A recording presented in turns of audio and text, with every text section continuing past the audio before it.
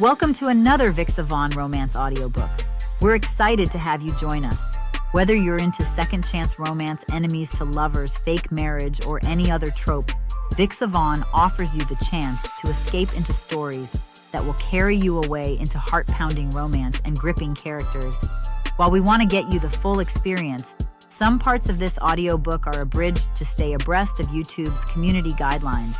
If you want the full experience, you can always head to Vixa Vaughn Romance and use code VIXA40 to get the unabridged version of this audiobook for 40% off. Now sit back and enjoy the show.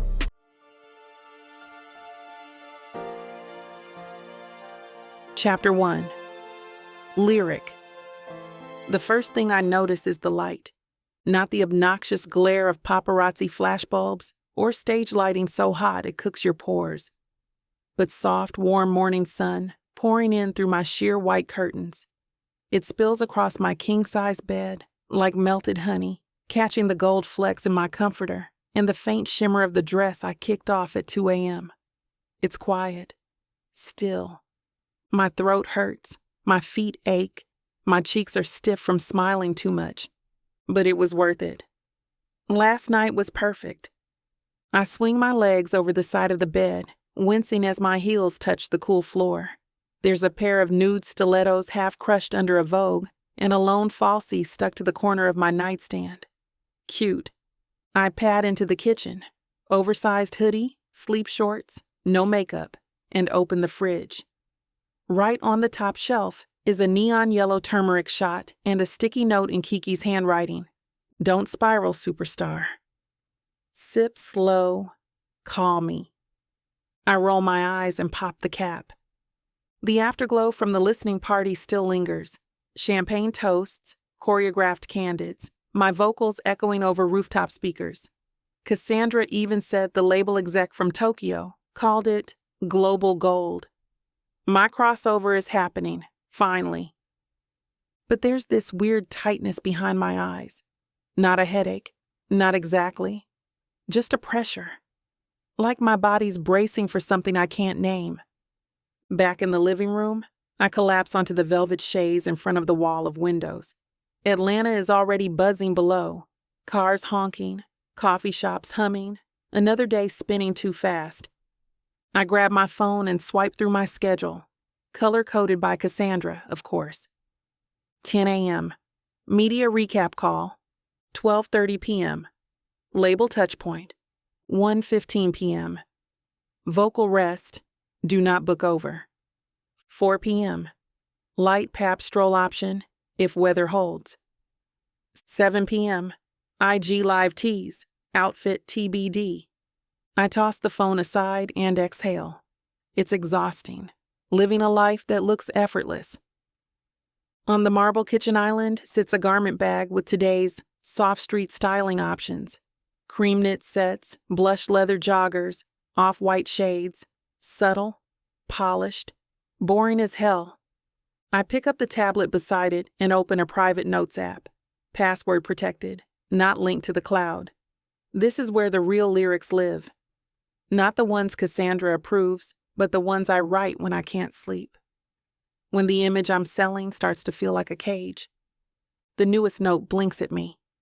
Even halos cast shadows in the dark. I stare at it for a long time. No hook, no beat, just that one line. One truth I'm not allowed to sing. The group chat is blowing up before I even hear it. My phone's been face down since breakfast, but when I flip it over, the screen lights up like a slot machine on fire. 17 unread messages, 2 missed calls from Kiki, and a notification from my Google alerts that makes my stomach flip. Lyric St. James spotted partying post-listening event with mystery cocktail in hand. Saint No More trending. I open the group chat.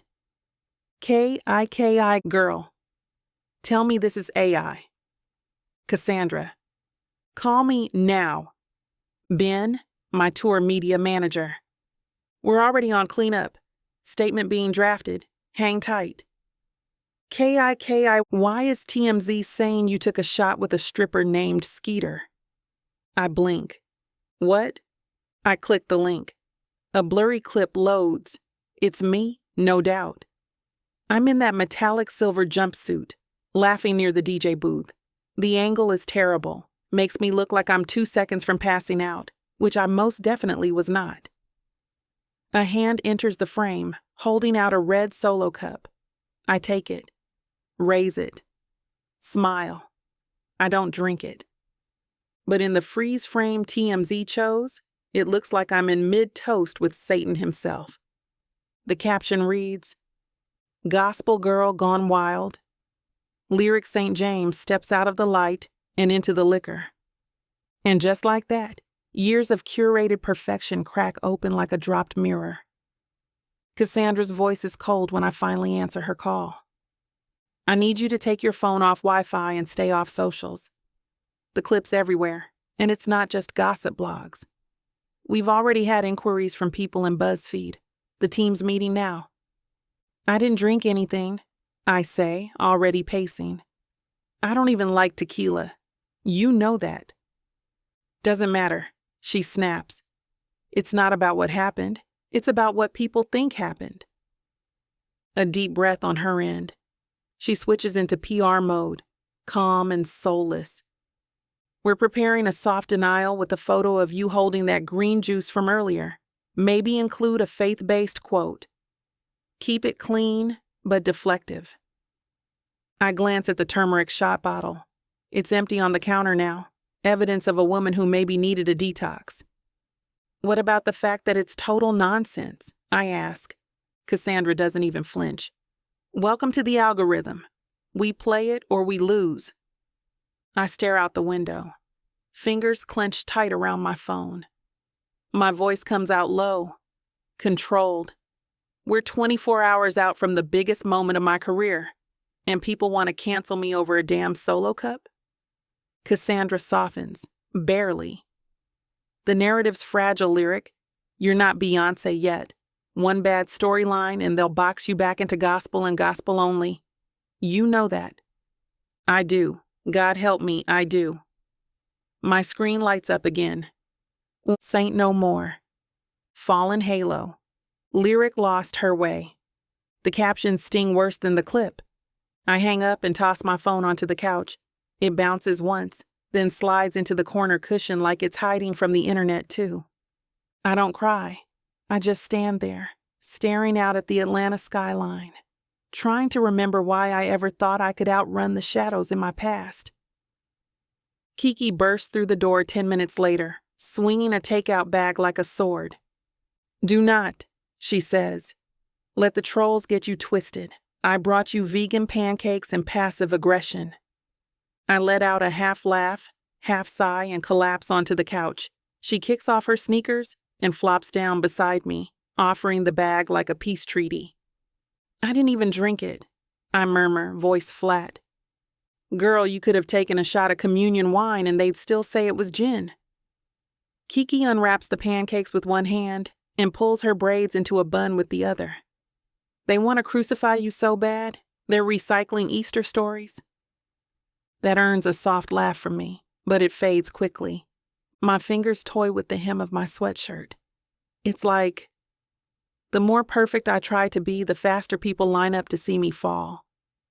Kiki leans forward, brows knitting. "You're not perfect. You're real. They don't know your story." I shift uncomfortably. "They don't need to.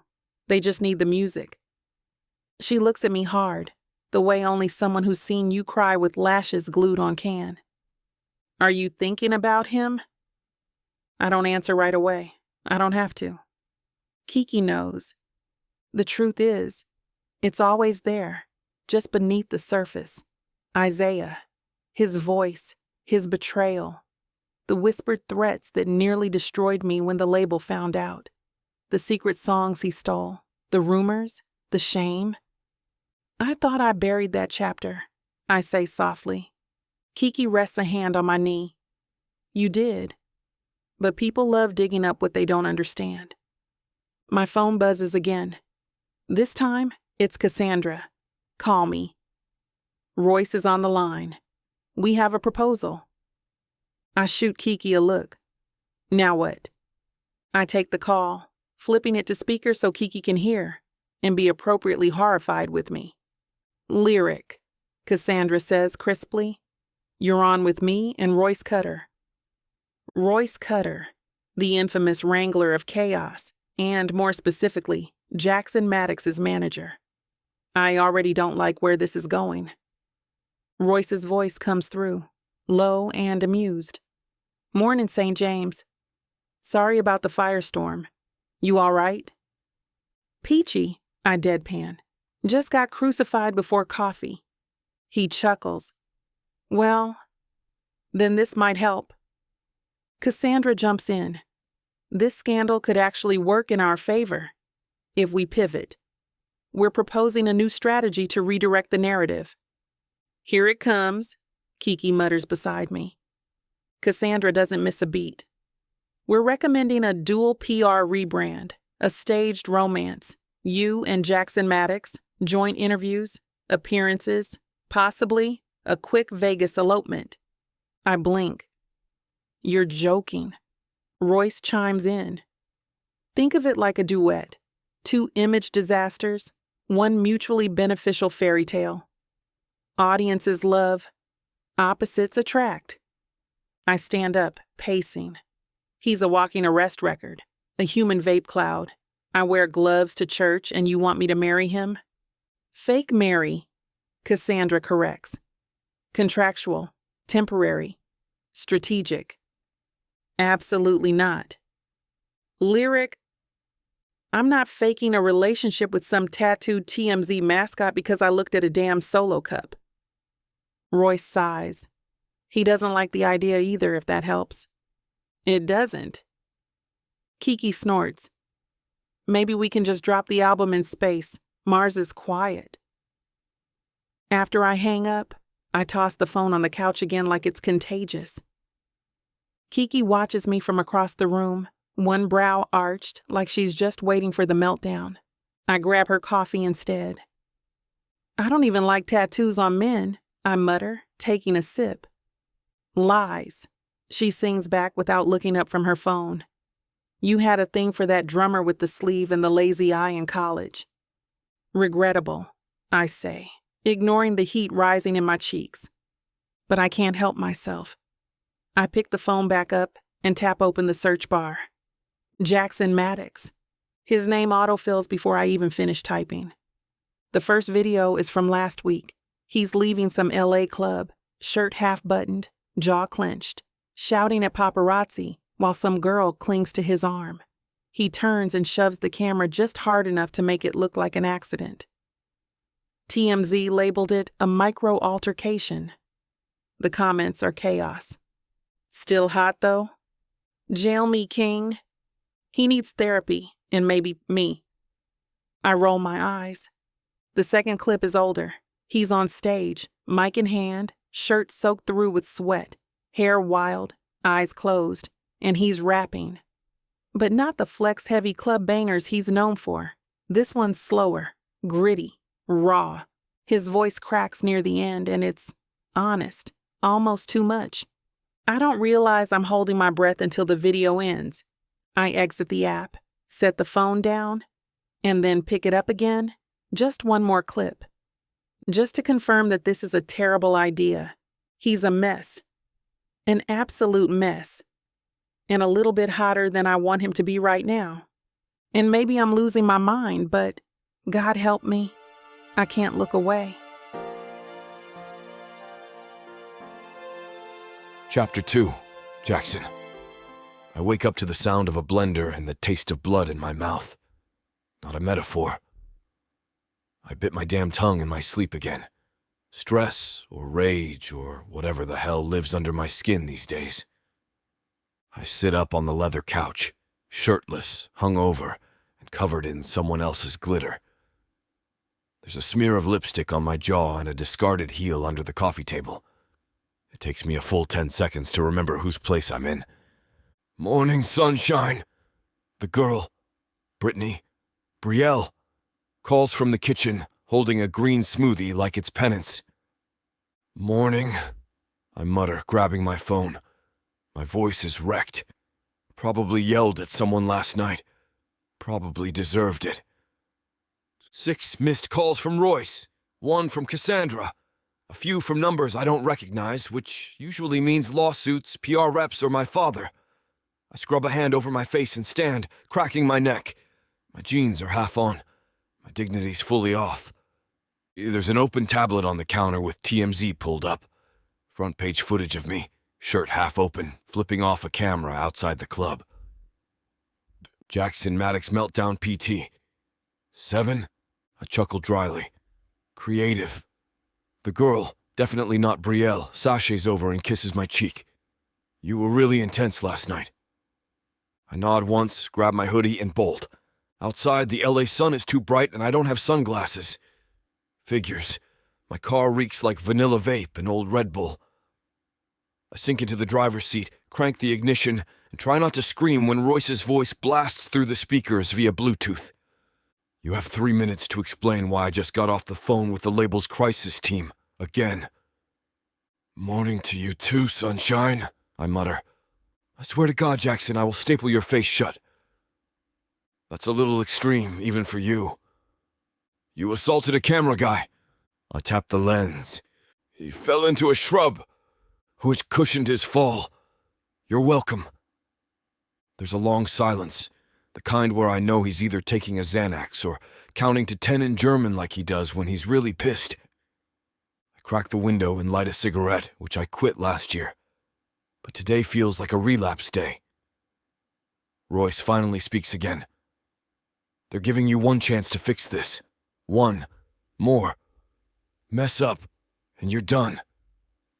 With the label? With everything, Jackson. No radio, no venues, no sponsors. You'll be doing mall gigs in goddamn Boise. I tap Ash out the window. Maybe Boise's got soul. Shut up. Cassandra's calling you in 10 minutes.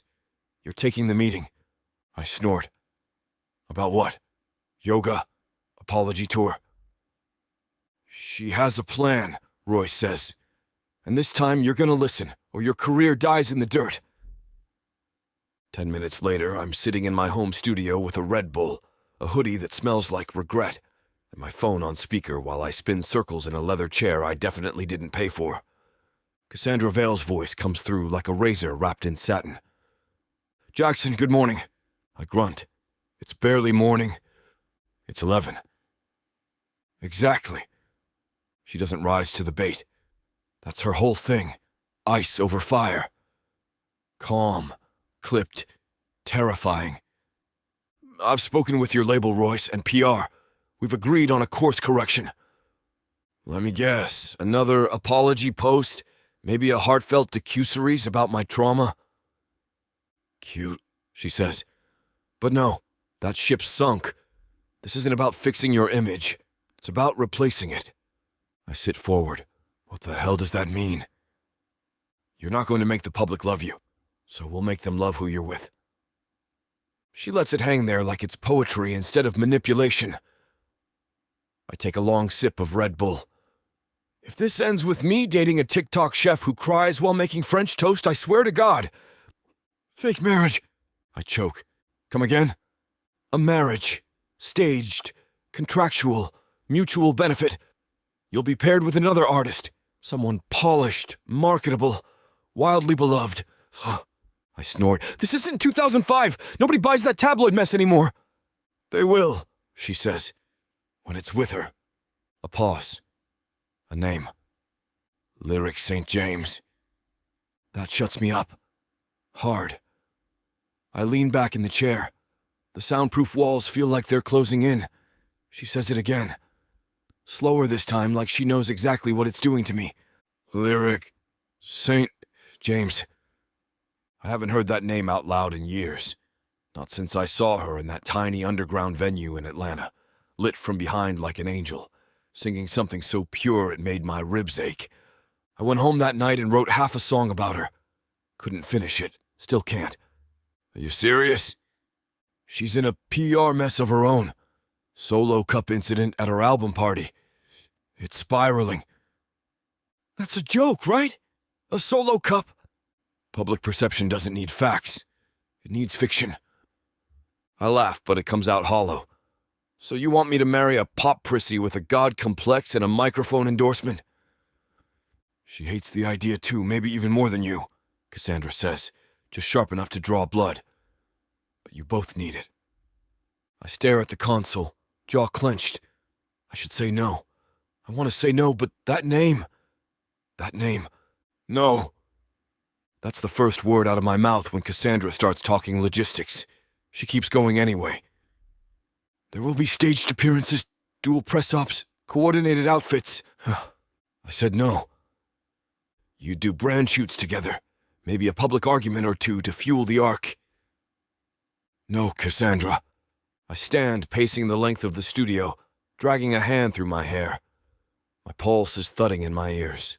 Marriage. They're really trying to sell me marriage. To her. I laugh once, sharp and humorless.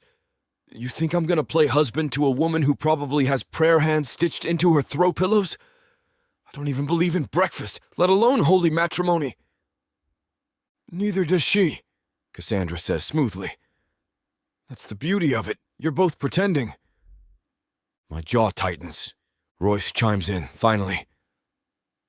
Look, kid. It's this or nothing. Your endorsements are gone. Radio won't touch you right now. Streaming's tanking. You can either become a punchline or flip the narrative. I grit my teeth. By leeching off someone else's squeaky clean record? Screw that. She's not squeaky clean anymore, Cassandra says. One blurry clip and the church crowd's ready to burn her alive. You two need each other. No, I repeat, but it doesn't sound as certain now. It sounds like something I'm trying to convince myself of. And that pisses me off even more. I hang up without saying goodbye and sink back into the chair, staring at the soundboard like it might rescue me. It doesn't. I haven't written anything worth recording in months. My voice sounds like gravel. Every time I try to play, it feels like I'm faking it. Like I already peaked, and no one told me. Lyric St. James. I haven't seen her in person since that night in Atlanta. I never spoke to her. Just watched from the back row, hidden in the shadows like a coward. She sang like her ribs were cracked open, and every note was bleeding out of her. She looked untouchable, divine, like she knew exactly who she was. I hated her for that. Still do a little. But I also wrote a song about her. The file's still on my laptop, unmixed, unfinished, raw as hell. I open it sometimes when I can't sleep, not to fix it, just to remember what it felt like to want something pure. And now they want me to fake love her. I should say no. I should walk away. But all I can think is, what would she say if she knew I never stopped listening? I throw on a hoodie, grab a blunt from the dish near the front door, and head out to the balcony. My place sits on the Hollywood Hills like it's got something to prove. Glass railings. Pool I never use. A city that stretches forever in front of me, burning and buzzing and pretending it's not built on nonsense. I light up and take a slow drag. The smoke fills my lungs, sharp and grounding. Somewhere down the street, someone's blasting a Lyric St. James track through blown-out speakers. I can tell it's her because the run in the second verse is so clean it cuts straight through the smog. Hell. I pull out my phone and scroll back through my texts. Cassandra's name. Royce's. A dozen unread messages. But it's the link Cassandra sent before the call that catches my eye. A clip. Lyric last night. Candid. Laughing. Someone hands her a drink and she takes it like she's trying to be polite about it. Doesn't sip. Just smiles. But the freeze frame looks like a confession. Like she's caught doing something holy people aren't supposed to do. Her smile falters for half a second. The mask slips. And I see it. Just a flicker. But it's there. The same thing I saw in Atlanta years ago. Loneliness. The kind that builds imperfect girls. The kind that makes people write songs they never finish. I run my thumb over the edge of my phone, then press play again. Watch it twice. 3 times. I should shut it off. Instead, I tap to open my notes app and pull up the draft lyrics to the song I swore I'd never release. Her name's not in it, but it lives there like a secret. And right now, I want to know what it'd feel like to write the ending, not for the press, not for the label, for me. Chapter 3. Lyric. The moment I walk into the penthouse suite, I know this was a setup. It's too clean, too curated. The furniture looks like it's never been sat in. There's a tiered tray of imported croissants I won't touch, and a carafe of lemon water I didn't ask for. Neutral tones, floor-to-ceiling windows, no personality whatsoever. Just like a corporate apology dressed in marble. Cassandra stands near the glass wall, tapping at her tablet like she's already erasing whatever disaster this is about to become. She doesn't look up. Thanks for coming, Lyric. I sit on the arm of the cream sofa, legs crossed, sunglasses still on. Didn't realize I had a choice. You always have a choice, she says, glancing up with that signature PR smile. You just won't like the alternative. Before I can respond, Royce Cutter walks in from the opposite side of the suite, muttering into his phone like he's assembling a military extraction team. His suit is impeccable. His face says he hasn't slept in days. Honestly, same. He gives me a polite nod. St. James. Cutter. Jackson's on his way. Is he usually late to business meetings or just the fake marriage ones? Cassandra doesn't flinch. Royce does. He's not late, he says. He's inconveniently timed. I raise an eyebrow. Cute? I fold my arms across my chest, my nails tapping against my elbow. Every second ticks louder than the last. It's not that I'm nervous. I've been in rooms with Grammy voters and record execs who smiled while planning my funeral. I've stood on stage in front of 20,000 people and hit notes that cracked glass. I don't get nervous. But there's something about this moment, this man I'm about to meet, that itches under my skin. I've seen the headlines, the mugshots, the close sources who swear he's either a genius or a sociopath, depending on the day.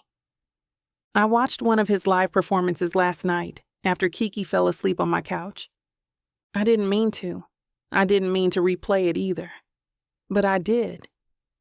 There's a rawness in his voice that gets under the bones, like he's bleeding through the beat. It pisses me off, because I'm not here to be impressed. I'm here to say no, smile for the cameras, and walk away before I get caught in someone else's mess again. Then the elevator dings behind me, and everything shifts. The elevator doors slide open, and there he is. Black jeans, gray hoodie, sunglasses on indoors, like he invented the concept. He moves like he owns the oxygen in the room. Lazy swagger, hands in his pockets, a smirk playing on his lips like he already knows how this ends, and I'm not sure if I want to slap him or write a hook about him.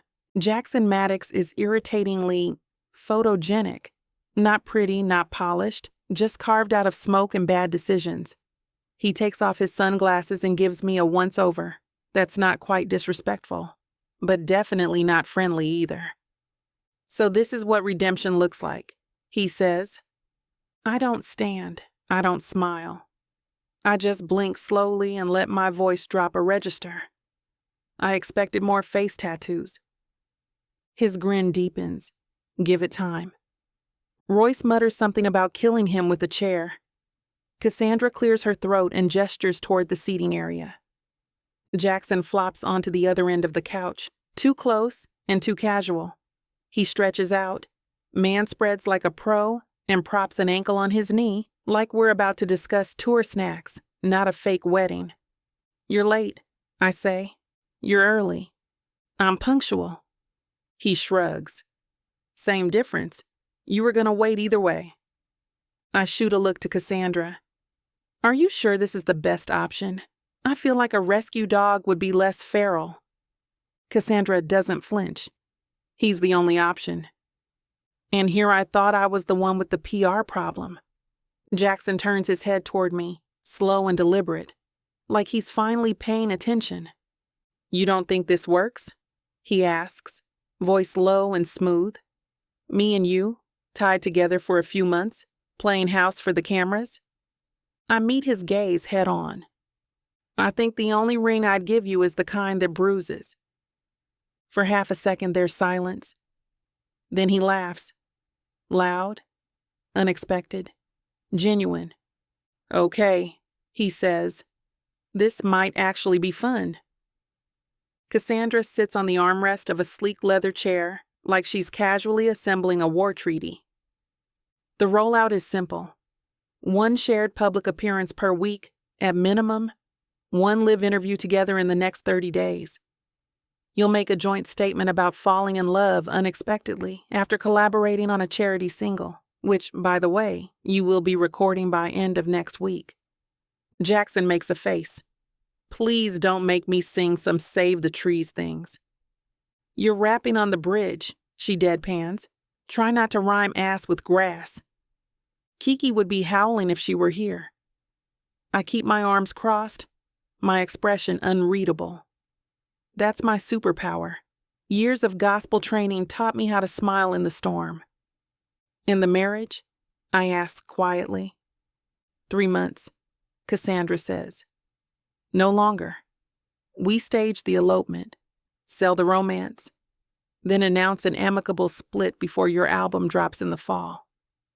Royce adds, in return, the label pulls the heat off both of you. The streaming bonuses kick back in, and you both control your next solo releases. Fully. My heart stutters. Full control. No more label interference. No more manufactured ballads or pastel music videos. Just me. Unfiltered. But the cost? I glance sideways at Jackson, who's now chewing on a straw he found God knows where, and texting with one hand like this is a damn coffee date. No way. I need to think, I say. Cassandra nods, already expecting it. Take the night, but be warned, your window is closing. Royce stands. Let's give them 5. Alone. What? I say. She's not gonna stab him, Cassandra mutters, already heading for the door. Can't promise that, I murmur. The door clicks shut, and the air shifts instantly. Jackson leans back, stretching his arms along the top of the couch like he's settling in to watch fireworks. You don't want to do this, I say. He smirks. Didn't say that. You're not marriage material. Not even fake marriage. Not even hallucinated marriage. He chuckles, then pauses, looks at me. Not with that cocky glint, but something quieter, a little raw. I saw you perform once, he says. That stops me cold. I blink. Excuse me? Atlanta, underground spot, few years back. You were barefoot. There was no spotlight, just this one candle on the piano. My throat tightens. I remember that night. It was after everything fell apart with Isaiah. I sang like I was trying to bleed something out. He leans forward, voice lower now. I didn't forget it. I look away. This is supposed to be business. Branding. A smokescreen. So why does it suddenly feel like I'm standing in a fire I can't see yet? I stand up first, mostly because I need distance. Space between me and that voice of his. That memory he had no right to pull out of me. Jackson doesn't follow, just watches me like he's reading sheet music I didn't mean to leave on the piano. You don't know me, I say quietly, smoothing my skirt even though it doesn't need it. He tilts his head. Maybe not, but I remember the sound. I freeze for a second, just long enough for him to notice. God, he's dangerous. Not in the way the tabloids sell it, with the fists and the headlines and the attitude. No, it's the other thing. The part he keeps behind the smirk. The part that sees too much and says too little until it cuts clean. I head for the door, heels clicking like a countdown. Cassandra and Royce are waiting just outside. Cassandra raises a brow as I step past them. Well? I don't answer. Not yet. I just keep walking, heart thudding louder than it should. Because I was supposed to come here and say no, shut it down, protect my brand, protect myself. But now all I can hear is him saying he saw me. Not the image, not the press kit. Me. And damn it, I'm not sure I hated the way that felt.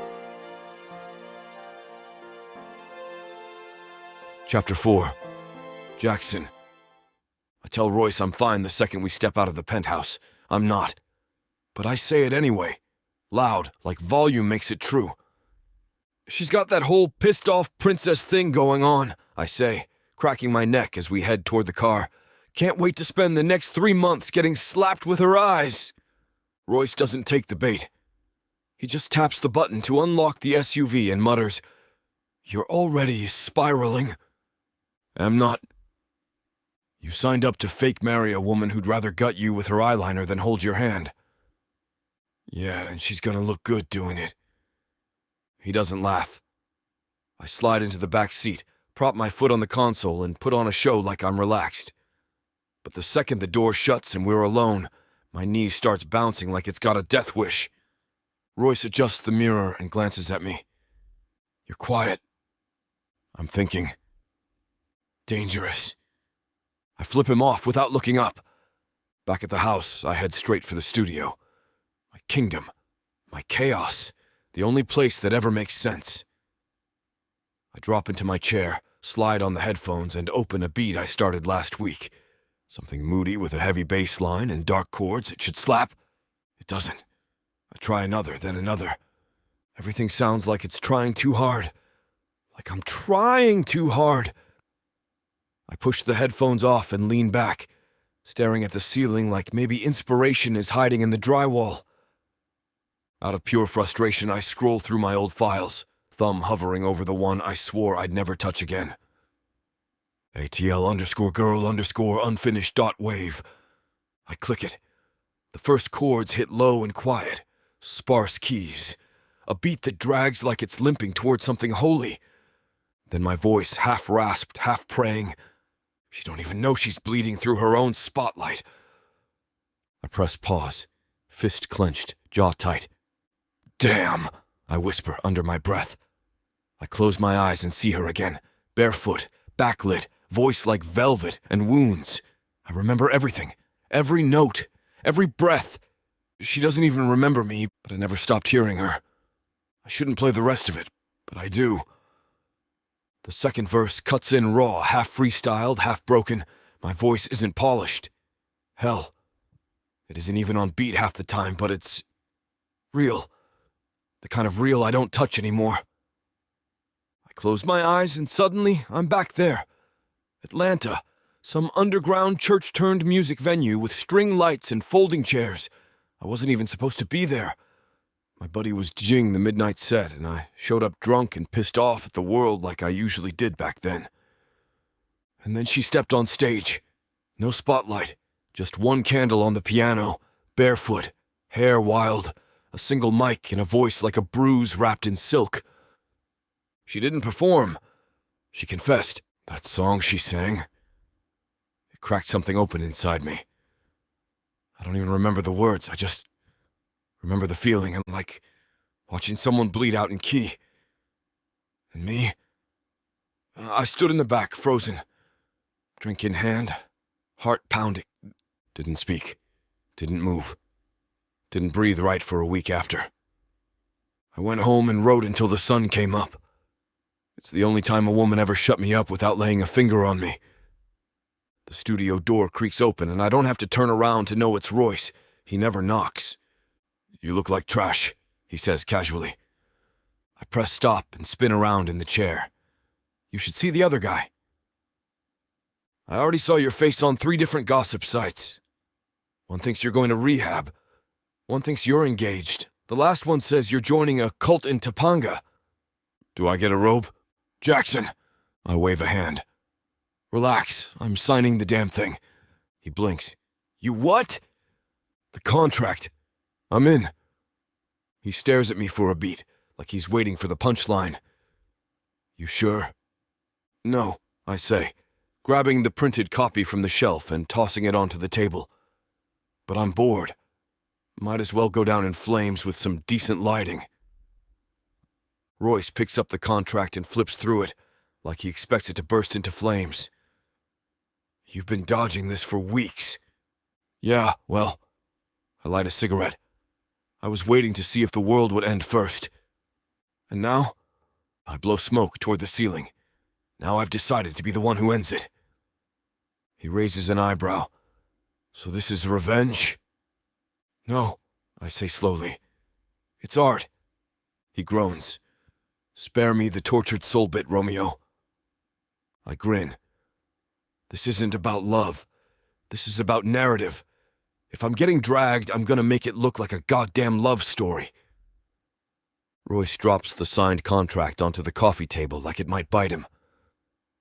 You realize this is going to dominate your life for the next few months. I lean back, arms behind my head, legs kicked out like I'm lounging at a beach resort instead of the edge of my career. Good, I say. Time to give him something worth watching. Royce crosses his arms. This isn't a game, Jackson. This girl, Lyric, she's not built like you. She actually gives a damn about her image. She better buckle up. You're not funny. I'm not wrong either. He sighs. Just tell me you have some boundaries. Oh, I do. Here's my list. I hold up a hand and tick off fingers. No cutesy matching outfits. No accidentally spotted brunches with PDA for the cameras. And no pastel mood boards, fake pets, or pre-written anniversary captions. If I have to hold her hand, it's because I feel like it. Not because Cassandra planned a photo op. Royce rubs his face like he's aged 5 years in 5 minutes. Jesus. And one more thing, I add, voice dropping. No baby rumors. If a tabloid says we're expecting, it better be because someone passed out in a hotel hallway, not because she wore a flowy dress and blinked too slow. You're a menace, he mutters. I smile. I'm a brand. He turns for the door, mumbling something about liability insurance and early retirement. I don't stop him. Once he's gone, the room goes quiet again. Still, my favorite kind of silence. I swivel back toward the console and reopen the demo. ATEL_girl_unfinished.wav. It plays softly this time. No headphones, no pressure. Just me, the air, and the track that refuses to die. I reach for the mic, half drunk on memory and maybe just a little unhinged. I lean in, close my eyes, and say the first line that comes. You sang like survival. I listened like prayer. I sit back, stare at the waveform on the screen. It's not polished, not pretty, not even close. But it's honest. I save the file, light another cigarette, and whisper to the quiet. Your move, Lyric. Chapter 5. Lyric. The contract sits on my marble kitchen island like it belongs there, like it's another clean, intentional part of the space, right between the soy candles and the orchid that refuses to die. It's digital, of course. 2 pages of finely tuned language, neatly highlighted boxes, timelines, contingencies. No room for interpretation. No room for second thoughts. Kiki leans on the counter beside me, wearing her I don't trust this energy face, which is really just her normal face but with more espresso. You don't have to do this, you know. I don't look at her. I keep my eyes on the screen. You could say you were misled, that the terms were unfair, that Cassandra played you. I flick the stylus between my fingers like a mic I'm not ready to hold. And what would that accomplish? Kiki shrugs. Other than preserving your dignity, self-respect, and last shred of sanity, not much. I let out a breath, sharp and quiet, and lean forward. The soft glow of the tablet lights up my face. Lyric St. James. Digital signature confirmed. It's done. I try not to flinch as I tap my initials on the dotted line beneath Jackson's. It's just PR, just a partnership. A short-term brand alignment wrapped in a photo op and a few well-timed interviews. That's what I tell myself. But my hand is shaking. Just a little. After Kiki leaves the kitchen to take a call, I sit in the quiet with my turmeric tea and something heavy in my chest. I unlock my phone and pull up the Notes app. More out of habit than intent. And there it is. A line I don't remember typing. You sang like survival. I listened like prayer. I stare at the words like they're someone else's memory. But they're not. He said that. Not directly, but it's what he meant. Atlanta. That underground show. Candlelight and chaos and everything I was trying to forget that night. I remember the mic trembling in my hand, the audience fading, my voice filling the room like a confession I hadn't meant to share. And he was there. I shut the phone off and press it flat against the counter like it might overheat from the weight of it all. This is fine. This is a deal. This is about strategy. But why does it suddenly feel like I just opened a door I forgot how to close? Cassandra FaceTimes me before I can even pretend to relax. Her makeup is perfect, hair pinned straight, probably hasn't blinked in 10 minutes. Congrats, she says, all teeth and polish. You're officially viral. I sip my lukewarm tea and say nothing. She takes it as encouragement. TikTok edits are already popping. My favorite's a split-screen reel of your red carpet walk spliced with Jackson in that sleeveless leather monstrosity from the VMAs. It's giving Halo meets Hellfire. Sounds sacrilegious. It's brilliant, she says, eyes flicking down at something on her tablet. The fans are eating it up. The tension. The opposites attract trope. One tweet called it a crash collab between a thunderstorm and a stained glass window. I blink. Are we okay with thunderstorm being code for emotionally unstable? Better than boring, she says with a shrug. Listen, we're fast-tracking your first joint shoot. Outfit mood boards are on the way. Oh, and there's talk of a staged kiss at the launch event next week. I lift a brow. You want us to kiss in public before we've even pretended to fall for each other? Timing is everything, sweetheart. We've got to sell the story while it's fresh. Strike while the algorithm's hot. I lean forward, elbows on the counter, voice low. This isn't a romance, Cassandra. No, she agrees. It's a brand strategy with excellent lighting. And just like that, she hangs up. Kiki re-enters the kitchen with a rack of outfit options, like she's gearing up for a Vogue cover and not an artificial relationship. Cassandra sent these, she says, rolling her eyes. You get to pick your poison. There's a white fitted pantsuit with structured shoulders, a sleek black jumpsuit with a thigh-high slit, a satin champagne dress with strategic cutouts. She holds up the white one. Power, distance, immaculate wife energy. I strip off my hoodie and pull it on without a word. 10 minutes later, I'm standing in front of my hallway mirror while Kiki adjusts the lapels and takes a few test shots on her phone. You look rich, cold, and just dangerous enough to keep him guessing, she says, tilting the camera for a better angle. I glance at the screen. For a second, I don't recognize the woman looking back at me. The glossy hair, the sharp liner, the tailored elegance. She looks untouchable, beautiful, unreal. If I didn't know me, I murmur, I might believe it too. Kiki flops down on my couch like she owns the place, one leg draped over the armrest and a tub of coconut sorbet in her lap. You know what your real problem is? She says, mouth half full of sugar and judgment. I pour myself a glass of sparkling water and pretend not to flinch at how she says real. You keep pretending this whole thing is a business arrangement when it's already got you acting weird. I sip slowly. Define weird. She points her spoon at me like a dagger. You're not sleeping. You're not eating. You've watched that clip of him leaving the club shirtless like 3 times. 2.5, I mutter. She narrows her eyes. You don't even like shirtless men. You once broke up with a guy for owning a tank top. That tank top had rhinestones on it. Still, she takes another bite, then softens. Look, I get it. He's got that messy musician thing happening. But don't confuse magnetism with meaning. You've been down that road before, and all it left you with was a closed door and a press gag order. I freeze for a second too long. Kiki notices. I'm not judging, she adds, gentler now.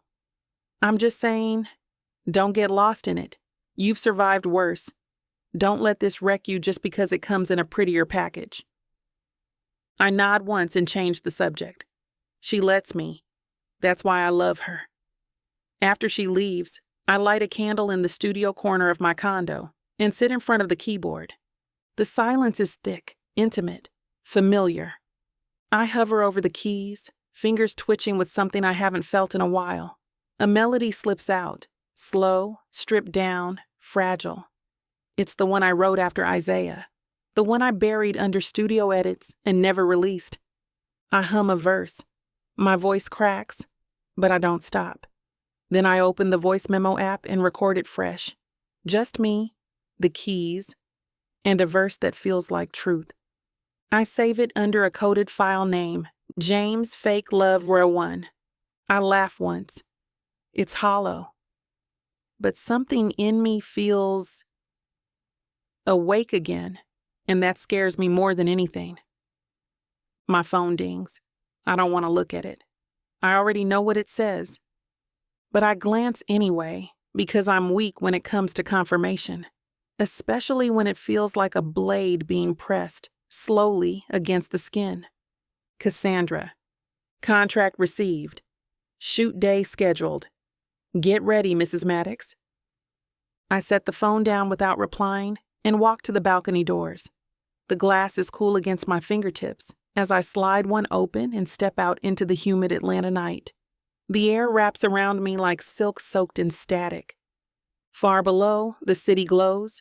Cars like blood cells pulsing through downtown, streetlights blinking like camera flashes. Everything moving and alive and oblivious. I fold my arms and rest them on the rail, letting the wind tug at the edge of my silk blouse. It flutters like it's trying to fly away, like it knows something I don't. Somewhere behind me, my phone buzzes again. A reminder, a reality check. But I don't move, because this was supposed to be control, a choice. Now it feels like a countdown. And beneath it all, buried under strategy and styling boards and perfect lighting, there's a whisper I can't shake. You sang like survival. I listened like prayer. I shut my eyes, just for a second. God help me, I murmur into the dark, and the wind doesn't answer. Chapter 6. Jackson. This place smells like eucalyptus and overpriced nerves. Somewhere behind the curtain of ring lights and exposed brick, a stylist is crying over a lipstick palette, and someone's assistant is shouting about the lack of oat milk.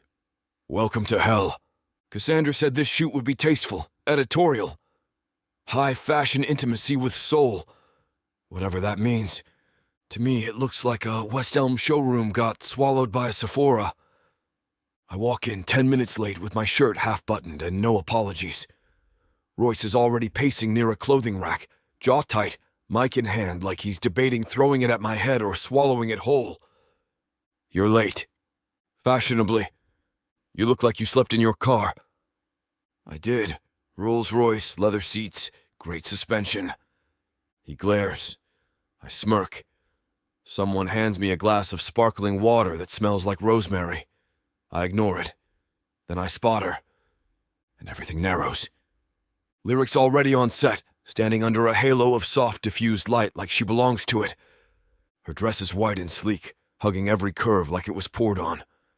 Diamond drop earrings, gold cuffs, sharp eyes. She looks like a cathedral someone dared to graffiti. She doesn't smile when she sees me. Of course she doesn't. Nice of you to show up, she says, not even turning her head. You look like a Vogue cover, I say, rolling up my sleeves. One of the icy ones, all angles, no warmth. She turns slightly, just enough to glance at me over her shoulder.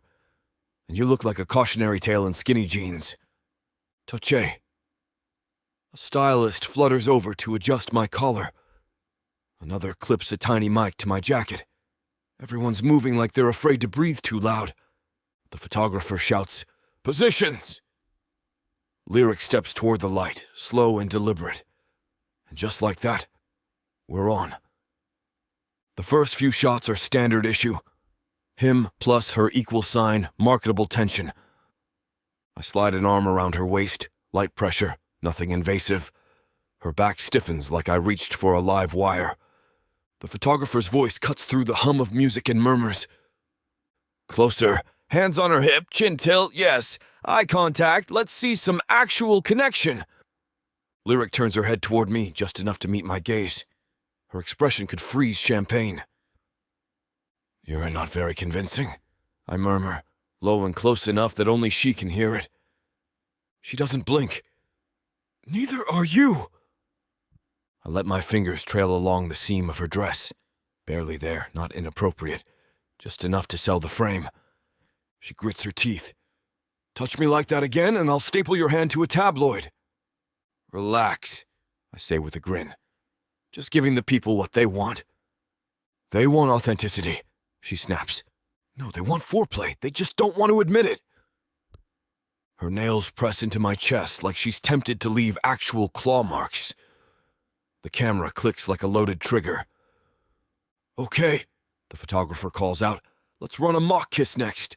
No contact, just positioning. Eyes closed, faces tilted, like you're seconds away. Think wedding night teaser. Netflix energy, let's go. Lyric mutters something under her breath in what I assume is fluent profanity.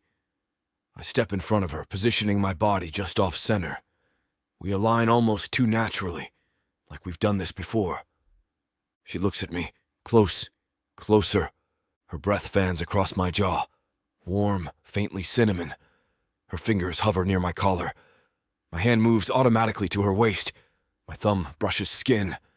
She exhales like I hit something sensitive. Relax, I say, quieter this time. It's just air and lighting. Try me, she replies. God, her voice could start wars. I lower my head. Our noses almost touch. My mouth tilts just enough that it would take one more inch. Just one. Her hand comes up to my jaw. Slow. Careful. Not in character anymore. The camera flashes once. Twice. Hold! The director steps in. Lyric pulls back fast. I blink. The light feels too bright now. Someone claps. Someone else exhales like they were holding their breath. We step apart without saying a word. But I know she felt it. Because I did. We're on a 10-minute break. Makeup team's buzzing around her like she's made of porcelain and fury. I lean against a crate of prop flowers and let the tension drain out of my shoulders. The mock kiss burned through more of me than I want to admit. Too close, it feels real. Royce walks by muttering something about hydration.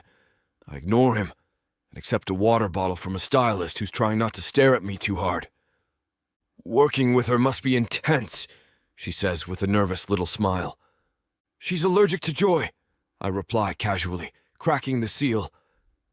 But she's got great bone structure. If she'd just blink at me like she doesn't want to stab me, I could probably fall in love. I say it loud enough to carry. I know I shouldn't. I do it anyway. And she hears me. Of course she does. Lyric's already walking toward me before I register the shift in the room. Every stylist and PA within 10 feet suddenly finds something very interesting to do somewhere else. She moves with purpose, heels clicking, shoulders squared, lips painted like a warning. She stops 2 feet from me, tilts her head, and smiles sweetly. Too sweet. You know what I love most about you, Maddox. I lift a brow. The cheekbones. She reaches forward like she's adjusting my mic, but her fingers yank the cord free with a practiced snap. The receiver dangles in her hand. The fact that you talk so much and still have the audacity to breathe near me. I open my mouth. She cuts me off. leaning in so close her lips nearly brush my ear. Say one more thing with my name in it, and I'll remove your tongue with my heel, gently, stylishly, on camera. I blink. So, not a fan then? She smiles again, devastating and vicious. Say cheese. Flash. Someone actually gasps. She turns and walks away like nothing happened, like she didn't just rip me open with silk gloves on. And I can't stop watching her go. The lighting team resets. We're corralled back to wardrobe for touch-ups, but the air has shifted. Tighter. Buzzing. Lyric stands by the suit rack, silent, phone in hand. I walk up behind her slowly. No swagger this time. Just curiosity. I offer her a water bottle. She hesitates, then takes it. Our fingers brush, barely, but it's electric. Annoyingly so. She doesn't look at me when she says, "Don't mistake tension for connection." I don't, I reply. But you do keep showing up in my songs. That earns me a look. Hard, sharp. Then something flickers. Maybe memory. Maybe pain. I lower my voice. That night in Atlanta, you ever wonder who else was watching you bleed? She gulps hard once. She doesn't look away. Only the ghosts, she says. And just like that, there's a crack, a hairline fracture in the ice. The final setup of the day is simple. No props, no poses. Just us, standing side by side in front of a brick wall soaked in late afternoon light. Cassandra calls it clean contrast. I call it a loaded gun with a shutter click. The photographer tells us to face forward, fingers laced. That's it. No kissing, no smirking, no movement. We stand there like it's easy, like it's not wrecking me from the inside out. Lyric's hand slips into mine, cool, steady. The grip of someone who has mastered control as a survival skill. I squeeze once. She doesn't return it, but she doesn't shy away either. The camera clicks, once, twice. A burst of 6. We hold the frame. My eyes drift sideways. So do hers. We lock. And in that half second, the world narrows to a breath and a heartbeat, and the fact that I can't feel anything except her skin against mine. She leans in. Not a kiss. Not even close. But her mouth is near enough to graze a whisper across my jaw. You keep pushing, Maddox. One day I won't pull back. My pulse spikes. I turn my head, just enough to meet her eyes again. Close, steady, wild. I smile. Slow. Real. That's the idea. The camera flashes again, but this time, I think it's catching something we didn't mean to show, and I don't think either of us knows what the hell to do about it. Chapter 7. Lyric. The concealer is too light. I don't say it out loud, but I'm watching the way it settles under my eyes on the monitor. Just a little too bright. I already know the live stream crowd will pick it apart, screenshot it, meme it before the segment even finishes. They'll say, I'm tired, stressed, sick, and they'll be right. The makeup artist keeps patting at the spot with a tiny sponge like it's a magic eraser. Cassandra is pacing behind me with her AirPods in, barking strategy at some poor intern. Sound bites only. Let them see tension, not trauma. She leads, he flirts. We sell chemistry, not chaos. I hate how good she is at this. My phone buzzes beside the mirror. It's a text from Kiki. She's attached a meme of a dumpster fire in a bridal gown. Smile for the cameras, Mrs. Maddox. I force a laugh. Barely. The studio lights are already warming up, casting that soft golden glow across the blush velvet love seat we're supposed to share, like it's a real goddamn date night. I'm not nervous, I tell myself. I've sung at award shows. I've stood on national stages and buried my grief in glitter. A live stream is nothing, but my hands are ice cold. The countdown hits 15 minutes, and his chair is still empty. The host, some TikTok famous influencer with a daytime slot and a 1,000-watt smile, starts adjusting her cue cards like she's preparing to improvise. She doesn't ask where Jackson is. She just smiles like she's hoping he doesn't show. Drama makes views. Cassandra leans down beside me, voice low and surgical. He'll show. You sound confident, I say. She shrugs. Narcissists don't like missing their own spotlight. A tech adjusts my mic. Another fiddles with my curls. I keep smiling, blinking, breathing. On the inside, I'm running. 5 seconds before we go live, the studio door swings open. He walks in like he meant to be late. Like the world should thank him for waiting. Black suit, collar undone, chains tucked just enough to play nice. Hair slightly damp like he couldn't be bothered to fully dry it. He tosses his phone to Royce without even breaking stride. He locks eyes with me, smirks. Miss me? I blink once. He sits beside me. The cameras go live. The live stream kicks off with soft jazz and a swipe-in graphic animation. Our names, side by side in cursive gold, above a caption that makes my stomach turn. America's favorite, maybe married couple. The host beams at the camera, then at us. Good morning, everyone. I'm here with the two artists, setting both the charts and social media on fire, Jackson Maddox and Lyric St. James. I smile on cue. Chin slightly tilted, shoulders back, voice smooth as silk. It's been such a beautiful whirlwind, I say.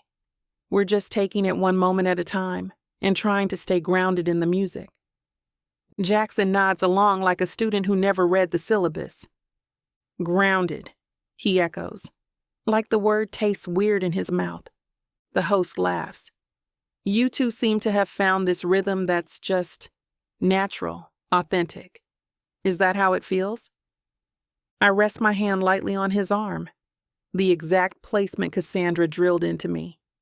Smile, light contact, controlled warmth. Honestly, it's been easy to find common ground. We're different, sure, but our creative connection is real. Jackson glances down at my hand, then up at me. There's something in his expression, a flicker, a dare.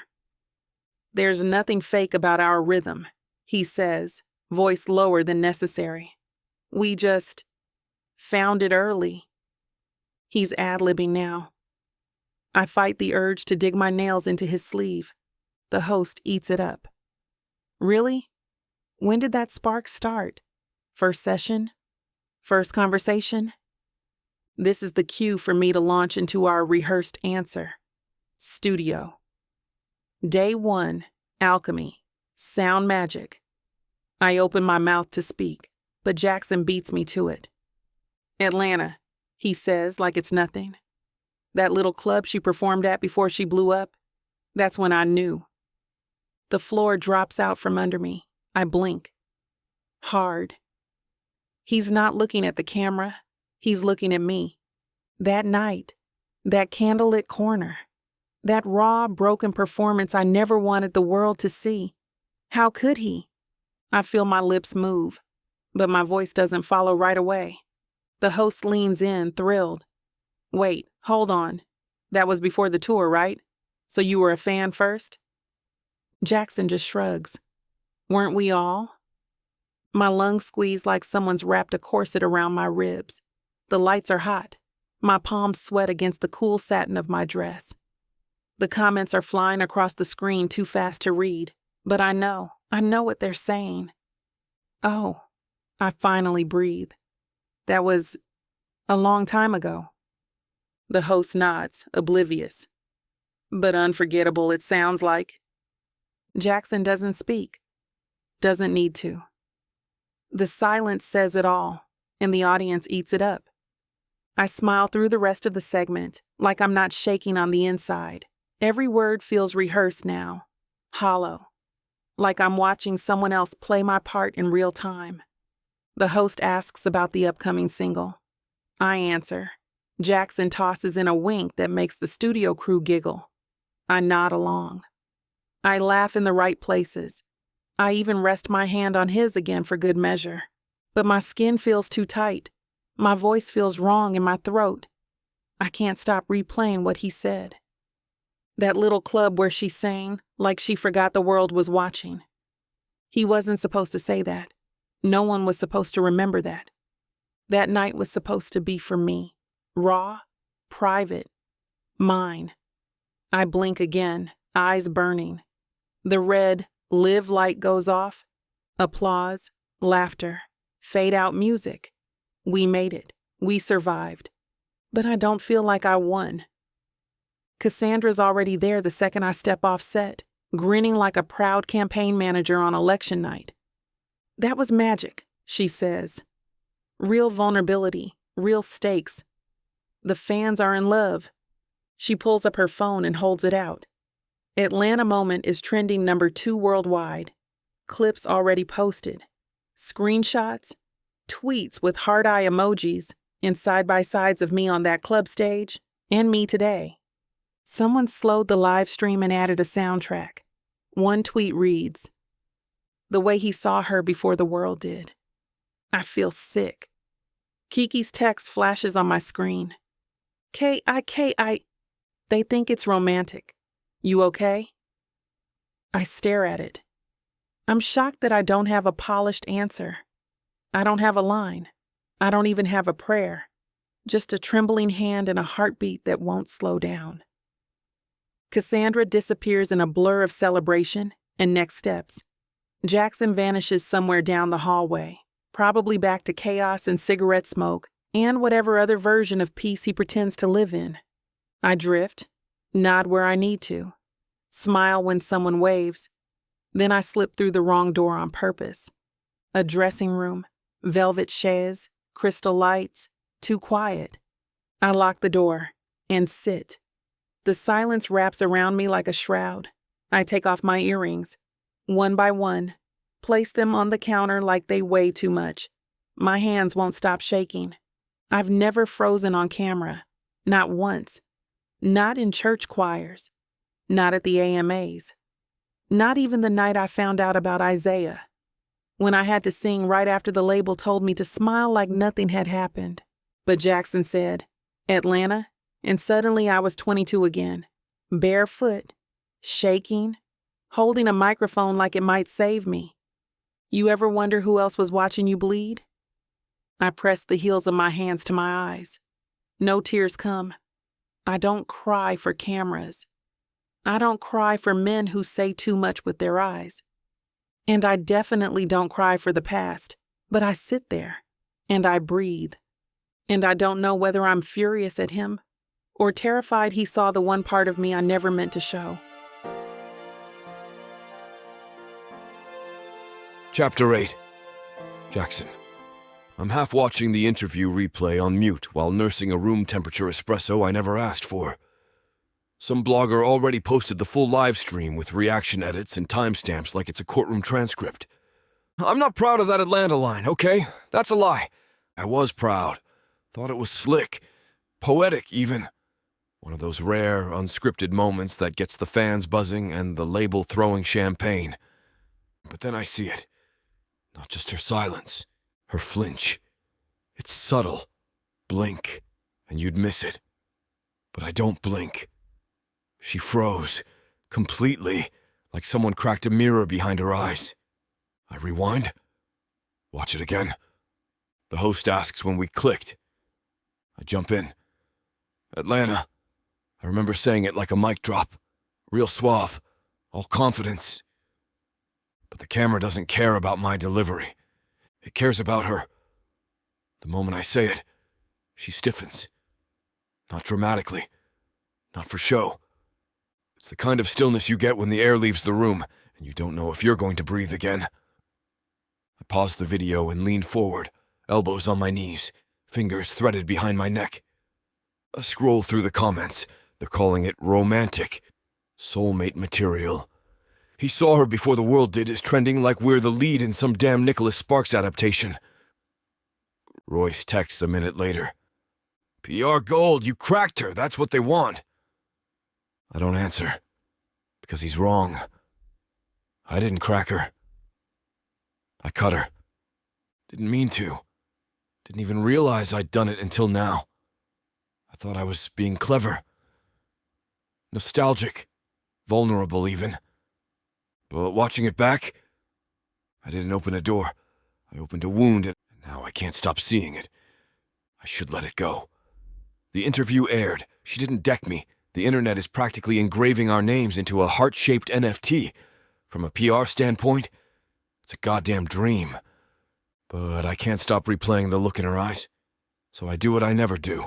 I start pulling old clips, old interviews, awards, show red carpets, behind-the-scenes footage that I used to scroll past like white noise. And suddenly, I see it. She's flawless. Always. Too flawless. Her answers are polished within an inch of their lives. Her smiles are timing perfect. Her body language is textbook. Engaged. Graceful. Warm but reserved. It's all too much, too exact. Like someone built her out of red carpet dust and survival instinct. I watch a live stream she did last year. The one where she thanked her fans for holding her up through tough times without ever saying what those times were. She smiled through the whole thing. But when the mic cut off and the stream ended, the camera lingered just a second too long. She looked gone. Not sad. Not angry. Just gone.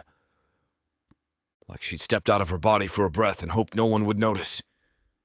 Now I'm sick over how many times I've made jokes. How many times I've leaned in, trying to get a rise out of her. Teased her for being cold. Called her royal. Distant. Icy. I thought I was being clever. I thought it was flirting. But I wasn't teasing a persona. I was poking at a bruise I didn't know was there. Now, I can't unsee it. And I don't want to.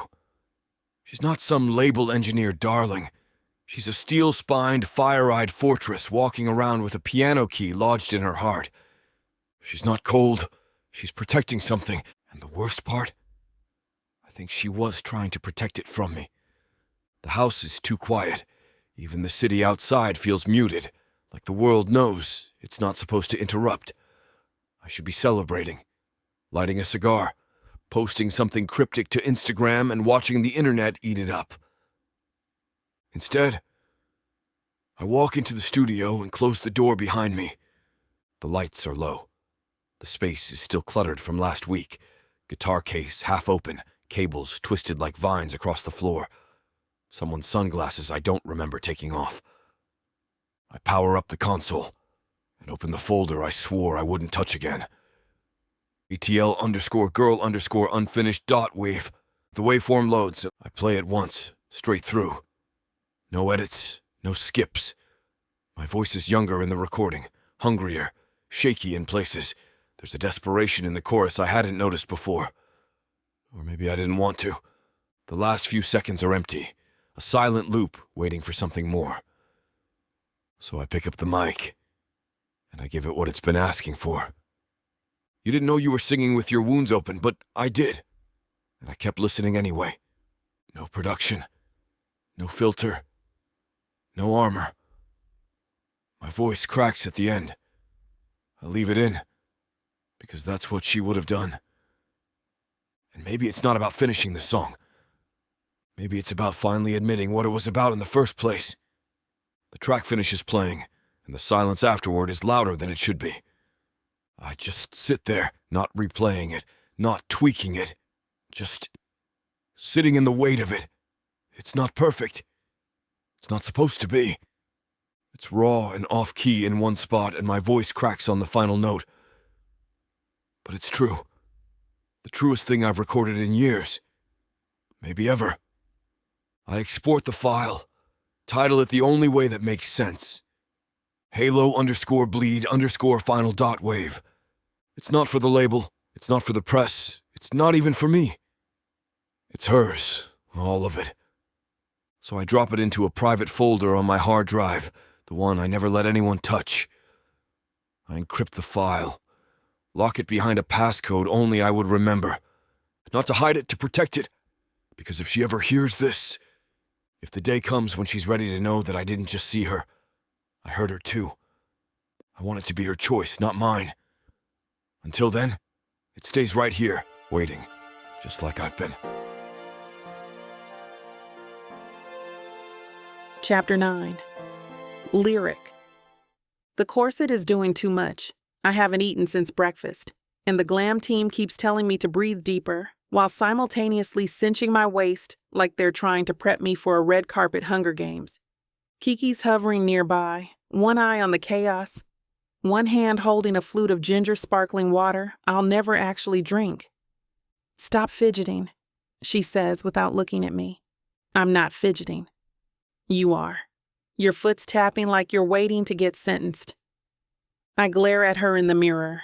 My makeup is immaculate. Lashes curled to the gods. Wine-stained lips lined sharp enough to slice. The gown is black silk with a thigh slit made for distraction. My hair is twisted into a sculpted crown. I look like I walked out of a noir fantasy and came armed with a publicist, and I feel like I'm wearing someone else's skin. They pulled an extra stylist for this, I mutter. Why do I feel like I'm being dressed for war? Because you are, Kiki says, sliding in a final earring. And he's going to look at you like you're the battlefield. Great. She smooths the gown over my hip and steps back.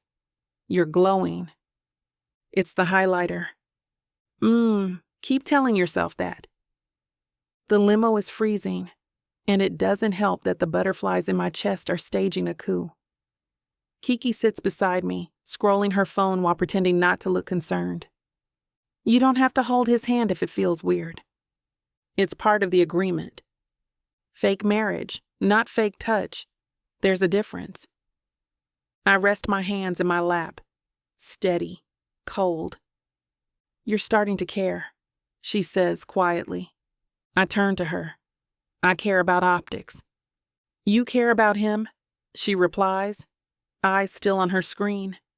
Not in a forever way, just enough to get burned if you're not careful. I scoff. Please. He makes me roll my eyes so hard I get ab workouts. She raises a brow. And he makes you laugh. That shuts me up. Outside the tinted window, the velvet ropes stretch in a clean line up the theater steps. Camera flashes are already firing like heat lightning. The driver opens the door. Game face on. Showtime. The moment I step out of the limo, it's chaos. Camera flashes explode. Fans scream. A voice I recognize from a morning show yells my name like we've ever spoken. The backdrop gleams with sponsor logos, all curated to look effortless, and I instantly feel the heat of every lens zeroing in on my body, my smile, my posture, my everything. And then I see him. Jackson's already waiting on the carpet, leaning against the open limo door like he's shooting a GQ spread. Black on black suit, no tie. Jacket tailored to his broad frame, like sin with lapels. The man should come with a warning label and a fire extinguisher. He straightens as I approach, and for one stupid second, I forget to keep my face neutral. His smirk hits me like static. You clean up all right, he says, offering his hand like we're at a royal ball instead of a media circus. You were supposed to say I look breathtaking, I reply, sliding my fingers into his out of sheer muscle memory. He leans in, just a hair, enough to make it feel intimate. I don't say the obvious. My stomach flips. I tell myself it's the adrenaline. I lie very well. The moment our feet hit the carpet, it's game on. Photographers shout like drill sergeants. Lyric to the left. Jackson, bring her in. Closer, closer. I position myself in the perfect quarter turn toward the cameras, one leg angled just enough to showcase the slit. One hand delicately placed on his lapel. I smile, I smolder, I perform. Jackson naturally does none of that. He simply looks at me, not at my dress, not at the cameras, at me. And that's somehow worse. His thumb brushes along the back of my hand like it's casual, like we're real, like this is all just an extension of what we are off screen. I feel it in my pulse. This is just for show, I whisper through a perfectly placed smile. He doesn't answer. just holds his pose and lets the camera catch the storm he isn't saying out loud. We're nearly at the end of the carpet, the last step before we disappear inside and pretend we're not being streamed to millions. Cassandra said to exit strong, so I tilt my head, lift my chin, and give the press one last signature look. Shoulders soft, eyes coy, hand on his chest like I belong there. That's when he leans in, not like a kiss, not for show, just enough so his mouth is a breath away from my ear, voice low and lazy, like we're the only two people on this whole damn street. You look like trouble tonight, the kind I'd ruin my career for. I blink, not at the cameras, not at the lights, at him. I laugh. It's not posed, not manufactured, not strategic. It just happens. It bursts out of me before I can stop it, my head tipping back, hand pressed lightly to his chest, not for show, but because I need something solid to hold on to. The flashbulbs go off like fireworks. People cheer. Someone gasps. He grins, slow and infuriating. "You're welcome," he murmurs, and we move forward like nothing happened. But something did, and every camera caught it. Inside, my team is vibrating. "That was perfect," someone says. "We've already got front page shots." The laugh sealed it. Everyone's obsessed. I glance down at the preview on Cassandra's phone. There I am, smiling like he's my gravity, eyes lit up, completely unguarded. God, did I enjoy that? The second I step off the carpet, my team swoops in like I'm about to accept an award instead of unravel. A stylist fixes a rogue curl. Someone else powders my jawline while muttering about post-flash touch-ups. Another hand straightens the slit in my dress and pushes a water bottle into my palm. I let them. I nod. I breathe. But I'm not really here. Cassandra floats over, grinning like she's already counting our engagement rate spike. "You two are on every trending list?" she says, flashing her phone. And that laugh? Pure gold. Vulnerability sells, darling. Keep it up. I nod again, automatic. She moves on. I slip away. Just for a second. A narrow corridor behind the stage leads to a dressing room with soft lights and a velvet-lined bench. I close the door and lean against it, fingers still wrapped around the bottle I haven't opened. In the mirror, I look like the fantasy. The gown, the glow, the smile still lingering on my lips like it's part of the outfit. But underneath it, there's a question I don't have the answer to. Did I enjoy that? Not the cameras, not the flashbulbs, not the applause. Him, his voice, that whisper. The way he looked at me like I was something to risk it all for. I should have rolled my eyes, should have played along, should have reminded myself this is fake. But I laughed, really laughed, and now I'm standing here wondering if I've already gone too far. Because that wasn't performance. That was me. And I think I'm in trouble. Chapter 10. Jackson. I walk into the fake chapel and immediately burst out laughing. Neon hearts, plastic altar, an Elvis impersonator lounging in a folding chair scrolling through his phone. The walls are covered in red velvet drapes, and there's a sign above the arch that says, "Till likes do us part." I turn to Royce and mutter, "So this is what branding looks like when it dies in Vegas." He doesn't even crack a smile. Try to act married for 30 minutes without making a joke. That's all I ask. "No promises," I say, tugging at the cuffs of my jacket. The suit they gave me is sharp. Black on black, classic cut, but the collar's open. No tie. No rules. Which suits me fine. This whole thing's a performance anyway. Or at least it was. Until she walks in. Lyric! And suddenly nothing feels like acting. She's wearing a white satin dress that doesn't sparkle or shout. It glows. Simple. Clean lines. Just enough skin to make my thoughts inappropriate. And just enough elegance to make me feel like a sinner for thinking them. Her hair's pinned back, soft curls escaping in all the right places. She's holding a bouquet like it might explode if she squeezes it too tight. Her eyes find mine and stay there. No flinch, no nerves, just that unreadable expression she's mastered. But there's something behind it today, something alive. She stops in front of me. "Ready to say vows you don't mean?" she asks. I grin slow. "Oh, I'll mean every word, you just won't know which ones." She laughs, low, dangerous, not entirely amused. It wrecks me a little more than it should. The director starts clapping his hands. "Places! Let's get them under the arch!" I offer my arm. She takes it. Her hand is steady. Mine isn't. "All right, folks, energy! Give me newlyweds who can't keep their hands off each other," the photographer calls, pacing behind his camera like he's directing a rom-com. "Let's see the ring. Big smiles. Playful. Light." Lyric exhales slowly beside me. I feel the breath across my collarbone. She's tense. Too practiced. Too still. So I go easy. I take her hand and slip the fake ring on her finger. I go slow. Deliberate. The room blurs. My voice drops low. Meant just for her. Second time I've done this.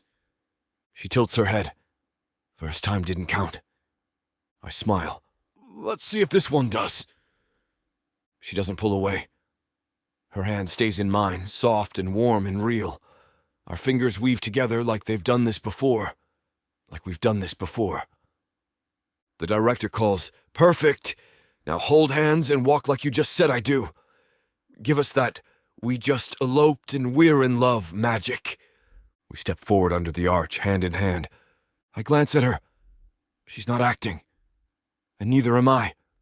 "One more," the photographer shouts. "At the altar, up close, intimate, romantic, almost a kiss, but not quite. We want tension. We want the moment before." Lyric looks up at me, jaw tight, eyes searching mine like she's trying to remember where the lines are drawn. I lift my hand to her waist, slow, no rush, no script. Her breath catches. She tilts her face toward mine. Her lips part, just a little.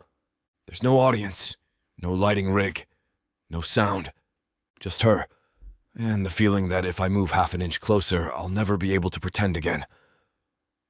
I lean in. Suddenly, a click. The flash goes off. Lyric pulls back like someone yanked a wire. I blink. The room comes rushing back in. The crew, the lights, the fake flowers, the reality we're supposed to be selling. But none of that was fake, not for me. And if I'm not wrong, not for her either. We step apart, but it's not graceful. Not smooth. It's too fast. Too sharp. Like we broke something we weren't supposed to touch. She turns away before I can say anything, brushing her hand over her hair, refixing what the moment just messed up. I force my body to stay still, but my blood is buzzing. Every nerve in my chest is short-circuiting. What the hell was that? No one on set seems to notice. Or maybe they do and just don't care. Because the shot was perfect. One of the techs lets out a slow whistle. Damn. That's gonna melt the algorithm. Someone claps.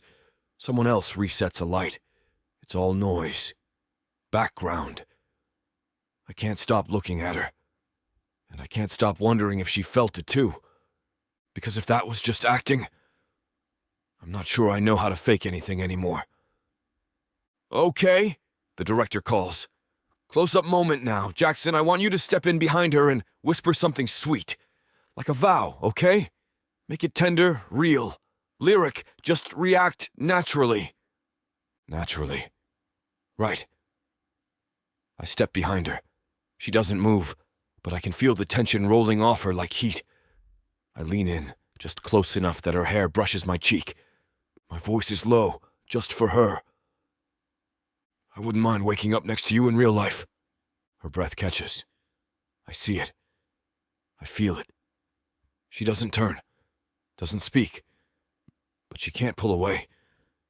And in the silence between us, just for a second, I wonder if she's wondering the same damn thing I am. What if this was never fake? The final shot is simple. We stand beneath the glowing plastic arch, hands linked, her bouquet tilted just so. A neon sign buzzes above us in cursive pink. Till likes do us part. She's still, regal, like a statue carved in satin. I glance over at her. She looks calm, but her pulse is ticking at her throat like it's counting down to something she's not ready to name. The director grins. That's it. Perfect. We're done. But no one moves. Not really. I give her hand one last squeeze. She doesn't squeeze back, but she doesn't let go either. The camera flashes one more time. Click. And just like that, we've sold the story. We're married. Not on paper. Not in court. But everywhere that matters to the people watching, it's done. Photos hit the internet within the hour. Headlines follow. Just married. Lyric and Jackson tie the knot in Vegas elopement surprise. Real or rumor? Music's newest power couple stuns in wedding shoot. The world believes it. The fans believe it. And the two people faking it? We're the only ones who aren't sure anymore. Chapter 11. Lyric. So, Vegas. The interviewer's eyes gleam like she's been waiting to say those two words all morning. Was it spontaneous, romantic, or the most epic PR move of the decade? I smile, smooth, controlled, camera ready. It was unforgettable. She laughs, high-pitched and thrilled, like I just gave her a quote that'll headline half the blogs before lunch. And are we talking honeymoon, private jet, secret island escape? Not yet, I say, still smiling. Right now we're just soaking it all in, letting it breathe. Letting it breathe. She repeats the phrase like it's the title of our debut EP. God, you two are magic. It's like watching a pop star and a rock god fall in love in real time. I laugh, or I try to. It comes out hollow, a little too polished, because what I really hear is the echo of Jackson's voice behind my ear. You look like trouble tonight, the kind I'd ruin my career for. And it wasn't a line. That's what makes it worse. During the next interview, while the next host gushes about how devoted Jackson seems in every clip, I open my phone under the table. Big mistake. The first video on my feed is a slowed-down, fan-edited version of our almost kiss at the chapel. It's scored with acoustic piano and overlaid with a quote in soft script. They didn't kiss, and somehow that made it hotter. Swipe. Someone posted a reaction video. She gasps, screams, clutches her chest like we proposed. Swipe. Another fan slowed down the laugh I didn't mean to give him, the one that just happened. It loops with the caption, "Her smile was so real, I think I'm pregnant." Swipe. Every frame is his hand on mine, his eyes locked on my face, the way I tilted toward him like I forgot we weren't alone. I lock the screen and slide the phone away. I'm not obsessed. I'm monitoring engagement. That's it. That's the lie I'm sticking to. Kiki shows up during the last round of interviews, slides into the chair next to me with her phone in one hand and a look that screams, "Don't lie to me," in the other. She hands me a matcha, extra oat milk, barely sweet, my emergency order. "You're spiraling," she says casually, like she's complimenting my shoes. "I'm tired," I reply, sipping just enough to buy a pause. "You're spiraling and trying to rebrand it as fatigue." I give her the side eye. "It's not spiraling if you're aware of it." She grins. "It is, though. Especially when you've watched the Vegas clips more than the fans have." "I haven't." "You have," she says. "And girl, you're not just watching. You're listening. Don't think I didn't see you zooming in on that whisper moment like you were decoding an encrypted love confession." I choke on the matcha. She leans closer, smile softening. "You're catching feelings." "I'm managing momentum." "You're obsessed." I roll my eyes, a little too forcefully. He's literally in my contracts. And now he's in your nervous system. I'd open my mouth, then close it, because I don't have a comeback that doesn't sound like an admission. Later that night, I peel off the white blazer I wore during the press junket and toss it onto the back of a chair. But when I walk past it again a few minutes later, I pause. There's something about the scent. It's subtle. Warm spice, clean leather, something musky and sharp, but it's his. The jacket was draped over my shoulders when we left the chapel. I didn't think twice about it. Didn't realize how long I'd held on to it. Now I can't stop breathing it in. I should throw it in the hamper. Wash it. Erase the moment. Instead, I hang it gently on the back of my closet door, like it's part of a costume I'm still figuring out how to take off. I sit at the piano in my home studio for an hour, trying to revise the third track on the album. It's a stripped-back soul ballad I wrote last year, one that never felt finished. I thought maybe now, after everything, I'd know what it needed. But every time I play through it, my fingers slow at the same line. You said my name like it was a prayer you hadn't earned. I wrote that before Jackson, before the contract, before the whispers and the flashbulbs and the godforsaken Vegas chapel. But now, it sounds like him.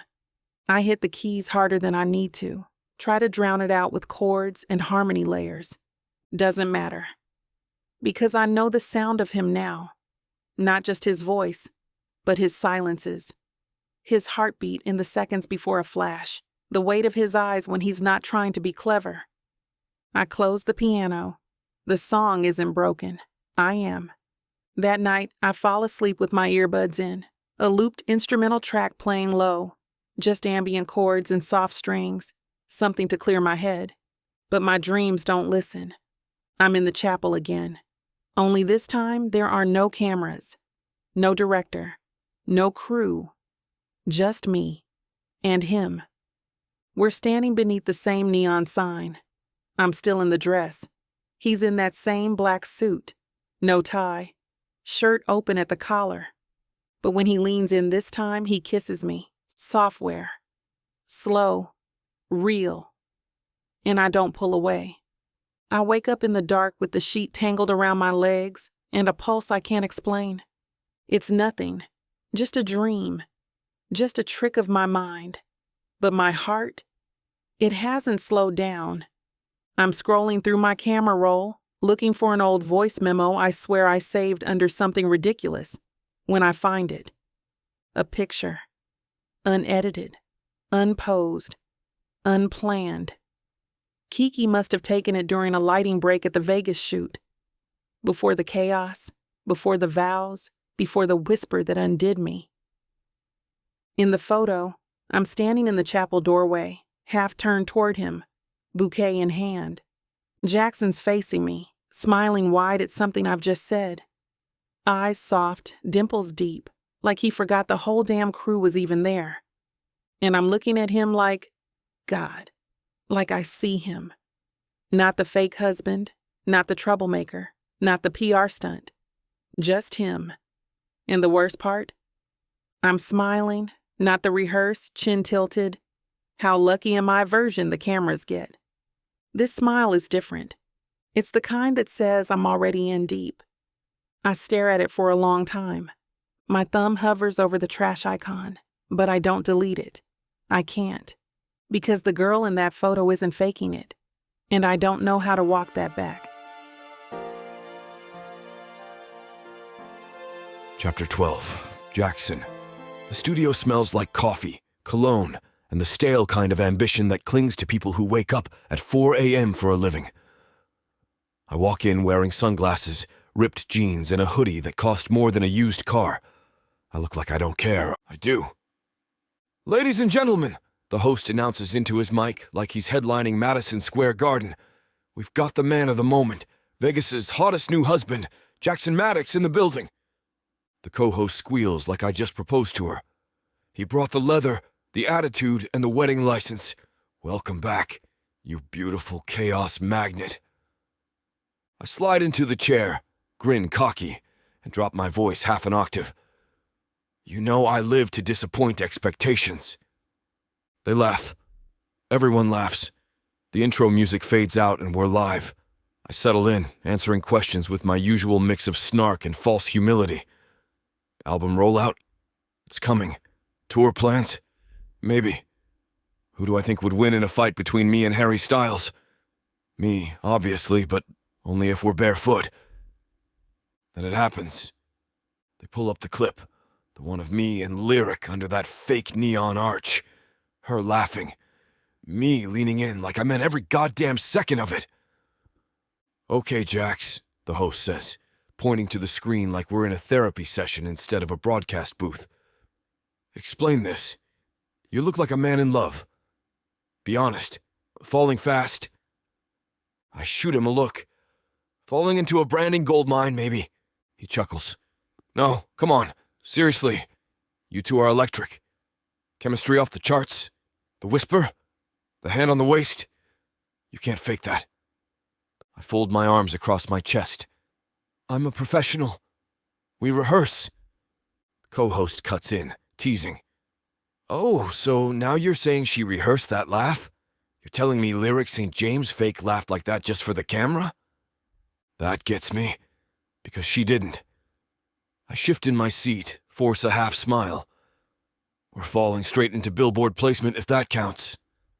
It's a joke. Classic me. But my voice cracks on counts. They notice. I know they notice. What surprises me most, I don't care. The host narrows his eyes like he smells blood in the water. All right. Let's play a little game. I already hate this. If the marriage were real, which is not above speculation right now, but if it were, would you be into her? I raise a brow, stole by taking a sip of water I don't need. You mean hypothetically? Sure, he says. Hypothetically. I mean, Lyric's stunning, obviously. But there's more there, yeah? Like, you two see each other. Fans can feel it. So? He's baiting me. I'm not supposed to take the bait. I always take the bait. I open my mouth, ready with a throwaway line. Something easy. Something forgettable. But what comes out is this. I'm already in trouble. The words just fall. Heavy, unscripted, too real. The studio goes silent for a second. Just the faint hum of the board, the quiet buzz of a mic too hot. The co-host breaks it first, laughing nervously. Oh, pie. That was not the answer we expected. That was, kinda hot. The host grins like he just won a bet. Damn, Maddox, you okay? I laugh, but it's tight. Didn't say I wasn't. He pivots fast, moves into the outro, music rising underneath his wrap-up monologue. Fans are already calling in. Someone's probably clipping the moment right now, but I don't hear any of it, because I didn't say that for them. I said it because it's true, and it scares me. By the time I make it home, the quote's already trending. Screenshots, fan theories, some tweet with 70,000 likes that just says, I'm already in trouble. Captioned, his face when he said it. Lord, deliver me. I drop my phone face down on the kitchen counter and leave it there. I don't want the notifications. I don't want the press calls. I don't want anyone right now. I want music. So I grab a drink, walk into the studio, and sit in the low light with the door closed behind me. I haven't opened the file in days. Halo_bleed_final.wave. It's still there, sitting at the top of the folder like it's been waiting. I put my headphones on. Hit play. The track rolls. My voice cracks on the hook.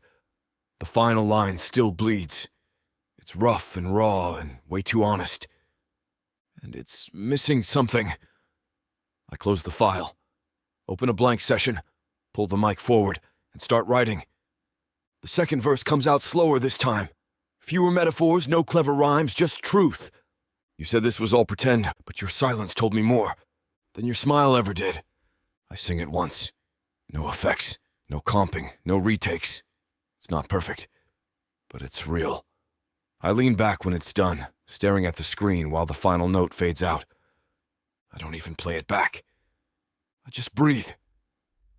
I embrace the stillness of the booth, headphones off, mic quiet, the air thick with the last line I laid down. It's not for the charts. It's not for the fans. Hell, it's not even for me. I save the session, fingers hovering over the title box for a few seconds longer than I should. Then I type halo_confession.wave. No backup vocals, no polish. Just the sound of me finally admitting what I've been avoiding. I drop it into a private folder, the one with a 3-step password and no cloud sync, where I keep the stuff that's too real to risk it, and I lock it. Not because I'm afraid, not because I'm ashamed, but because when she hears this, if she hears this, I want her to know it wasn't a headline grab. It wasn't for the cameras. It was for her. Because somewhere between the fake rings, the whisper under neon lights, and the laugh I didn't mean to pull from her lips, I stopped acting. And I don't know what that means yet, but I know it's real. I'm done for. Chapter 13. Lyric. I don't walk into the gala, I glide, or at least that's the goal. The gold silk gown, hugs in all the right places, clings like a second skin down the slit that stops just shy of indecent. Heels high, lashes long, smile ready. If I'm going to share a stage with Jackson Maddox tonight, I'm not doing it soft. I'm going legendary. Cassandra beams when she sees me step out of the car. You look like old money had a love child with revenge. Perfect, I say. Let's hope the cameras agree. She pulls me aside, adjusts a strand of hair behind my ear. They change the order. Your award's second half of the show. Presentation with Jackson's confirmed. Remember? Married, not messy. Always, I say. You think I'm going to cause a scene? Cassandra's lips twitch. No, but your eyes might. I roll mine and walk into the ballroom like I own it. The lights are warm and low. The space is flooded with the kind of people who pretend to care about art while counting marketing metrics on their phones. I know this room. I've conquered it before. But then I see him.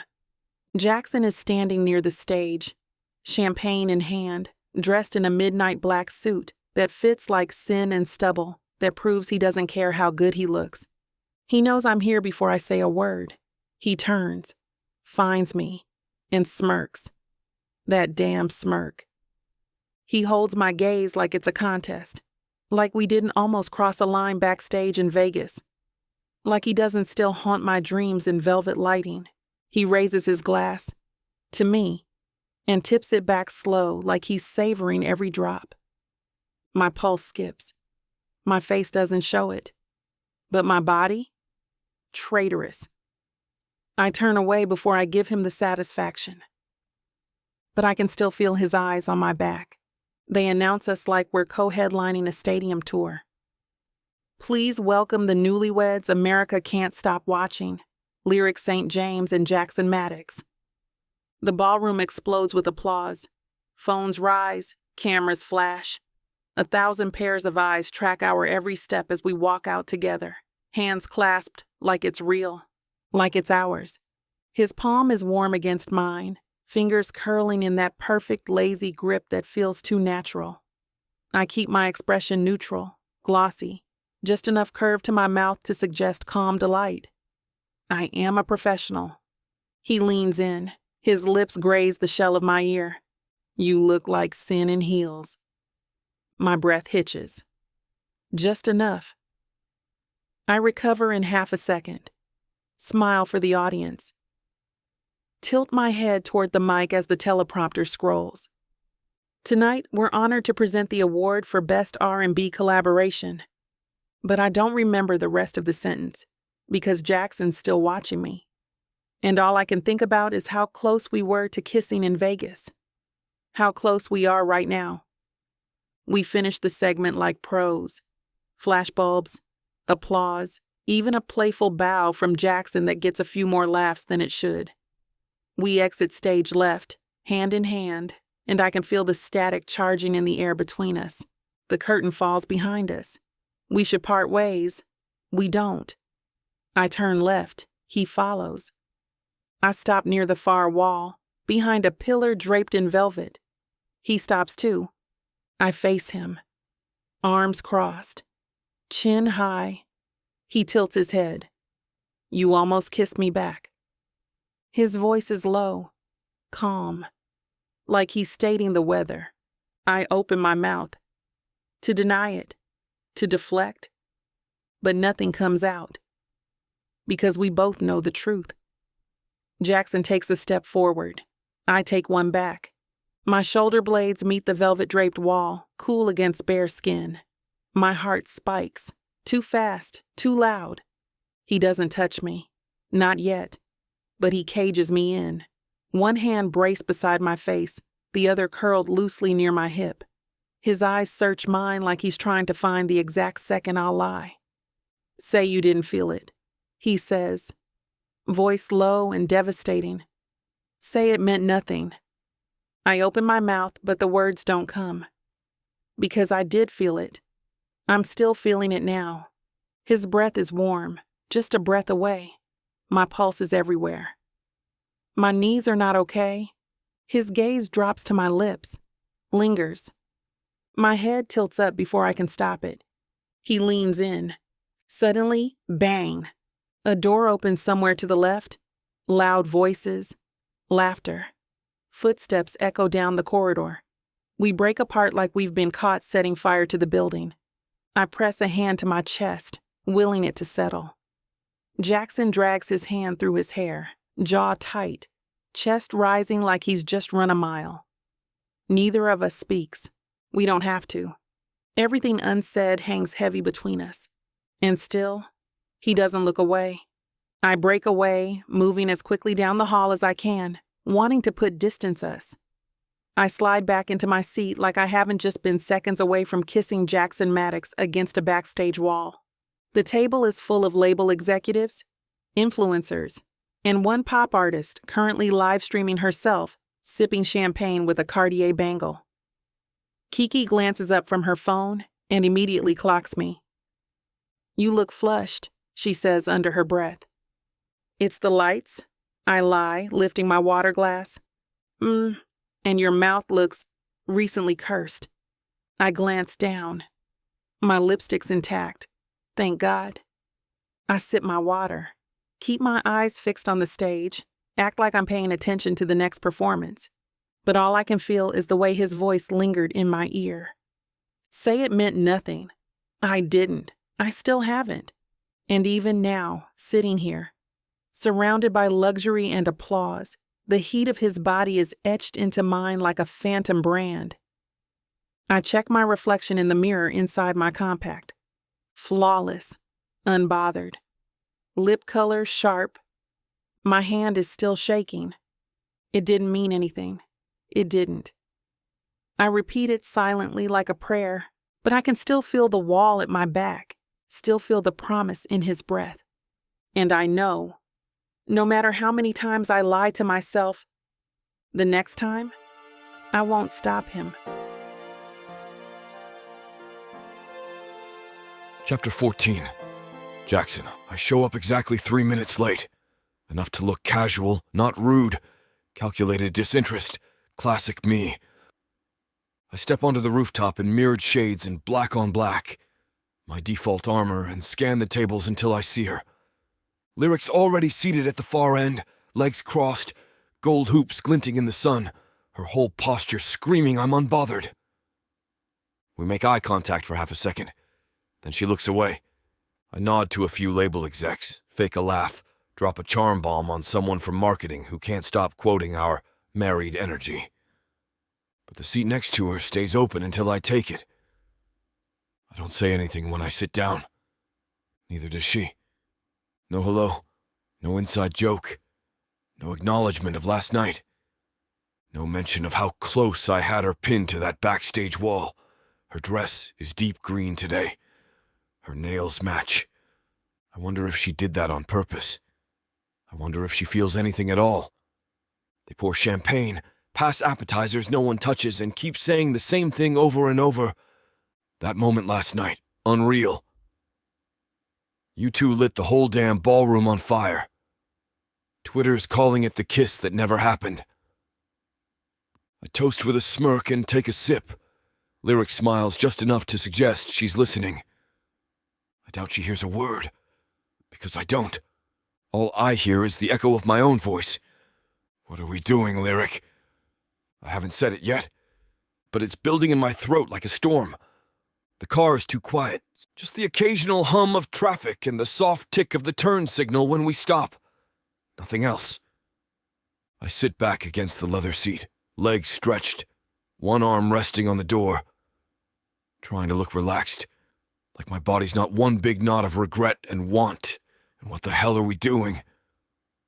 Lyric sits on the other side like she's in her own world, phone in hand, eyes on the window. Hair pulled back in a sleek knot that does nothing to hide the line of her throat, the same one I almost kissed last night. I should say something. Ask if she's okay, if we're okay, but I don't. Because I don't trust what'll come out if I open my mouth. She hasn't looked at me once since we got in the car. Not during the door pull. Not the awkward climb into the back seat. Not when the driver asked if we wanted music and she said, no.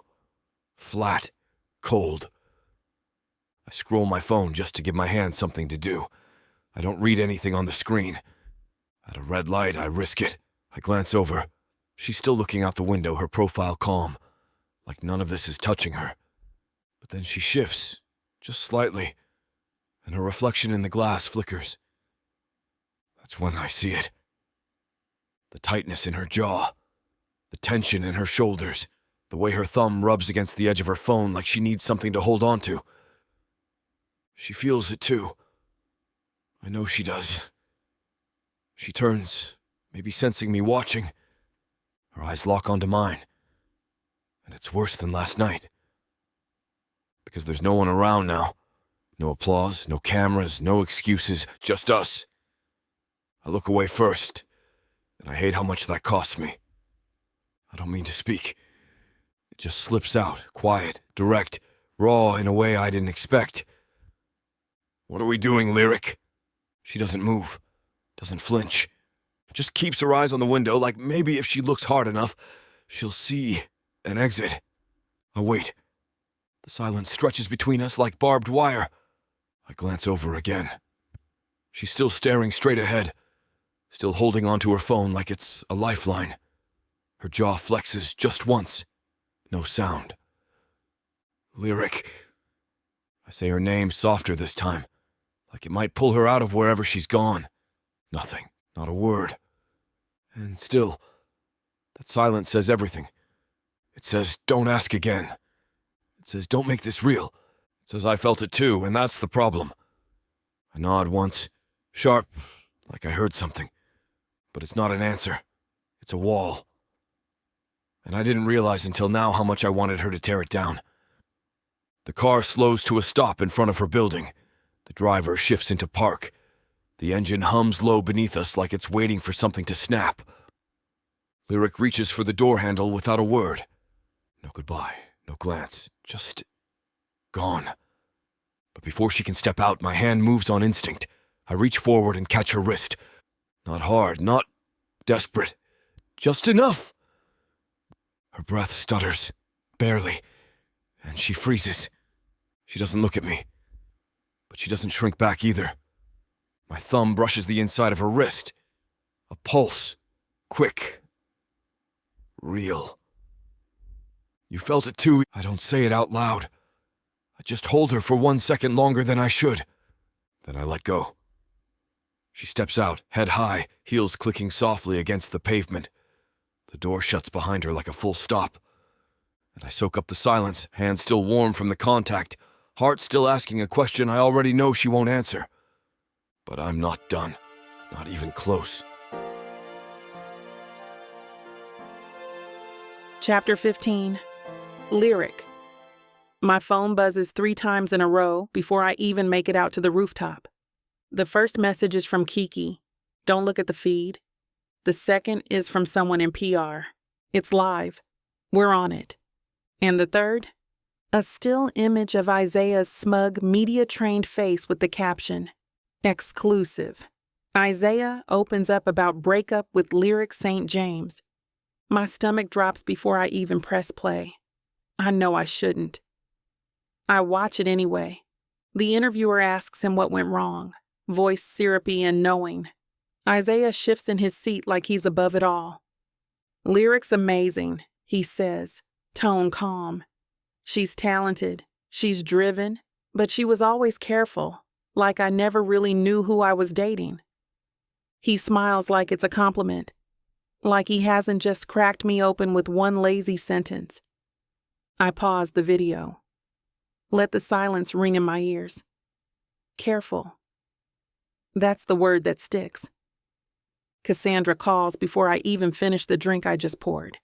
She wasn't supposed to run it yet. She snaps. It was embargoed. I already flagged it with the network. Legal's watching clips. Don't post anything. Don't breathe. We do not engage. I say nothing. Let her spin. I can reroute the feed with softer keywords, she mutters, half to herself.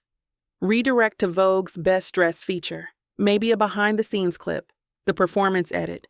Hell, a TikTok of your cat if we need to pivot tone. I don't have a cat. Then get one, she says, already typing. Stay off socials tonight. Drink tea. Ice your face. I'll call you tomorrow. The line goes dead before I can ask her not to. I walk barefoot onto the rooftop. Silk robe tied too loose at the waist. City buzzing beneath me like it doesn't care who Isaiah thinks I am. I take a long sip of the drink I don't want and wonder if he's right. I pace the rooftop barefoot, glass in hand, the wind tugging at my robe, my hair, everything I'm trying to hold together. Careful. He could have said anything. Cold, distant, difficult, and I would have shrugged it off. But careful, that's the one that hurts. Because it's true. I've spent years perfecting the art of being seen without being touched, smiling without offering a bite, delivering vocals like honey with lyrics sharp enough to slit skin, but never my own. Every photo, every statement, every performance is calculated down to the molecule, because if I give them too much, they'll rip it apart. But now it's starting to feel like they're tearing me apart anyway. I sit on one of the sleek white lounge chairs and open my phone, against Cassandra's orders, against my own better judgment. I scroll through my last post. The comments are endless. She's perfect. The definition of composed. Is she even real? No flaws, ever dot. They mean it as praise, but it lands like a slap. Because I am real. I bleed just like they do. I scream into pillows and cry at my own damn demos and want things I can't say out loud. And I wonder, when Jackson looks at me, does he see a woman? Or just a perfect storm he's trying to read without getting wet? Does he think I'm just another product? Curated? Market tested? Safe? Or did he feel the same fire I did under that stage light? The heat that said this isn't just for show anymore. The sky's gone navy above me. City lights pulsing in and out of focus as I stare too long without blinking. I can't stop hearing his voice. Say it meant nothing. That moment backstage, his hand on the wall beside me, his mouth so close I could feel the heat of it. It replays like a loop in my chest. I never said it didn't mean anything, because I couldn't lie to him. Not then, not now. But that silence between us in the car earlier, that says enough, or too much, or nothing at all. I don't know anymore. I wonder if he saw the interview, if he listened to Isaiah say I was always careful and thought, yeah, she is. If that made whatever was building between us shrink back into something cold, calculated, safe. I wonder if he's rewriting me in his head right now. Just another good girl with great lighting and too many rules. I grab my phone, thumb over my notes app, and open a new page. Usually when I write, I polish as I go. Every line revised, Every word weighed. Tonight, I just write. Fast, messy, real. I gave you the neat version because the wreckage scared me more than being left, than being wrong, than being known. I blink hard. The screen blurs. Another line pours out. I was too careful with you. And still, you almost kissed me anyway. I sit back, chest tight, phone resting against my leg. It's not a song. It's not a single. It's not even finished. But it's the truest thing I've written in weeks. And for one breath, I don't feel like a brand. I just feel like a girl. I set the phone down gently beside me and pull my knees up to my chest. The silk robe slips off one shoulder, but I don't fix it. I don't fix anything. The city buzzes below me like background noise. Cars, parties, life happening without me. I usually love this rooftop. It makes me feel untouchable, like I'm floating above the chaos. Tonight, it just feels like distance. From everyone, from him, from myself. I wrap my arms tighter around my legs and rest my chin on my knees. The lights of downtown glitter in the glass railing. Cold, perfect, reflected. Just like me. For a second, I wonder what it would feel like to be held by someone who isn't trying to figure out what they can take from me. To be touched without expectation. To be seen without being packaged. I think about Jackson. About his voice in the dark. His hand brushing my wrist. His restraint. His heat. And how he looked at me like I wasn't careful at all. Like I was a storm he wanted to walk into. But now, after the silence, I don't know what he sees anymore. I don't even know what I see. Just that the mask I've worn so well for so long, tonight it doesn't fit. And I don't know how to take it off without falling apart. Chapter 16. Jackson, the same damn 4 bars have been looping in my headphones for the past hour. It's not writer's block. I could finish this track with my eyes closed. It's just off.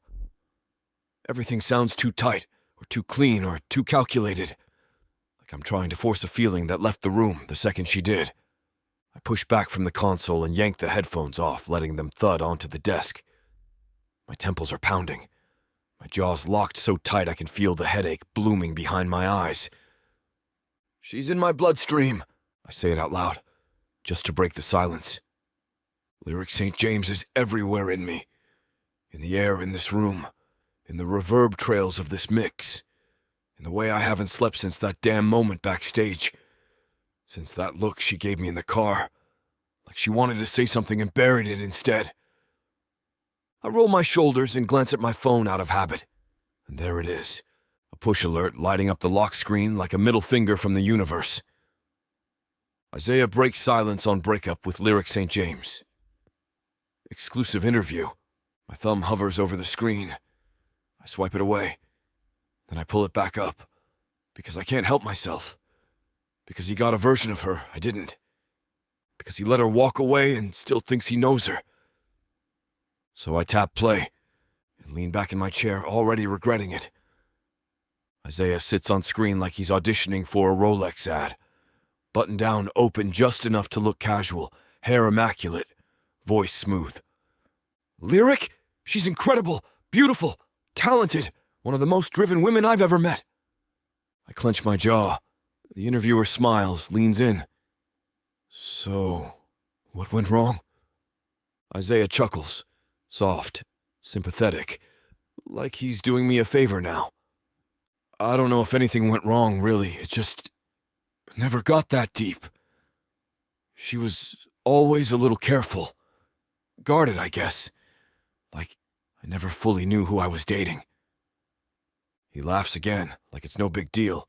Like it didn't cut her wide open to say that on national television. My vision blurs at the edges.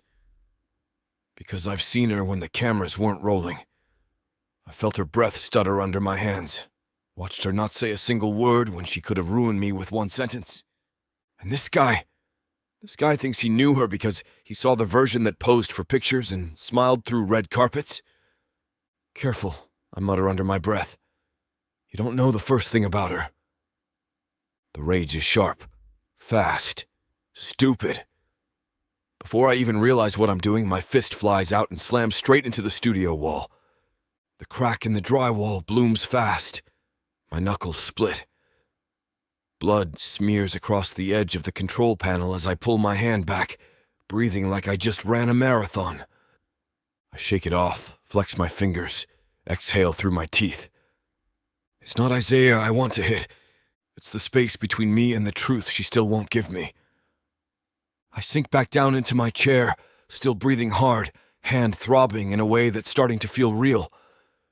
I rewind the video, not because I want to hear him talk again, but because now I'm listening for something different, something missing.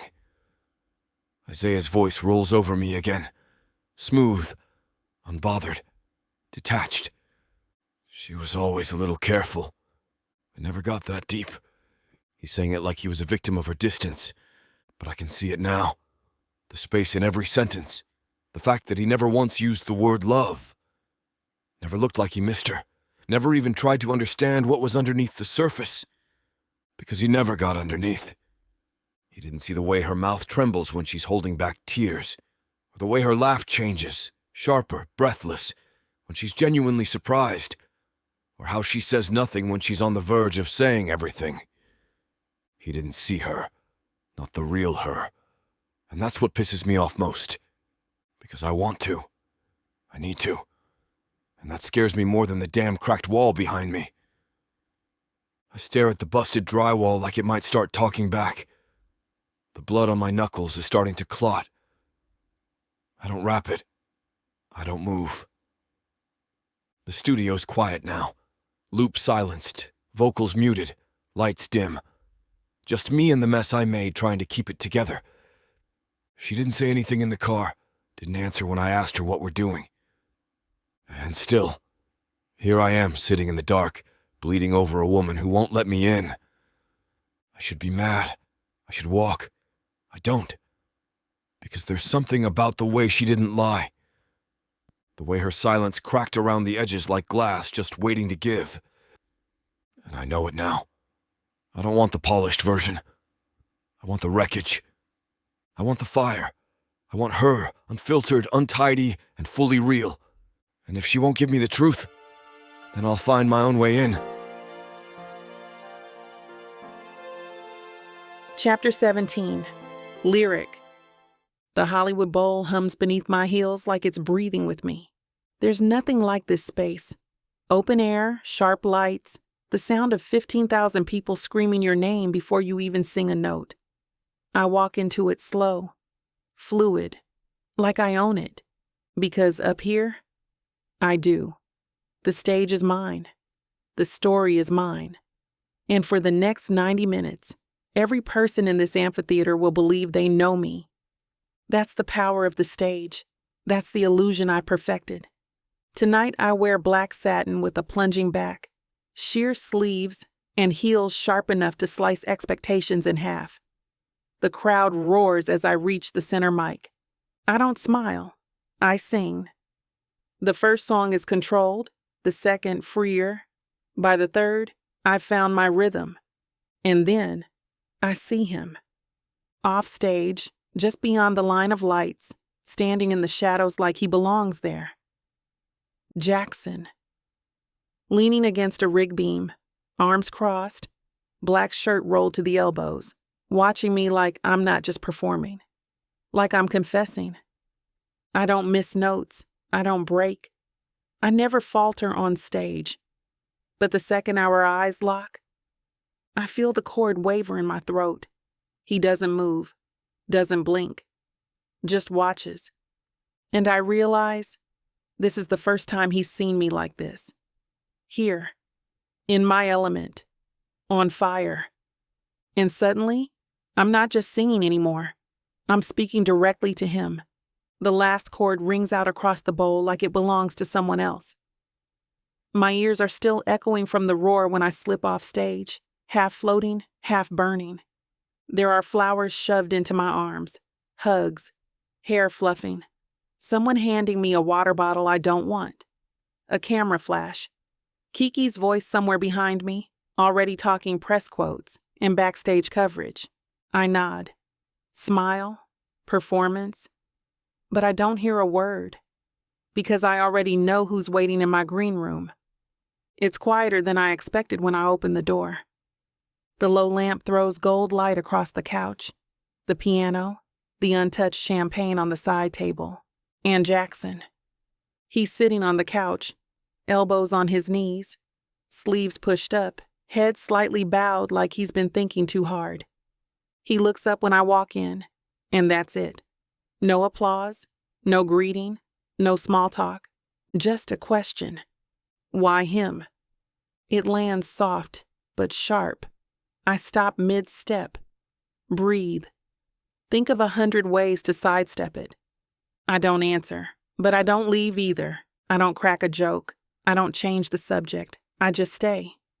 Because maybe the only way out of this silence is walking through it.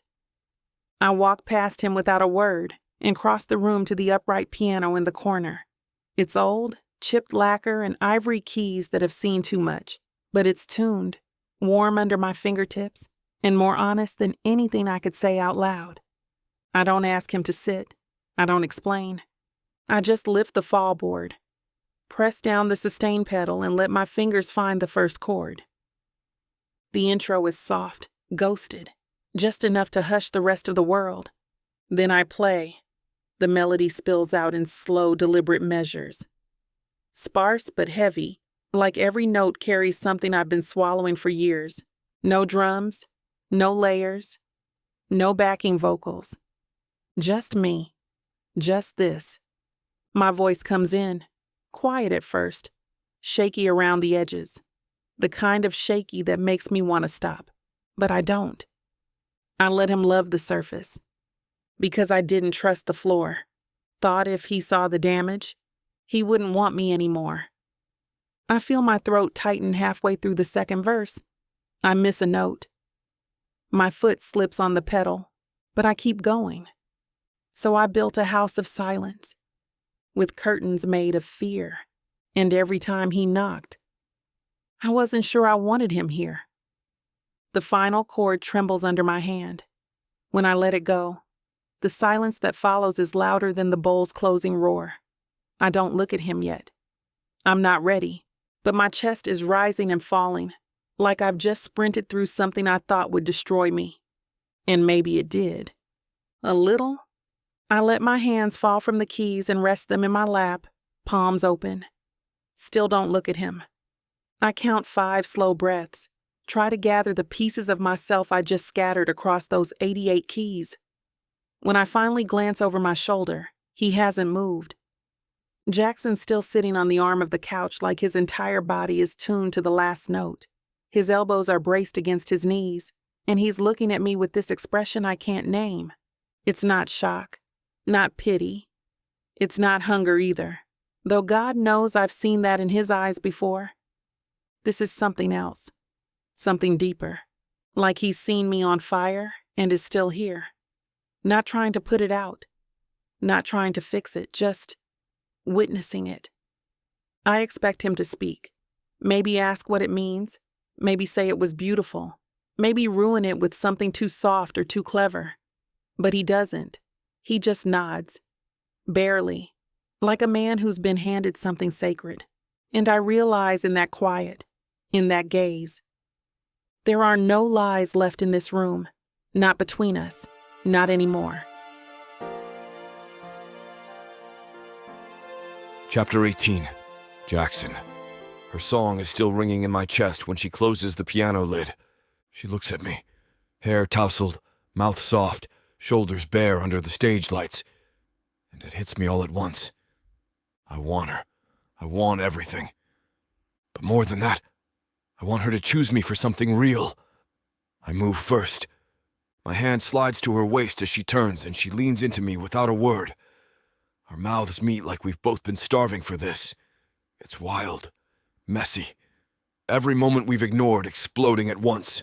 Her fingers curl in my shirt, dragging me down as I walk her backward, tasting every breath she tries to swallow. She gasps into me like it's the first time she's allowed herself to need something. But then it changes. It's subtle. A catch in her breath. A stiffness in her arms. The kind of pause that says this matters too much to get it wrong. I feel it. And I stop. I pull back just enough to rest my forehead against hers. "We don't have to," I whisper, voice rough but steady. "Not tonight." Her eyes close. Her grip on my shirt stays tight. Then she nods, just once. "I know." And that's all it takes. The ride back to the hotel is quiet, but not awkward. We're still wrapped in heat, but something shifted. Something better. This isn't about tension anymore. It's about trust. I pull out my phone and text someone on staff I trust. Suite 47. Full discretion. The driver doesn't say a word when we arrive. The private entrance takes us straight to the elevator. She brushes against me once, just a light touch on my hand, and I'm reminded how damn close I came to losing control. But this feels more powerful than giving in. This feels right. The sweet lights stay low, just the warm glow from the pendant lamp over the bar, and the soft wash of city light bleeding through the windows. Lyric toes off her heels and sinks into the corner of the couch, pulling her legs up and hugging a pillow to her chest like she's been here 1,000 times. I head into the kitchenette, fix 2 mugs of tea, not because I think we need them, but because it gives my hand something to do. When I hand hers over, our fingers brush. She gives me the smallest smile. It feels like sunlight. We sit. Just sit. No pressure, no tension, just silence that feels like it wants to open up. "You always drink tea after a show?" she asks, voice soft but curious. "Only when I'm trying not to say or do something stupid," I admit. She laughs, light and real. I swear my chest actually aches from the sound. I sip my tea and ask what her first album was really about. She tells me she wrote half of it in an old notebook she kept under her mattress. Said she used to wake up at 3 a.m. with lyrics in her head and scroll them down before they disappeared. "Still have the notebook?" "Locked in a safe in my mother's house," she grins. "Black cover, pages falling out. Probably got glitter on it somewhere." I nod slowly. Mine was a composition book from Target. All angry verses and terrible rhymes about the record execs who told me I was too weird to sell. "You're still weird," she says. "You still sparkle." She throws a pillow at me. I catch it. We both laugh. At last, I stop wondering how this ends, 'cause this right here, it's the beginning. It's after 1 when the tea goes cold. We've stopped talking. Not because we've run out of things to say, but because the silence between us feels just as full as the conversation did. Lyric stands and stretches, then looks at the bed. Not in that way. Just a quiet, unspoken question. I nod once. "Come here." She walks over barefoot, curls onto the comforter fully clothed, pulling the throw blanket over her like she does this all the time. I follow, stretching out beside her, one arm tucked behind my head, the other resting near hers. Not touching. Not yet. But close. Closer than I've been to anyone in years. She shifts onto her side, facing me. Her knees draw up just slightly, like a cat curling into safety. Our hands find each other under the blanket. Fingers lace slowly. We say nothing, but her thumb runs over mine once, like she's choosing this. Choosing me. And I get it. Because now, for the first time in months, maybe years, my heartbeat slows. Outside the suite, down the hall, a motion-activated hallway camera flickers to life. The door we came through hours ago never registered properly. A sensor glitched. A staff member on the early shift takes notice. Snaps a frame, just a harmless image. 2 people asleep in a king-size bed, fully dressed, wrapped in lamplight. But what they see, that's not the whole story. She's still awake when I glance over. Eyes half-lidded, face soft in the dim light. I don't say anything. Neither does she. There's nothing to say that would make this more real than it already is. I shift closer just enough for our knees to brush beneath the covers. She doesn't pull away. I could lie here for hours like this, watching the way her breath slows, the way her body melts into stillness, the way the weight of the day finally starts to fall off her shoulders. And somehow mine, too. She falls asleep first. I feel it in the way her hand goes slack in mine, the way her lips part slightly, like she's dreaming without defenses. I should move. I don't. Because for the first time in longer than I want to admit, I feel like I can. No cameras, no stage, no lies. Just her. Just this. I close my eyes, and for once, I don't dream of running. Chapter 19. Lyric. I wake slowly, like surfacing from somewhere warm and safe. The bed is too big and too soft. The morning light spilling through the sheer curtains is gold-dusted and quiet. My arm is still draped across the pillow where Jackson had been a few hours ago, and the imprint of his body is still faintly pressed into the sheets. He left gently. I didn't even feel him go. My hand finds my phone on the nightstand out of habit. I expect maybe a text from Kiki, maybe an early check-in from Cassandra. What I don't expect is 17 notifications, group messages, mentions, media alerts, a missed call from Cassandra at 6:42 a.m., and one subject line that makes my heart stutter. This picture is everywhere. I tap it. The link opens fast. Too fast. And there it is. A photo of me and Jackson. Asleep. Fully clothed. Tangled in the white sheets. Framed by the glow of a bedside lamp. His hand is in mine. My head is tilted toward him. Eyes closed. Mouth soft. Like I'm mid-dream. Like I trust him. Like I'm his. I stare at it so long the screen dims. Then I tap it again and again, trying to convince myself that it's not real, that it wasn't private, that it wasn't sacred. But it was. It was mine. And now it belongs to everyone. The screen lights up again. Incoming call. Cassandra. I consider letting it ring. Just a few more seconds of denial, but I swipe to answer before it hits voicemail. Okay, she says. No greeting. We've got a 6.4% engagement spike, and Vogue already reposted it with the caption, "Soft launch goals." This is working. I blink. What? This is the best thing that could have happened. It's intimate. It's tasteful. It's adorable, Lyric. That lamplight, his hand in yours.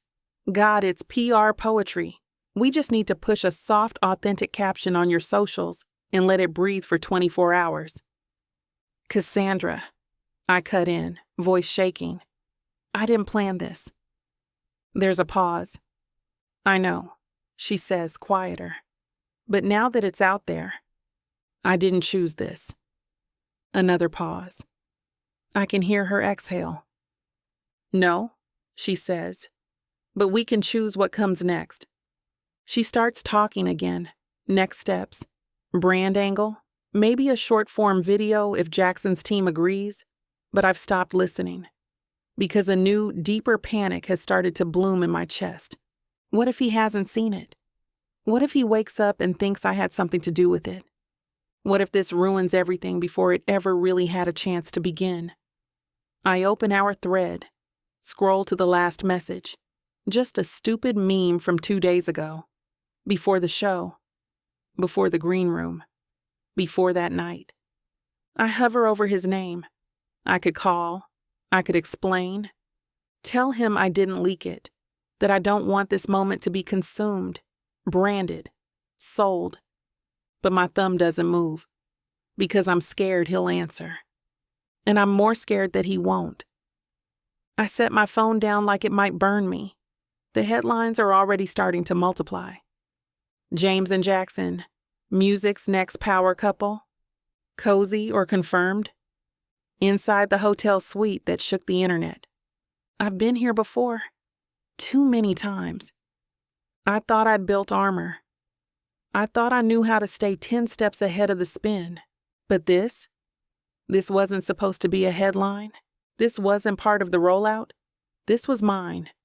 I opened the photo again. It's beautiful, intimate, honest in a way my albums never were.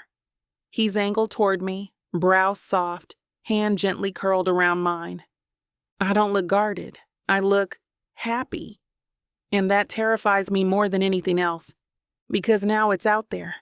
Not just the image, but the hope behind it. And once the world gets its hands on something you care about, it doesn't give it back.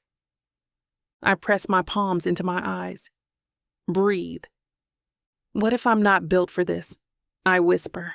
Not the fame, not the firestorm, not the feeling. And somewhere deeper, what if I am?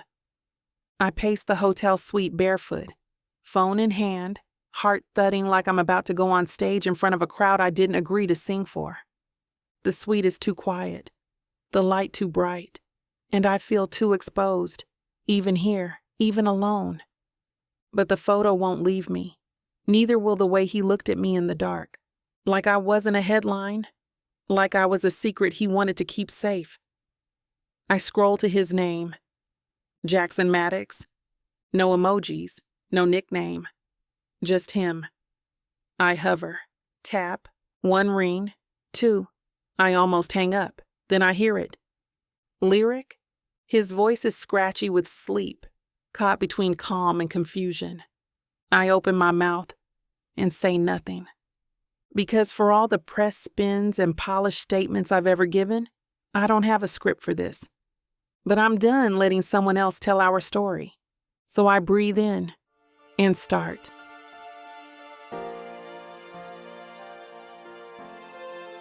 Chapter 20. Jackson. I wait until my coffee's in my hand. Clever. My manager's grinning like he's already won. PR girl's got a spreadsheet open, and the streaming exec from the label's pretending this is casual, while wearing a custom suit that probably costs more than my last tour bus. So, we were thinking... I glance over my cup. Always a bad start. Let's lock it down. Go big.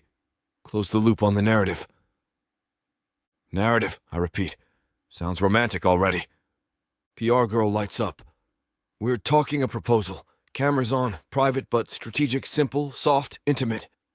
You drop to one knee, she says yes, fake ring, real reactions, exclusive rights to the engagement story for 90 days.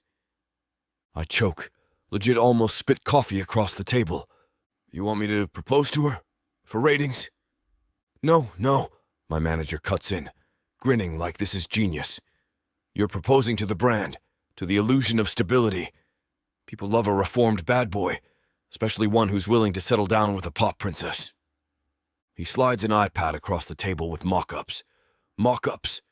Lyric in white. Me in a blazer. A diamond the size of a parking meter. I laugh, out loud, deep, raw, full body. You're all completely insane, I say. Nobody laughs with me. But a few hours later, I'm still thinking about it. I'm pacing my kitchen with my phone in one hand and a mug of black coffee in the other, trying to stop the thought from taking root. A proposal. Marriage. Forever. With her? At first, the idea feels like every other industry stunt I've ever side-eyed from afar. But then I remember the way she looked the morning after that photo leaked. Raw, shaken, real. The way she said, "There's nothing left to protect," in a voice that was barely a whisper. And suddenly, it doesn't sound like a stunt anymore. It sounds like something I wouldn't mind walking toward. With her. For real. I cancel my day, every meeting, every interview, every branding call that's supposed to leverage the momentum. I don't want momentum. I want her. So I grab my keys, throw on a hoodie, and stop by the cafe 2 blocks from the hotel. The guy behind the counter doesn't even ask anymore. Black for me, caffeine-free mint tea for Lyric. It's muscle memory now. I slide the drinks into the cup holder and pull out of the lot like I've got a damn mission. Because I do. I don't have a plan, not really. I'm not showing up with a ring or a speech or a press team waiting in the bushes. I just want to see her. To ask how she's feeling. To ask what she wants. Off camera, off brand, off the record. We've both done the pretend thing. We've both played the game. But something about that night in the suite cracked something open in me. Not just trust. Not just attraction. Something true.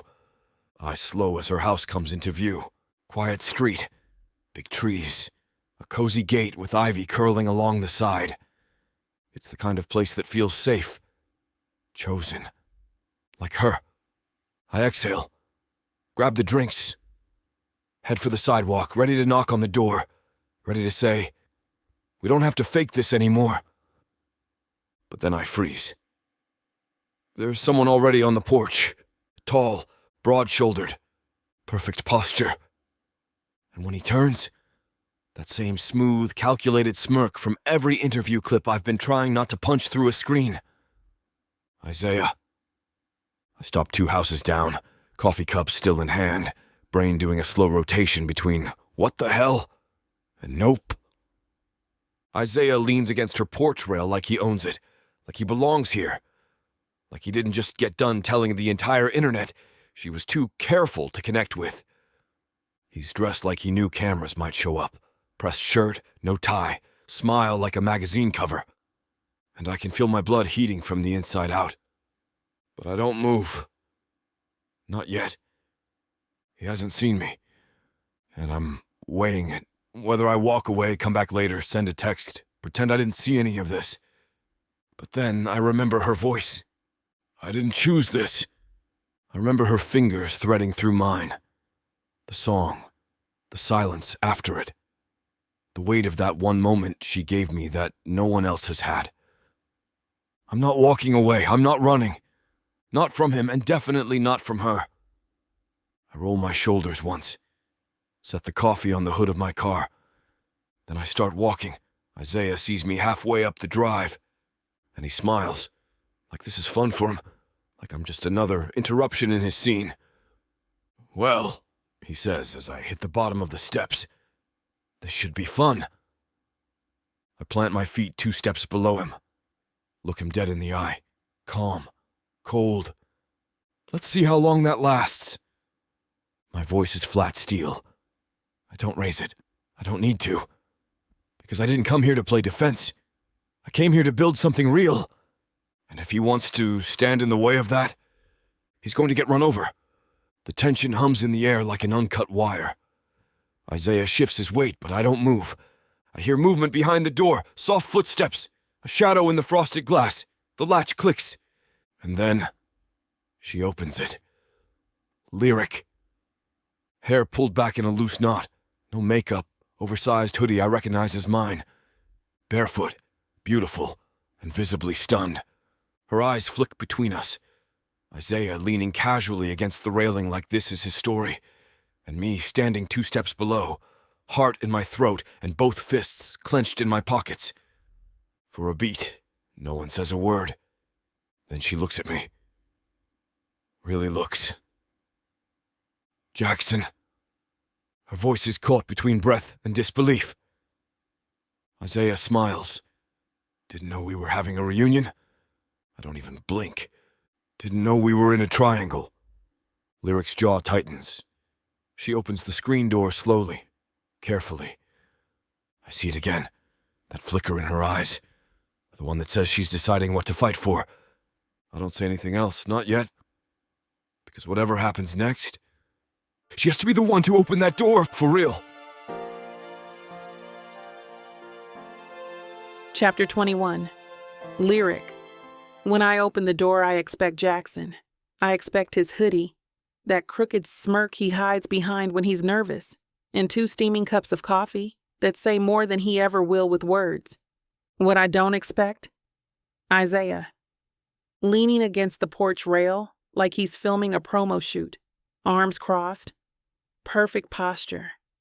That same smooth expression he wore during the interview, like he's the misunderstood one, the one who just wants to talk. Behind him, a few steps down, is Jackson. Black hoodie, joggers, 2 cups in hand, no smile, just tension radiating off him in slow, quiet waves. My chest tightens. This, I say before anyone speaks, is not what I ordered. Isaiah's already grinning. Didn't think I'd catch you with company.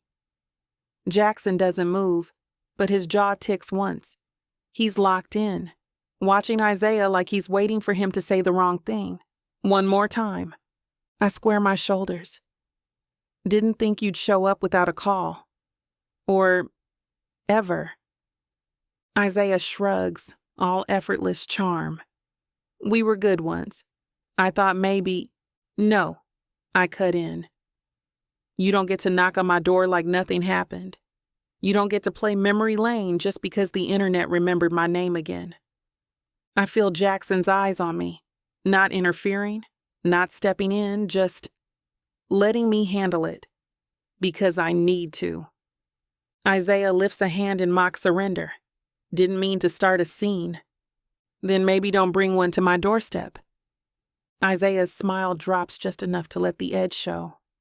You know I'm not the only one who thinks you're better off playing careful. There it is. That word. He tosses it out so casually, like it's not the exact wound he opened in front of millions. Like it doesn't still echo in every corner of the industry I've spent years trying to navigate without disappearing inside it. I don't look at Jackson.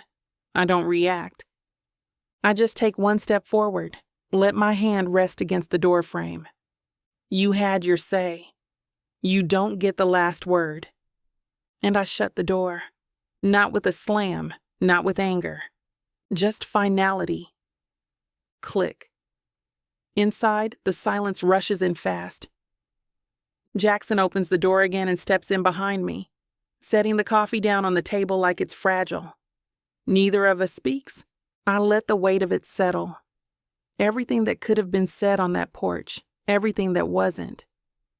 My back's to him, but I can feel him behind me, steady, waiting. You okay? He asks, his voice low, careful. I take a breath, then another, not even a little. And somehow, saying it out loud makes the whole house feel less like it's closing in. I turn toward him. He's not trying to fix it, he's just here. And that's the part that matters. We end up in the kitchen, not because we planned it, because it's far enough from the door to feel safe and close enough to the truth to still sting. Jackson slides a cup toward me, the herbal tea I forgot I needed. I wrap my hands around the warmth, stare at the steam like it might tell me what the hell to say. He's sitting across from me, elbows on the counter, eyes unreadable. But he's here. He didn't walk away. Why did you really come today? I ask. He doesn't blink. Because I'm tired of pretending this isn't something. I raise an eyebrow. What, us? He nods, slow. The label pitched a PR proposal. Cameras, fake ring, rollout package. You know the drill. Charming, I mutter. He doesn't laugh. I thought it was ridiculous, at first. And now? He leans forward just enough to close the distance between honesty and risk. Now I don't hate the idea. Just not like that. Not for show. My stomach twists. Because I want to believe him. Because part of me already does. You want to know why I didn't chase you after the photo leaked? I whisper. He doesn't move, just listens. Because it scared the hell out of me. This isn't staged. When you look at me, I forget how to protect myself, and I don't know who I am when I'm not performing. The words sit between us, raw and real. He nods once. Not pity, not surprise, just understanding. Now, that feels like enough. He's still watching me, not pressing, not persuading, just there. And the weight of it, the steadiness of it, breaks something loose inside me. I stand, walk around the island, and stop in front of him. He looks up, unsure, guarded in the way a man like him rarely lets himself be. I reach for his hand. He lets me take it. His fingers curl around mine without question. If we do this, I say softly, we do it like this. No rollout, no timelines, No cameras hiding behind compliments. Just us. He doesn't blink. Messy? He asks. Absolutely. Terrifying? Without question. I exhale. But real. He squeezes my hand once. Firm grounding. That's the only version I want. And just like that, something shifts between us. Not fixed, not finished, but chosen. Chapter 22. Jackson. Royce is already yelling when I walk in. That's never a good sign. His tie's loose, his sleeves are rolled, and he's pacing the studio conference room like he's working on a TED Talk. If that TED Talk was just him rage-spitting into a Bluetooth headset. Blowing a rollout. Do you understand that? We had the arc. We had the numbers. You were one diamond emoji away from a viral engagement. I shut the door behind me. Good morning to you, too. He points at me like I'm the damn reason the stock market dipped. You said you'd consider it. You said you'd think. I did think. I thought it was nonsense. So I passed. 2 other suits from the label are in the room. Executive types. One of them clears his throat, like he's the voice of reason. You're not just tanking a PR opportunity. You're actively sabotaging your rebrand. Rebrand from what? I snap. From being real? Roy slams a folder on the table. Tour projections. Merch pre-orders. The headliner slot at Summer Sounds. The biggest set I've had in 2 years. You don't do the proposal, he says. They pull the performance. I blink. You're serious. This relationship works because it's clean. Structured. Controlled. She's not a press strategy, I growl. And neither am I. The silence that follows is loud. Too loud. Because that's when I realize they're really doing this. They're really pulling the plug because I chose her over a headline. I don't wait for more ultimatums. I just walk. Out of the conference room. Out of the building. Out into the LA heat that wraps around me like a goddamn punch to the gut. I don't even know where I'm driving. Somewhere with no signals, no suits, no metrics. I end up back at my place. Dark windows. Unread messages. My phone buzzing like it's being resuscitated. I ignore all of it. Until one lights up from Macy. Turn on Lyric's live stream. Now. No context, no warning. Just urgency. I unlock my phone and tap the link. She's sitting on her couch. No makeup. Hoodie loose around her collarbone. Curls soft and messy like she didn't even think twice about going live. There are thousands watching. The chat's a blur. Comments flying. Since everyone seems to have an opinion about my relationship, she says, let me clear a few things up. Her voice is calm. Deadly calm. I didn't sign up to be someone's redemption arc, and Jackson Maddox didn't sign up to be a storyline. She lifts her chin. He's not a PR stunt. He's a man who shows up, on stage, off stage, in the quiet. He's the one who listens when I can't breathe and stays when there's nothing left to say. I sit down, hard, because I've never heard someone fight for me like this. Not when it counted, and definitely not publicly. She doesn't flinch once, not when the comments start flying, not when the view count ticks past 40,000, not when someone throws a hash publicity stunt in the chat. She doesn't even blink. He didn't need a storyline. He didn't need me to fix anything.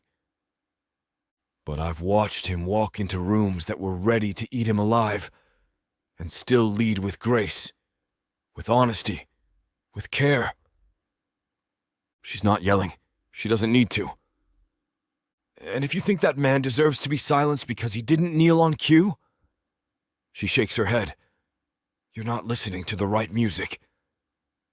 I sink into the couch, phone resting in my palm like it might burn through me. My chest is tight, jaw locked, heart beating way too loud.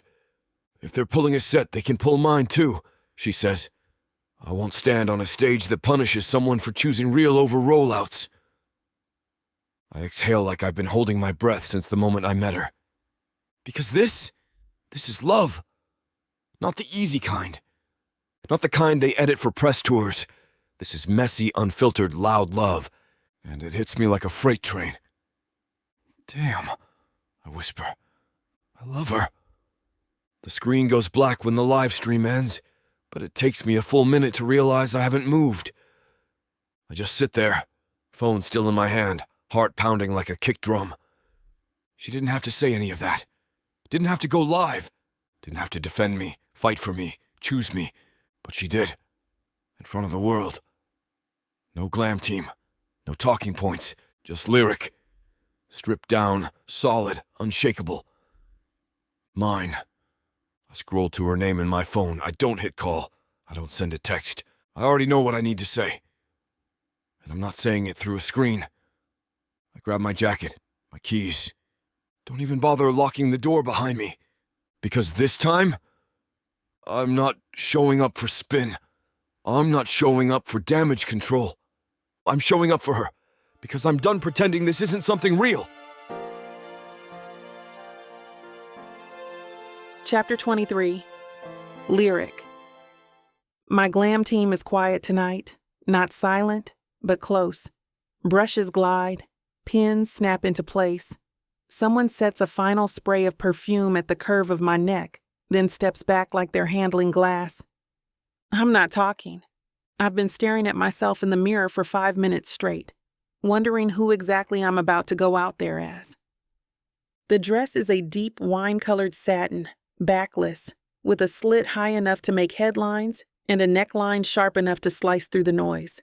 I picked it on purpose. Let them talk. Let them stare. Let them see me. You good? Kiki asks, leaning in the doorway. She's already in black silk and soft curls, clipboard tucked under one arm. No, I say, standing. But I'm going anyway. She nods like she expected that, because this is more than a red carpet. It's the first time I'm stepping in front of them after telling the truth. And I'm doing it as me. No strategy, no script, just skin, nerves, and the man who's waiting in the car. He's leaning against the SUV when I step outside. Dark suit, no tie, smirk in his eyes, but none on his face. I meet him halfway. Our fingers thread together like we've been doing this for years. You sure? He asks quietly as the driver rounds the back. Nope. Then I'm glad I'm going with you. The car door shuts, and the second we pull up to the venue, the world explodes. Flashes, shouting, lights bouncing off windows, off gowns, off every inch of skin like the crowd's trying to eat us alive. We step out, and it's chaos. All eyes, all angles. The walk to the press line feels like a sprint through a minefield. But his hand finds mine, steady, warm, present. I've got you, he murmurs. Tonight I believe it.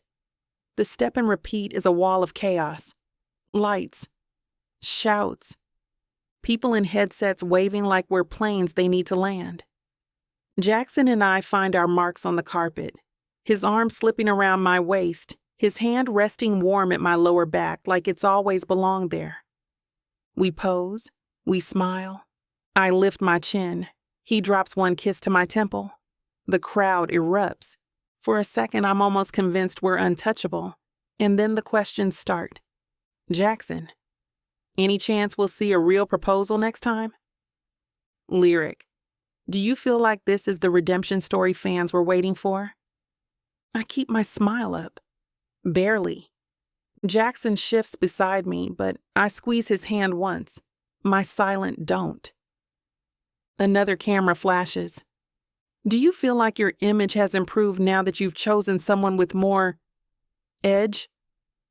The question hangs there, loaded, disguised as casual, twisting me in real time. It's not curiosity. It's a weapon. I turn toward the reporter, calm, controlled, eyes sharp enough to cut glass. I didn't choose him for your approval. I chose him because he's real. Try it sometime. Jackson lets out a soft breath beside me, a low, dangerous kind of laugh. And for a moment, there's no sound, just me, standing exactly where I'm supposed to be. The reporter's smile falters. The cameras blink like they don't know whether to capture the tension or cut away. And just like that, the crowd shifts. A new wave of paparazzi pushes forward, emboldened by the spark. Flashes go off inches from my face. Someone shouts my name. Someone else says Jackson's, but it's twisted into a question I don't catch, because I'm blinking spots out of my vision, and suddenly everything feels too close. Then his arm tightens around my waist. "That's enough," Jackson says, low and firm. His voice doesn't rise. It drops. Quiet. Clipped. The kind of tone that cuts deeper than yelling ever could. He steps in front of me without hesitation, body angled between me and the press, blocking their view, shielding mine. The reporters keep yelling, but they're further away now, muffled by the sound of blood rushing in my ears. Jackson leans in just enough for only me to hear. "You good?" I shake my head once, barely. "Let's go." Security finally steps in. Event staff waves us off the carpet like we're radioactive. We're ushered through the velvet ropes and into the back lot like a liability. Jackson opens the car door and helps me in like I might break if he lets go too soon. Once the door clicks shut behind us, it's quiet. Too quiet. My hands are shaking. My heart's still racing. I stare straight ahead. "You want to talk about it?" he asks. "Ask me again once I've ripped this dress off." He huffs a laugh. "You want help with that?" I shoot him a look. "Don't test me right now." "Wouldn't dream of it." But the heat in his voice says otherwise. The car glides through downtown like the city's forgotten how to be loud. Outside the window, the skyline sparkles, but it feels miles away, like a different version of me is still standing on that carpet, wrapped in noise and expectation. I lean my head back, close my eyes, breathe. Jackson hasn't said anything in a few minutes. He's just sitting beside me, knee touching mine, his hand still resting lightly on my thigh like he doesn't need to grip me tight to keep me grounded. He knows I'm not going anywhere. "You want to go back to the hotel?" he asks softly. "No." I turn my head toward him, eyes open now. "I don't want to be seen tonight." His brows pull slightly, concerned, curious. "What do you want?" I swallow. "I just want to be known." Something shifts in his expression. Not surprise, not hesitation. Just that quiet understanding he keeps giving me like it's second nature now. His hand slides further up my leg. Not possessive, not presumptive. Just there. And when I lean into him, rest my head against his shoulder, he kisses my temple like he's already heard everything I haven't said yet. Chapter 24. Jackson. She doesn't say much when I pick her up the next morning. Just slides into the front seat of my car like she's falling into a different world. Hoodie pulled low. Sunglasses on. Knees drawn up like she's trying to fold herself small. I don't ask questions. She already told me everything I need to know with 4 words last night. I want to disappear. So I make it happen.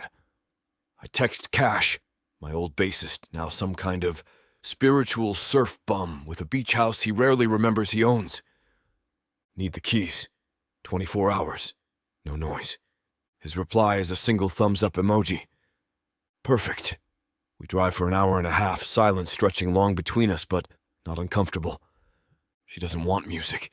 She wants the hum of the road and the crash of the coast and the kind of quiet that doesn't expect her to perform. I give her that. We pull up just before sunset. The house is nothing fancy, exposed wood, big windows, a porch that creaks under your feet, like it remembers when people used to take their time. She steps out barefoot the second we park, walks to the railing of the deck like the ocean called her by name. Wind in her curls, sun hitting her skin. She looks like she belongs here. Like this version of her, the raw, untitled, unpackaged her, is the one I've been chasing since the first time she looked at me without a smile. I could live here forever, she says, voice low. Then stay for tonight. She doesn't answer, but she doesn't walk away either. She barely touches the pasta I make, doesn't say it's bad, doesn't fake a smile, just pushes it around her plate like she's stirring memories instead of sauce. We sit by the fireplace after. She curls into the oversized armchair, legs folded beneath her, hoodie sleeves pulled down over her hands. The fire crackles, the ocean whispers, and for once there's no pressure to fill the space between us with anything but breath. Then she speaks, soft, unprompted. You want to know why Isaiah and I really ended? I set down my glass. Don't speak, just nod once. And wait, she doesn't cry, but her voice breaks in pieces. She tells me about the late nights he stayed out, not cheating, but waiting for her to beg him to come home. She tells me about the ways he made her second-guess every instinct, every note, every lyric, every outfit. Not with blows, with words, with silence, with disapproval masked as constructive feedback. He was a goddamn narcissistic master. He didn't make me feel small, she says, eyes locked on the fire. He made me feel forgettable, small, insignificant. That hits harder than anything else, because I've been that guy, not to her, but in other lives, other cities, before I knew how to recognize the difference between love and leverage. I move over on the couch, close but not crowding her. I reach for her hand. She lets me take it. And for a while, we just sit like that. Not fixing, not performing, just holding on. Her fingers tighten around mine, just once. Then she turns her head toward me, slow, unhurried, and I feel it before I see it. That shift in her eyes, that silent, soul-deep question. Are you still here? I don't say a word, I just hold on tighter, because I'm not going anywhere. You're not too much, I whisper. You're exactly enough. Her breath catches, and then she climbs into my lap. Not dramatic, not rushed, just inevitable. She straddles me, eyes on mine the whole time, her hand sliding up my chest to rest against my neck like she's carving this into memory. Tell me I'm not dreaming, she murmurs. You're not, I say. Then kiss me like it's real. I do. God, I do. It starts slow, her lips soft against mine, tasting like salt and heat, and something dangerous I don't want to come back from. I hate to burst your bubble when things are just getting started, but this platform won't allow us to air the steamy content coming up in this chapter. If you want us to keep bringing you free audiobooks, we have to abide by their rules. Luckily for you, the unabridged version of every Vixa Vaughn audiobook is available at BWWM, and with promo code VIXA40, you can get 40% off any digital product. As the echoes of our passion fade into the quiet of the room, she stirs beside me, her voice a gentle whisper against the afterglow. So, she says after a while, her voice soft, almost musing. That happened. A chuckle rumbles in my chest, and I tighten my arms around her, pulling her closer until there's not a whisper of space between us. Yeah, I agree, my voice a low thrum in the stillness. It did. There's a note of wonder in my tone, a reverence for the depth of what we've just shared.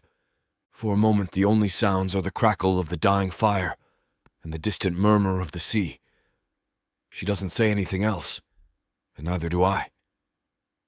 Words seem unnecessary, trivial even, in the face of such raw passion. The firelight casts a warm, flickering glow over her features, and I find myself captivated by the play of light and shadow across her skin.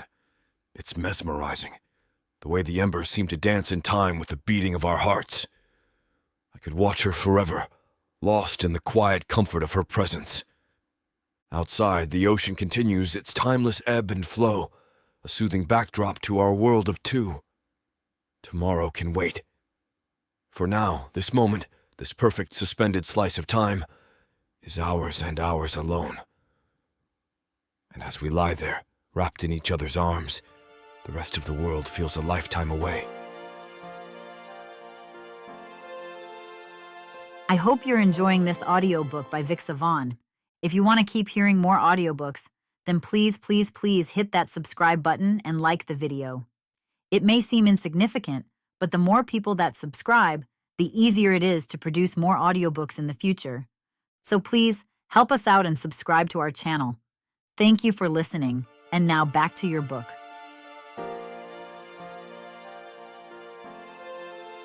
Chapter 25.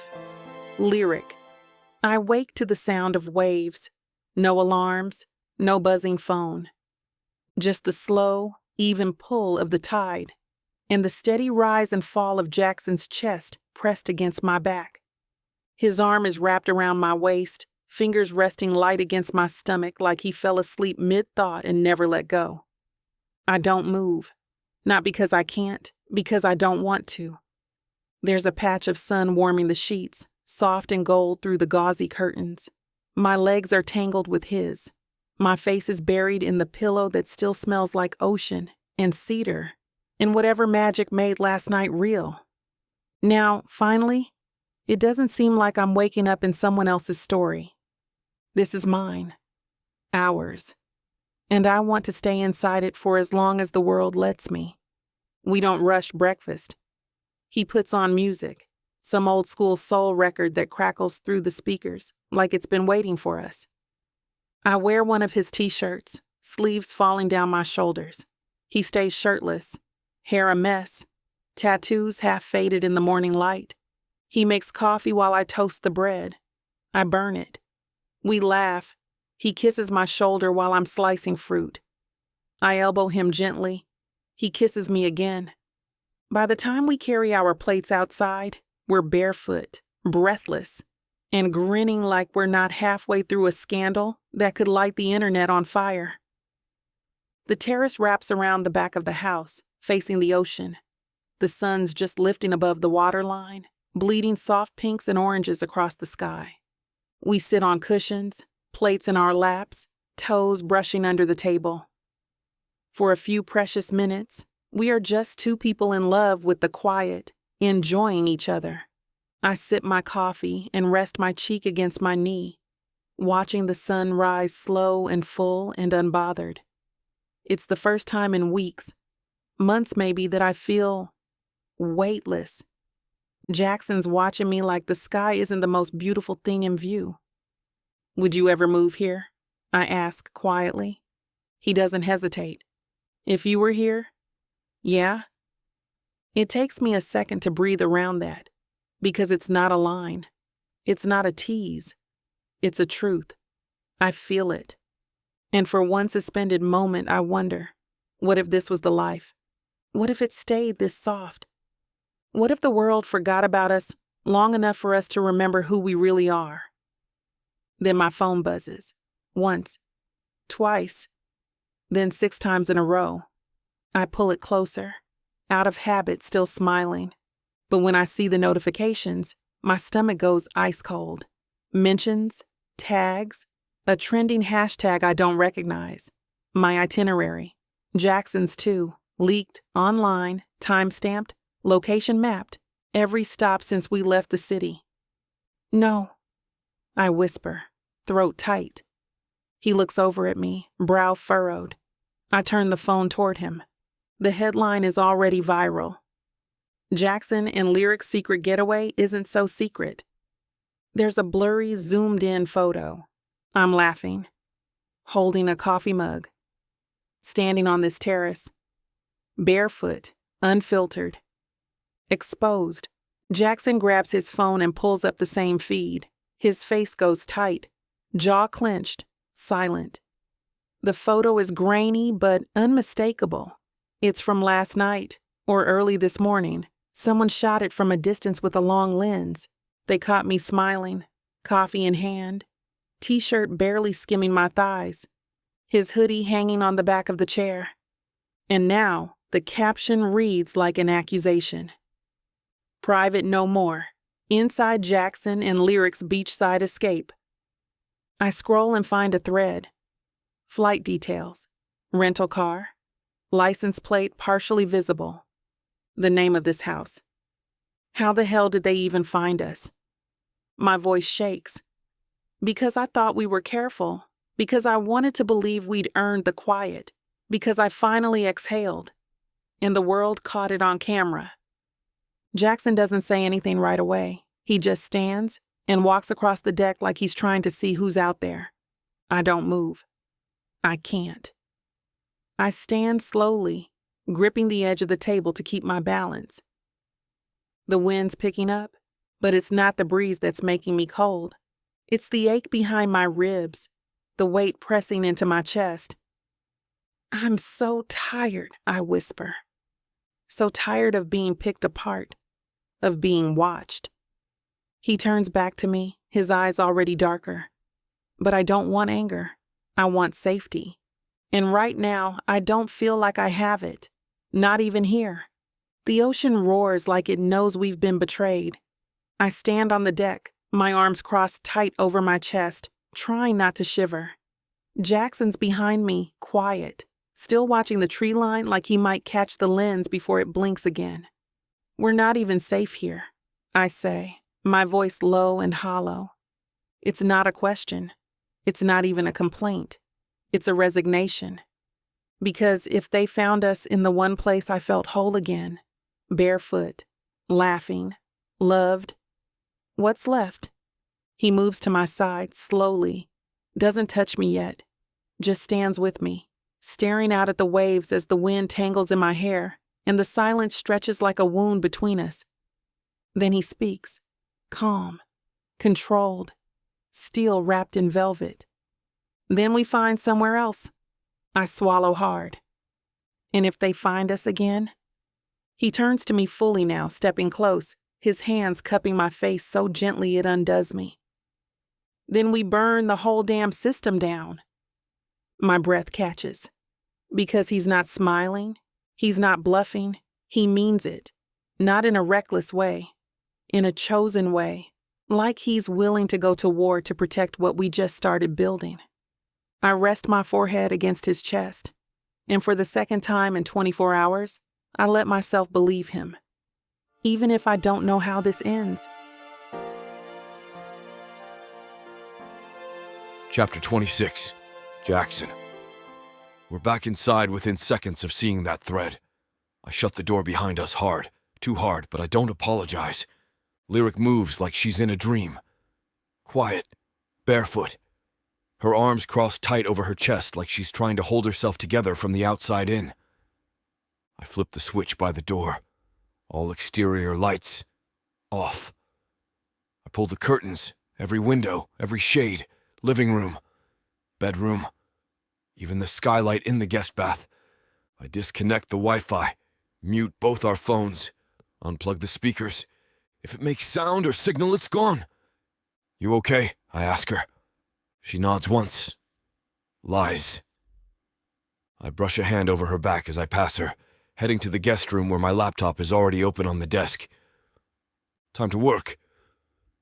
I drop into the chair, crack my knuckles, and dig. Everything's digital. Everything leaves a trail. And whoever leaked this, they were sloppy. Timestamps, IPs, social push alerts routed through my team's internal management tool. A ghost alert got sent 2 hours before the story dropped, flagged as a scheduled campaign test. Nonsense. I dig deeper, find the source. It came from her device, my assistant. 3 years of trust, NDA signed in gold ink, and still, her.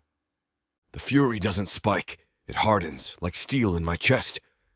I pick up the phone and dial. She answers like nothing's wrong.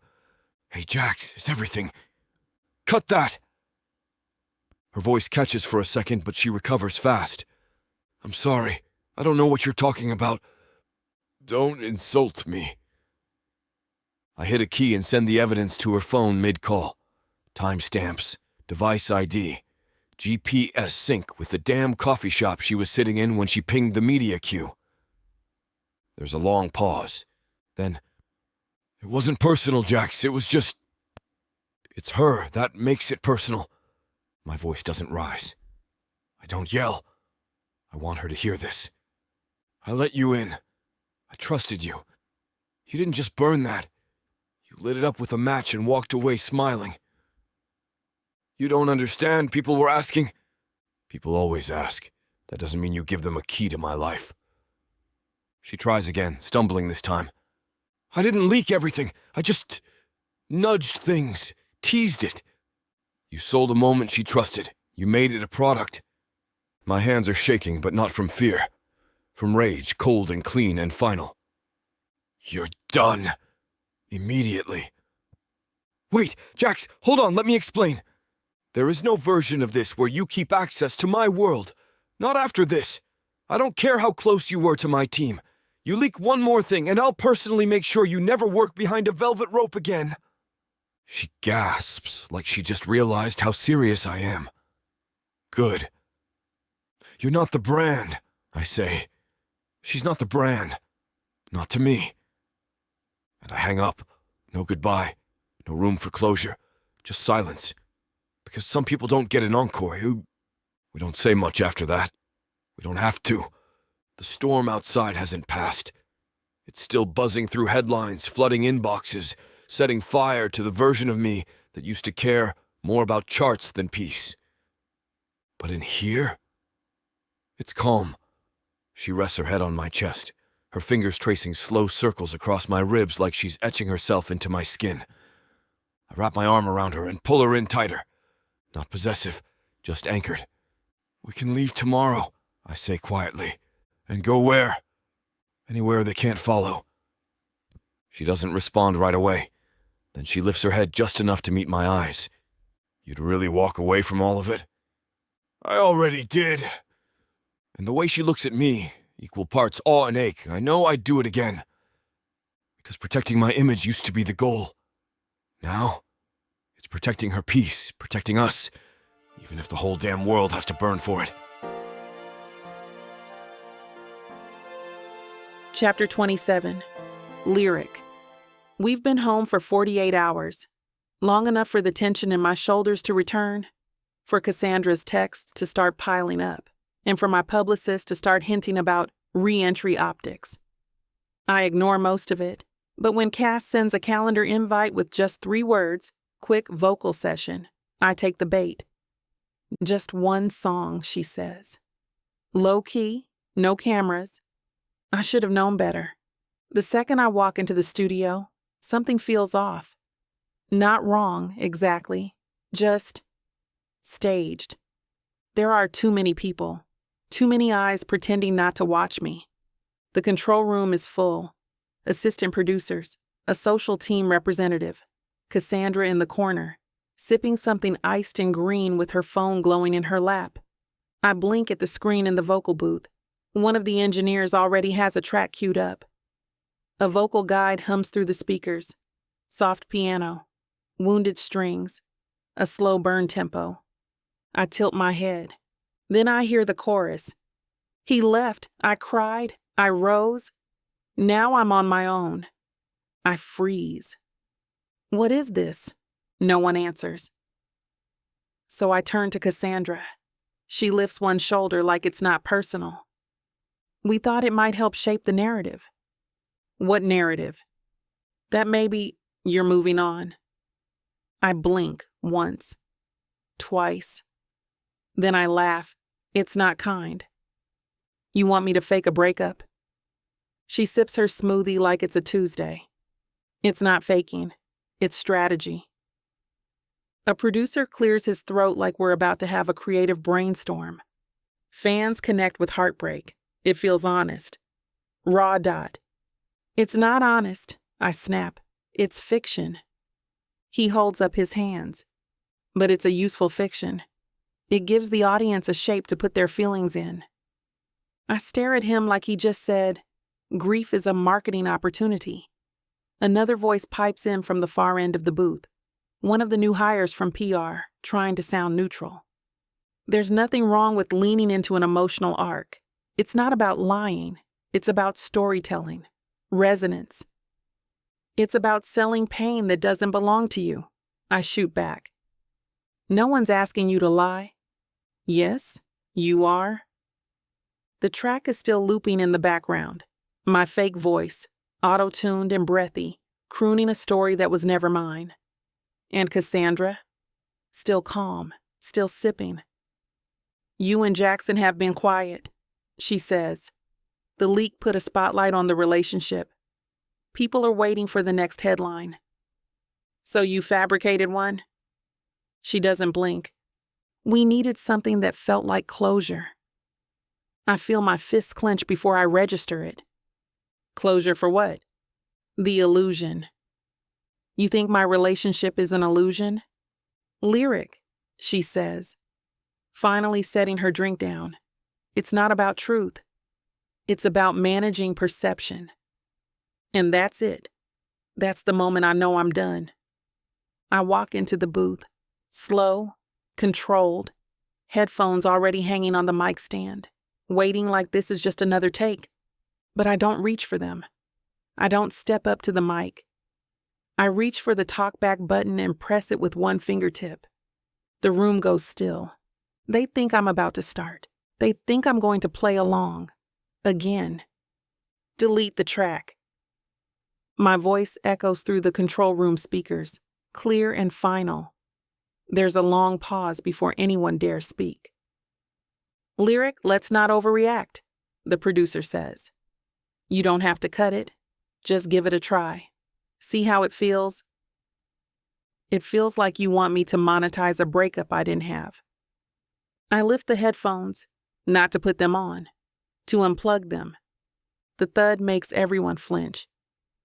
I'm not packaging lies for playlists. This could affect your rollout, Cassandra says behind the glass. And now her tone is clipped. Then let the rollout burn. Do you understand what you're risking? Everything. I unplug the mic cord. Not fast, not dramatic. Just final. And I've never felt more free. I walk out of the booth and past the suits, the stylists, the interns pretending not to be impressed. No apology, no spin, just truth. The hallway is quiet, cool air, soft lighting. The thud of the studio door behind me like a period at the end of a sentence I didn't let them write. My phone buzzes in my bag. I don't check it. Not yet. Not today. I stop outside, right beneath the mural of platinum records that line the hallway wall, my face framed in gold, surrounded by songs I once loved and now barely recognize. For a minute, I wonder how many of them were built on someone else's blueprint. Then I pull my phone out, swipe past the texts, the notifications, the urgent from Cassandra already lighting up. I open the Notes app, start a new page, and type, "Write the truth anyway." I read it once, then twice, and smile. Not because I'm angry, not because I won, but now I'm not playing anyone else's game. No more performance, no more pretending. No more storylines written by people who don't know the sound of my real voice. Just me, unfiltered, and finally, free. Chapter 28. Jackson. The house is still. Not the forced kind of silence, like when you're waiting for bad news or trying not to say the wrong thing. This is the good kind, the earned kind, the kind you only get when no one's watching and no one needs to. My house has never felt this peaceful. We're curled up on the couch. One blanket. 2 mugs of tea we've barely touched. Her head is resting against my shoulder, her legs tangled in mine like she's memorizing the shape of this moment. The TV's playing something we're not paying attention to. Some old movie with washed-out color and a mellow soundtrack that blends right into the air.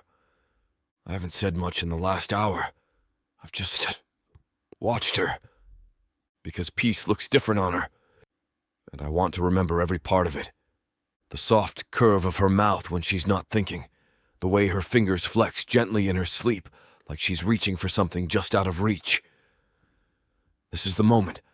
Not for a headline, not for a post, not for a playlist. Just her. "You good?" she murmurs without opening her eyes. "Yeah."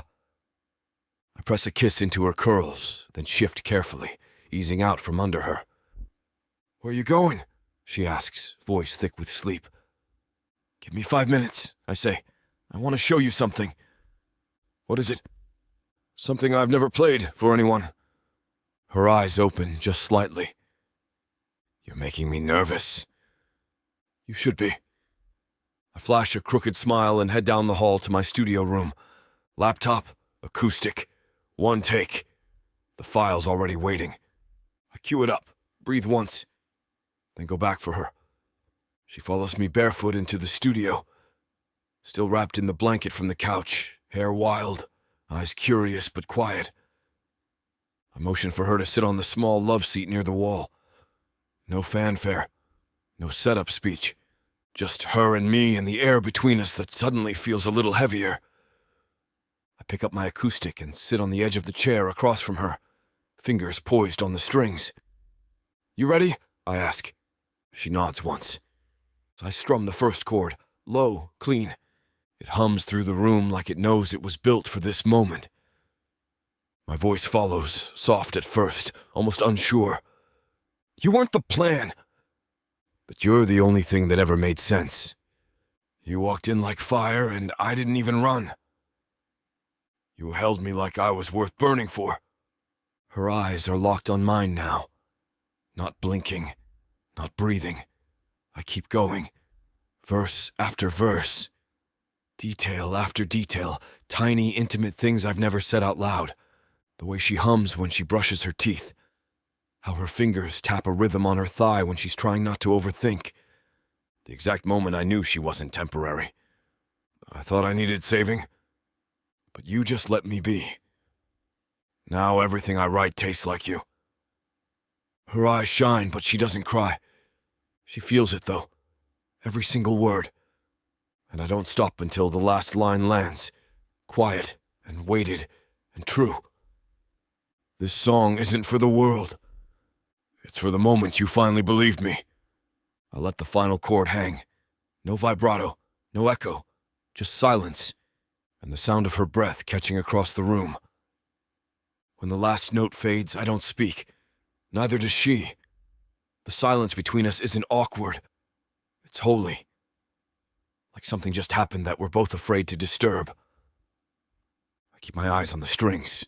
Let the moment breathe. "Say something," I whisper eventually. She doesn't. Not right away. She just rises from the love seat, crosses the room without a word, and kneels in front of me. Takes the guitar gently from my hands, sets it aside like it's made of glass. Then she leans in and presses her forehead to mine. Eyes closed, breathing steady.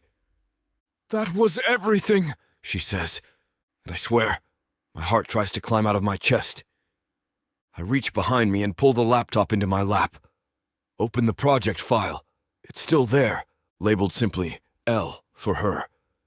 She sees what I'm doing and straightens up slightly. "Wait, are you saving it?" "No." I right-click. "You're deleting it?" "Yeah." She stares at me. "You don't want a copy?" I shake my head. "It was meant for one heart, one listen, one moment. That doesn't scare you?" "No, that proves it was real." I hit delete, then empty the trash folder. Gone. But she heard it, and that's what made it live. She doesn't ask for the chords, doesn't ask for the lyrics, doesn't ask for anything but this.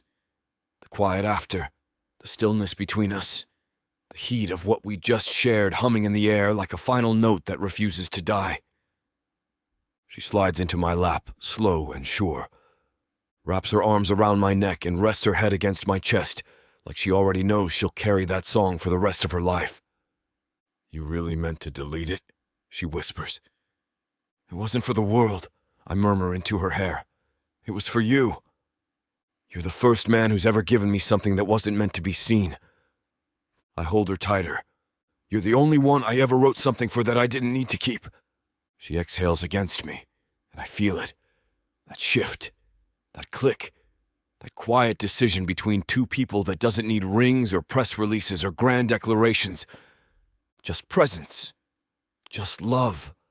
Just one heart that beat a little steadier because someone else heard it and didn't try to sell it. No encore, no exit, just us in the quiet. And somehow, that's louder than anything I've ever played. Chapter 29. Lyric. My apartment feels different tonight. Not staged, not perfect, but real, and somehow more mine than it's ever been. The windows are cracked open to let the late spring air drift in. There's a candle flickering near the stove that smells like vanilla and lemon. Something is simmering on the stove that Jackson swears is pasta, but looks suspiciously like, let's hope for the best. He's barefoot in my kitchen, sleeves rolled, a dish towel slung over his shoulder like he owns the place. And honestly, I don't hate it. Taste this, he says, holding out a spoon with way too much confidence. I taste it, chew slowly. You tried, he groans. You're lucky I'm sexy. I remind myself every time I survive your cooking. He grabs his wine glass, sips like he's unbothered, but I see the smile at the corner of his mouth. Small, real, and I feel it in my chest. This is what home could be. By the time our friends arrive, music is already playing low, some mellow R&B I tossed into a playlist last year and never deleted. The table's set with mismatched plates. There's wine. Cash brought his girl, who brought dessert. Kiki shows up late and still makes the loudest entrance. We eat like the night belongs to us. No one talks about headlines. No one asks about deals or brand rollouts or label expectations. We talk about food fails, old summer crushes, bad tattoos, favorite comfort movies, the weird stuff we did as kids. And I watch Jackson, easy, open, laughing like nothing hurts. And I think, what if it could always be like this? Not perfect, just peaceful. After dinner, someone finds the volume button. The playlist shifts from background to vibe, old school R&B, just enough bounce to pull us off the couch. Kiki drags Cash into a two-step. Someone else starts singing into a wine bottle. I duck into the kitchen to avoid being pulled into anything embarrassing, but it's too late. Jackson's already behind me. You're not gonna dance with me? I'm full of carbs and judgment. You're full of excuses. He slides his hand into mine and pulls me toward the living room before I can fight it. I pretend to resist, even toss in a dramatic groan. But the truth? I want this. I want him. The lights are dim. My friends are swaying like they've known each other forever. And in the middle of it all, Jackson wraps his arms around my waist and spins me so slow it almost feels like standing still. You good? He murmurs. Better than good. I don't even remember the last time I laughed like this without performing it. Later, when the energy dips and wine glasses are being refilled, I sneak into the kitchen for a break, half buzzed, fully happy. Jackson follows like he always does when I need air. He catches me rinsing dessert plates and slips behind me, hands on my hips, chin grazing my shoulder. You looked like you were having a moment, he says. I was. Want to share with the class? I turn the water off, lean back against him. I was just thinking, if this is what life looks like without the cameras. I glance up at him, heart skipping a little. I might want more of it. He leans down, kisses my temple. Then let's make more of it. And just like that, I'm ready. He doesn't let me go right away. We're still in the kitchen, and his arms are still around me, like he knows the second I step back, the moment might slip away, but it won't. Because I'm holding on to it too. He nuzzles the side of my neck, just enough to make my knees soften. Your friends are very drunk, he murmurs. They're hydrated artists, I reply, smirking. And they're happy. You happy? I turn to face him, arms looping around his neck. Are you fishing for compliments? I'm fishing for a reason to steal you. You don't need one. He raises an eyebrow. No resistance? Not tonight. And maybe not ever again. We move through the hallway like we've done it 100 times. Quiet, casual, teasing. I stop to pull the hair tie out of my bun. He stops to run his hands over my hips like he's rediscovering them.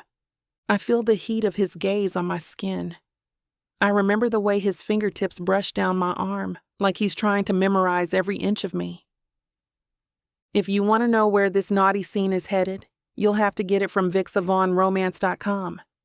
This platform has rules and guidelines that we have to follow in order to keep these free stories coming. Find any Vixa audiobook on her website and use code VIXA40 for a 40% discount to make up for these interruptions. Let's return to the story. We collapse together, a tangle of limbs and sweat, and his arms wrap around me, pulling me close. His heartbeat is rapid against my chest, his breath warm against my skin. "You're incredible," he murmurs, his lips brushing against my forehead. "You're just saying that because you're post-pleasure." He laughs, the sound low and content. "Maybe, but I mean it." I nestle closer, my head resting on his chest, and for the first time in a long time, I feel safe, like I belong, like this is where I'm supposed to be. And for once, I don't overthink it. I just let myself feel it. I hope you're enjoying this audiobook by Vixa Vaughn. If you want to keep hearing more audiobooks, then please hit that subscribe button and like the video. It may seem insignificant, but the more people that subscribe, the easier it is to produce more audiobooks in the future. So please help us out and subscribe to our channel. Thank you for listening, and now back to your book.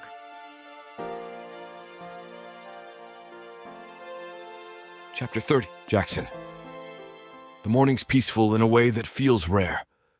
Earned. Sunlight filters through Lyric's bedroom window, soft and honey-colored. Her bare leg is draped over mine, her hand still resting against my chest like she forgot to let go in her sleep. I could lie here for hours. But we've got something to do today. Something big. "You awake?" I ask, voice low. She doesn't open her eyes, just nuzzles closer. But I'm pretending I'm not so you'll keep rubbing my back. I laugh, but the nerves under it are real. Today's the day we stop hiding, not from the industry, not from the media, from ourselves. "You still want to do this?" I ask, running my fingers lightly down her spine. She lifts her head, hair a gorgeous mess, eyes sharp despite the sleep. "Only if we do it our way." Always. We sit at her kitchen table half an hour later, 2 mugs of coffee, a shared granola bar, and one big decision between us. We map it out, call both teams, set a joint meeting. No reps, no filters.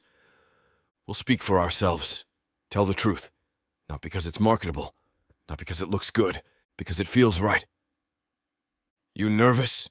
she asks, terrified. Me too. Still want to? Especially because I'm terrified.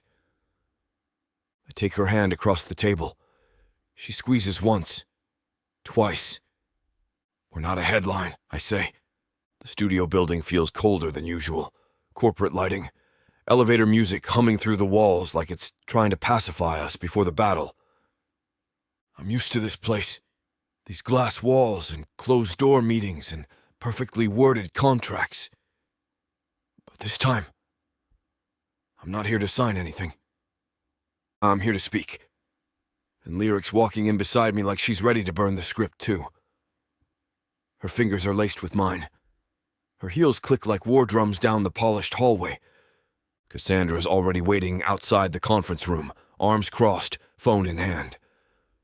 Royce is pacing inside, muttering into a headset, like the building might collapse if someone breathes too loud. We pause just outside the doors. Lyric glances at me. "Still in?" "Still in." She nods. We push the doors open together. The room quiets when we step in. There are 2 long tables pushed together.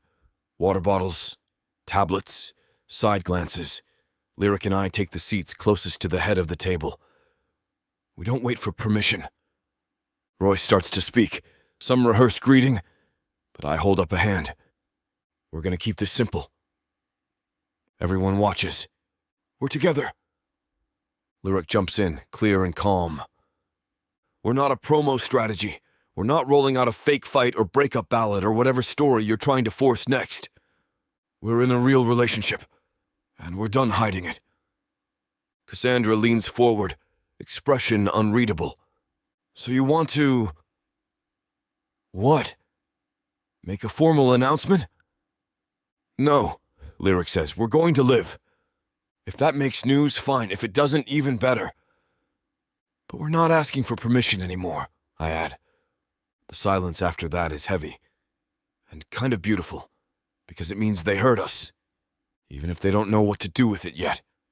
Roy starts talking again, about optics, brand positioning, audience retention. Cassandra chimes in with some strategy involving coordinated posts, minimal damage, staying ahead of the narrative. I don't even blink. No rollout, I say again. This isn't content. It's our life. Lyric squeezes my hand under the table. She hasn't let go once since we sat down. You can spin it, she tells them, or you can respect it. Those are your options. More silence, and then they let us walk. No signatures, no deals, just stunned nods and side eyes as we leave the room hand in hand like we just tore the top off a system and set it on fire. We step into the elevator. She leans into me. That was good. It was us, I say. At last, I feel free. We step out onto the street, golden hour sun spilling over everything like a movie ending. Lyric's laughing about something Cash texted her when my phone buzzes. Then hers buzzes. Then mine again. Then again. I pull it from my pocket.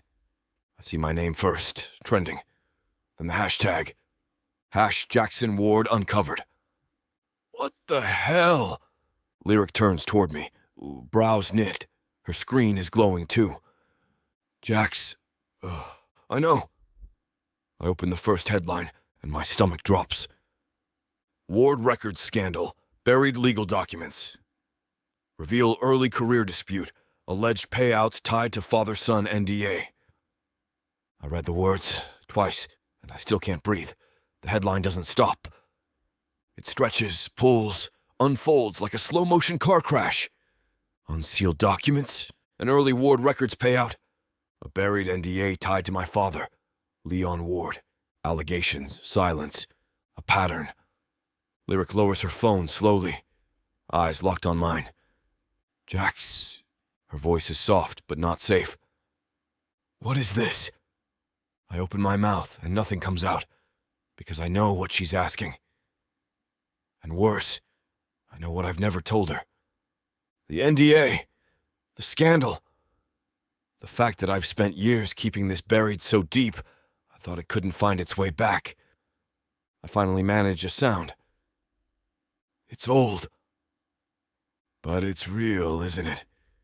She doesn't yell. She doesn't pull away, but her hand, God, her hand loosens in mine, and that wrecks me. Because I've been brave in every room except this one. Lyric, did you know this would come out? I swallow, hard, and the only thing I can do is tell the truth. No. But you knew it could. Her voice cracks, not loud, not dramatic, just hurt. And that is worse than any headline.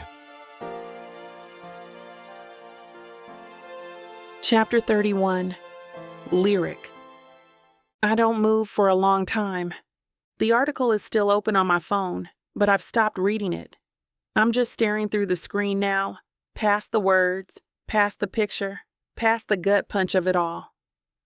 Jackson hasn't said anything since I asked him if he knew, and I haven't moved. That's the part that surprises me most, that I'm still here. Because the old me, the brand-polished, PR-groomed version of myself, she would have packed a bag by now, slammed a door, booked a flight to nowhere, and ghosted him for good. But I'm not her anymore.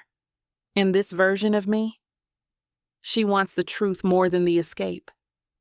I finally turn away from the window and face him.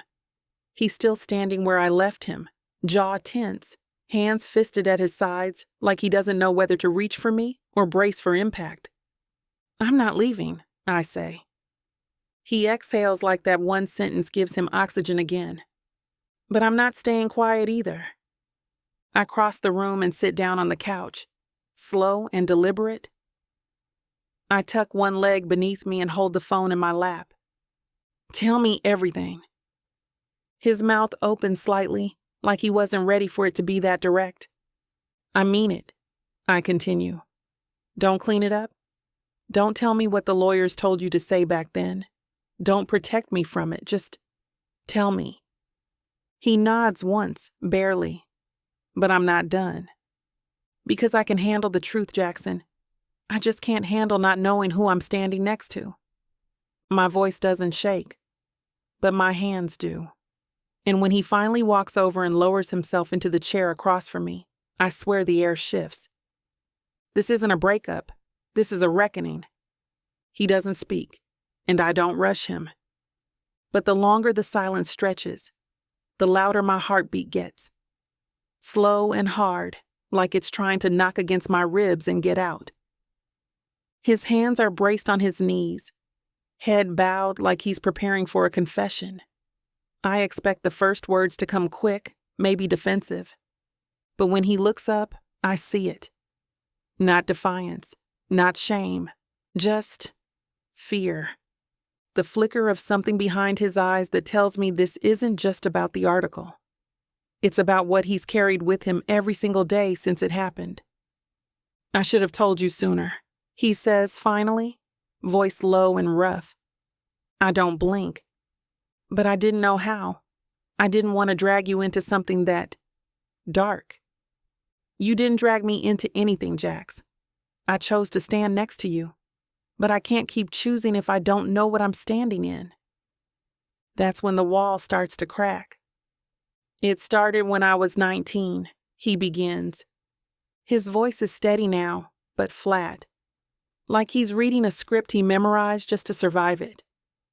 My dad was handling all my early negotiations, my first deals, my intro to the label. He was in the room for everything. He swallows, jaw clenching. There was this artist, younger than me, a vocalist, talented as hell. We did a showcase together. Afterward, she tried to come forward, said she'd been harassed, pressured by someone on the label's executive team. I already know where this is going, but I let him speak it aloud. It was my father. He looks me dead in the eye. He denied everything, had his lawyers bury it, paid her to stay quiet, and when they came to me, told me to sign an NDA too, to protect the family image. I did it. My throat tightens. I didn't hurt her. I didn't touch her. But I also didn't fight hard enough to protect her. And that silence, it bought everything I have now. He leans back in the chair like the confession takes weight off his chest and drops it into the room between us. And I don't move. Because it's not the ugliness that stuns me, it's the honesty. I stay silent for a while after he stops speaking. Not because I don't have questions, not because I'm numb, but because the truth takes up space when it finally gets aired out. And right now, it's breathing in the room like something alive. Sharp edges, soft core, heavy as hell. He's watching me carefully, like he expects me to cry, or yell, or shatter. But I don't do any of those things. I just look at him. "You carried this alone," I say finally. "Yeah." "For how long?" "Since the second I signed that paper." His voice is flat again. But I see the hurt under it. I see the boy who was 19, trying to navigate legacy and loyalty and the machine that turned him into a product before he became a man. "Do you think that makes you guilty?" I ask. Not because I want a performance, but because I need to understand. He lifts his eyes to mine. They're glassy, tired. I think it makes me a coward. I don't. I say it before I can filter it. I think it makes you scared and stuck and 19. You should be furious. I am. I breathe, deep and full of ache. But I'm furious at a world that made you feel like silence was the only option. And I'm furious that you still think that shame is something you have to carry alone. He looks like he's about to speak, but I stop him with a soft shake of my head. I don't know what happens next, Jax, but I know you told me the truth, and that means something. I stand, not to leave, just to reclaim my footing, because what he gave me tonight wasn't clean. It wasn't easy, but it was real. And that's what I've always asked for. The silence after everything is the loudest thing in the room, but it doesn't feel empty. It feels full, like something's finally settled after years of clanging around inside both of us. I cross back to where he's sitting, drop to the floor in front of him, and rest my hands gently on his knees. He looks wrecked, not in a performative way, just open, unguarded. I finally realize how much of himself he was holding back, not to lie, but to survive. You should have told me, I say quietly. He nods. I know. But I'm glad I know now. He starts to say something. Maybe to apologize again, maybe to ask if we're okay. But I stop him. I reach for his hand, lace our fingers together. I can't tell you what I'll feel tomorrow. I might need time, I might need space, I might need to fall apart. But tonight, I press my forehead to his. I still want you here. His breath shudders, and his hands tighten just a little in mine. Like he doesn't believe it's real, but it is. And for now, that's enough. Chapter 32. Jackson. I don't realize I've been holding my breath until she walks out of the room. And even then, I don't let it out all the way. She didn't slam the door, didn't yell, didn't cry, but she also didn't promise to stay. And that silence, it burns worse than anything I was prepared for. I lean forward, elbows on my knees, head in my hands, the weight of every word I just said pressing into my spine like it's trying to fold me in half. I feel 19 again. The boardroom was colder than this apartment. Sleek, sterile. There was a glass of water I didn't touch. A contract I didn't read all the way. A father who never looked up from his phone. The lawyers talked like I wasn't there. This is the cleanest option. It protects your long-term brand. Your statement will remain sealed under his. Then there was the pen, shiny, expensive, heavy in my hand. I signed. Not because I agreed, not because I understood it, but because I was too scared not to. Too scared to blow it all up before I even had a career. Too scared of my father. Too scared of being blamed for something I didn't do, but couldn't fully stop. And that moment, that one signature, it's lived under my skin ever since. I'd give anything to rewrite that day, but I can't. And now the only thing more terrifying than telling Lyric the truth is waiting to see what she does with it. People always say I'm fearless. They see the swagger, the stage confidence, the interviews where I say things like, I've got it all figured out. The tattoos, the slick sound bites, the eyes that dare anyone to challenge me. But none of that was ever bravery. It was armor. I built it the second I signed that NDA and realized silence doesn't protect. It erodes. So I became untouchable, louder, bolder, sharper, not to show off, but to hide. I wrapped my shame in swagger and called it evolution. I turned pain into platinum. And every time I came close to letting someone in, I remembered what it felt like to sit in that boardroom and watch a girl cry across the table while I said nothing. I told myself if I stayed loud, no one would hear the guilt underneath. But Lyric, she's always heard everything, even the things I didn't say. She walks back into the room, quiet, barefoot, still wearing the same hoodie she had on before this conversation wrecked the air between us. She doesn't sit next to me, doesn't reach for me, just perches on the arm of the chair across from mine and watches me. And somehow that's worse. Not because I feel judged, but because I don't. Because her silence isn't punishment, it's presence. And that makes it harder to breathe. I want to speak, fill the space, say something, anything. But the truth is already out there now. And if she leaves, I won't chase. Not because I don't love her, but because this time she gets to decide what she wants to carry. And if it's not me, then I'll take that too. I think about her a lot more than I admit. The girl from all those years ago. I never say her name in interviews, never write about her in songs, never let her into the narrative because I told myself she deserved privacy, not a spotlight. But maybe that was just me protecting myself. I remember her voice. Sharp, clear, steady. She wasn't asking for pity. She was asking to be heard. And all I did was sit there, scared, silent, complicit in her erasure. The world moved on. Labels changed hands. Contracts shifted. Her career disappeared.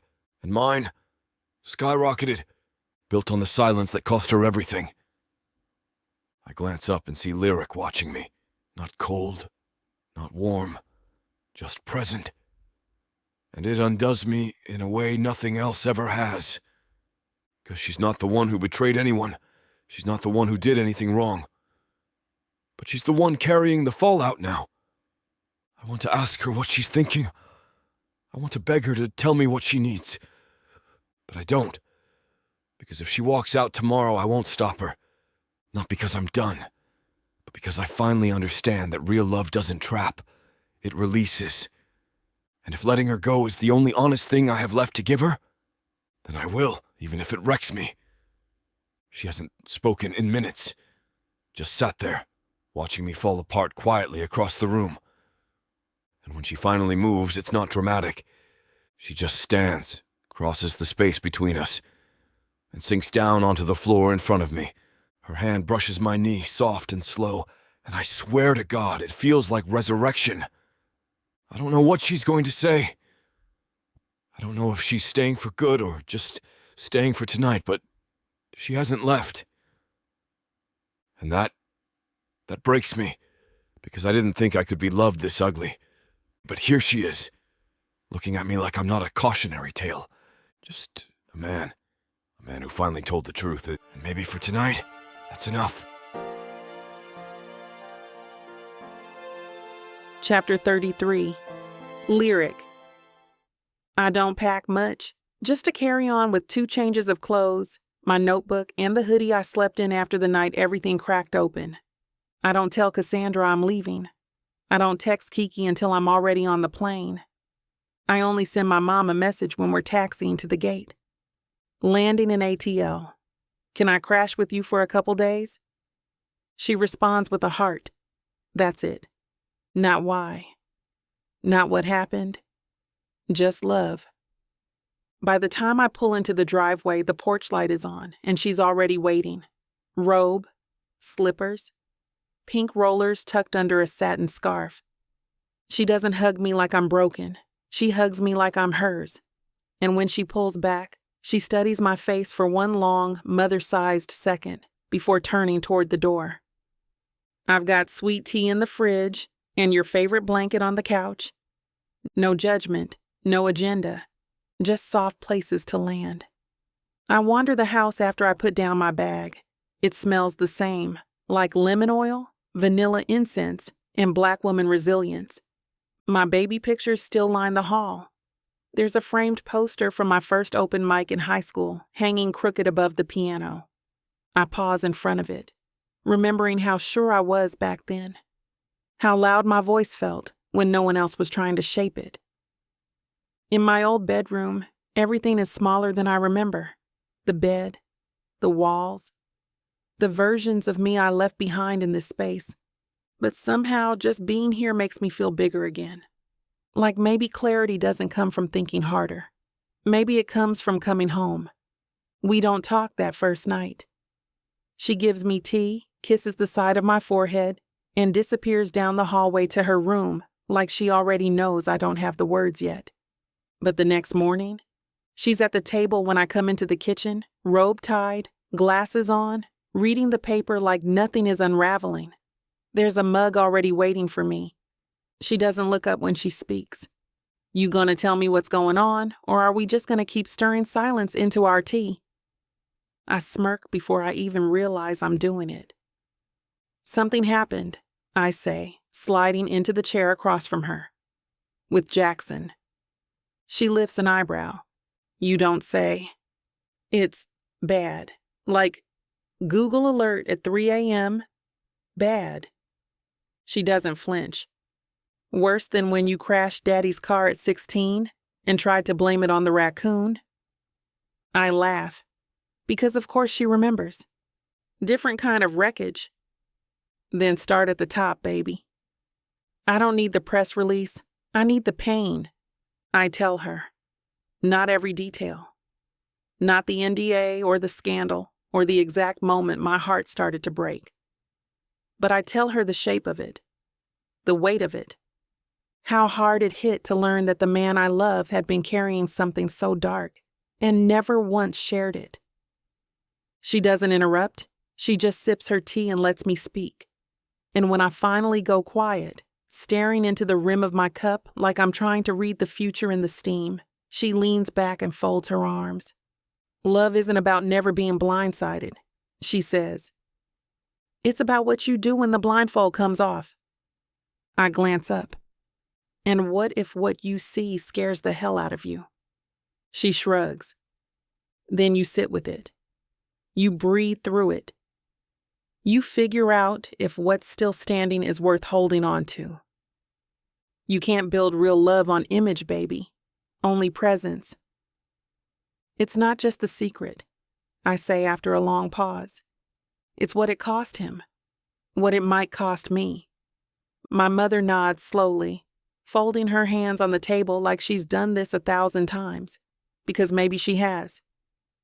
Then the question ain't about what happened. It's about who he is now. I blink. And whether you believe the man in front of you is still running from that shame. She leans forward. Or finally ready to build something real in the wreckage. I swallow. The tea in my mug has gone cold, but her words wrap around me like heat. Mama, how do you know when it's worth it? I ask quietly. When it's hard and messy and you're still there trying? She smiles, small and knowing. You don't. She reaches across the table and rests her hand over mine. But love doesn't come with guarantees, baby. It comes with work. You choose. Every day, through fear, through flaws, through failure. She gives my hand a squeeze. So the only real question is, do you still want to? I don't sleep much that night. Not because I'm restless, but because something has started to settle in me. Not peace, not yet, but permission to move forward, to risk again, to love without needing every answer stitched up first. I wake to the sun stretching long across my childhood bedspread. I shower, dress, write something on my phone that might be a lyric or might just be a truth I needed to say. Love isn't the clean part. It's the part where you stay dirty, honest, and willing. And just like that, I know it's time to go. I sit at the airport gate, hands wrapped around a paper cup of bitter coffee, boarding pass tucked into my back pocket. Atlanta looks soft this morning. Gold light, sleepy people, a city that knows all my layers and never asked me to peel them off. Part of me wants to stay, not because I'm running, but because it feels safe here. But I know the difference now, between safety and stillness. Between hiding and healing, I keep checking my phone, even though I told myself I wouldn't. No message from Jackson, no missed calls. And I don't blame him, because if he's letting me have this space, then maybe he really is the man I hoped he'd become. The question is, when I land in LA, will he still be there? I don't know. But I do know this. I'm not boarding this flight because I need him to be perfect. I'm boarding it because I'm ready to be honest about what I feel. I want to stand in something messy. I want to love out loud, even if it's hard, even if I have to rebuild it from the ground up. Chapter 34, Jackson. The call comes in just after 10 a.m. Royce, of course. Polished voice, full of buzzwords. He knows I stopped caring about 2 years ago. Listen, man, I wanted to give you a heads up before this comes down officially. The label's pulling you from the Festival of Fire slot. Too much noise around the narrative. Not the right look for sponsors right now. He says it like he's reading from a laminated script. Timing's just unfortunate, Jax. Unfortunate. That's what they're calling the truth now. I don't say anything at first. Just stare out the window, one hand curled around the chipped mug Lyric always used when she stayed over. The one that says, I don't rise, I reign. Cool, I say finally. Tell them thanks. Wait, seriously? You're not gonna... Nope. I end the call before he can spin the follow-up. I'm free. The house is too quiet. Not in a haunted way, just still. Like it's waiting. Like it knows something's about to break open. I walk through the living room and pick up a hair tie she left on the end table. It's twisted tight, soft from use. Something about the way it rests in my hand guts me. Not because she's gone, but because it still feels like she's here. Like I could turn around and catch her standing in the doorway in my sweatshirt, eyes half-lidded, asking if the coffee's ready. But I don't. So instead, I start walking toward the only place that ever holds me when nothing else makes sense. The studio. No lights, no loops. Just me and whatever I have left to give. The journal's older than most of the relationships I've had. Leather-bound, corners worn. I've carried it around for years and barely written a thing in it, because something about these blank pages always felt too personal, too sacred. Today, that's the point. I sit on the studio couch, flip to the first clean page, and grab a pen like I already know what I'm about to write. No title, just her name, Lyric. That's it, no beats. No marketing gimmicks, no hook. Just the weight of what I haven't said. What I couldn't say. What I never let myself put down until now. I don't write full verses, just lines. Broken pieces of thought. Sharp little truths I've been running from. I thought silence kept you safe. I thought shame made me strong. You were the Lyric I never held long enough to write down. I press the pen hard enough that it nearly tears the page. And then I move. The studio smells like wood, dust, and tension. I don't touch the keyboard. I don't power up the synth rig or open Logic. I walk straight to the upright piano tucked against the far wall, the one I used to play when I was still writing songs in secret. The mic I set up is old, borderline busted. Perfect. I don't want clean. I want true. I press record, one take, live. The piano's a little flat. My voice cracks more than once. My fingers slip over the keys. But I don't stop, because for once the mistakes feel like part of the song. The words fall out like breath, like apology, like truth I didn't know how to carry until she made space for it. I sing things I never said to her face. I thought silence was safer than sorrow. I wore my guilt like armor and called it confidence. You were my favorite line, and the one I never thought I'd be brave enough to sing. My throat tightens halfway through the chorus. I almost stop, but I keep going, because this isn't about polish.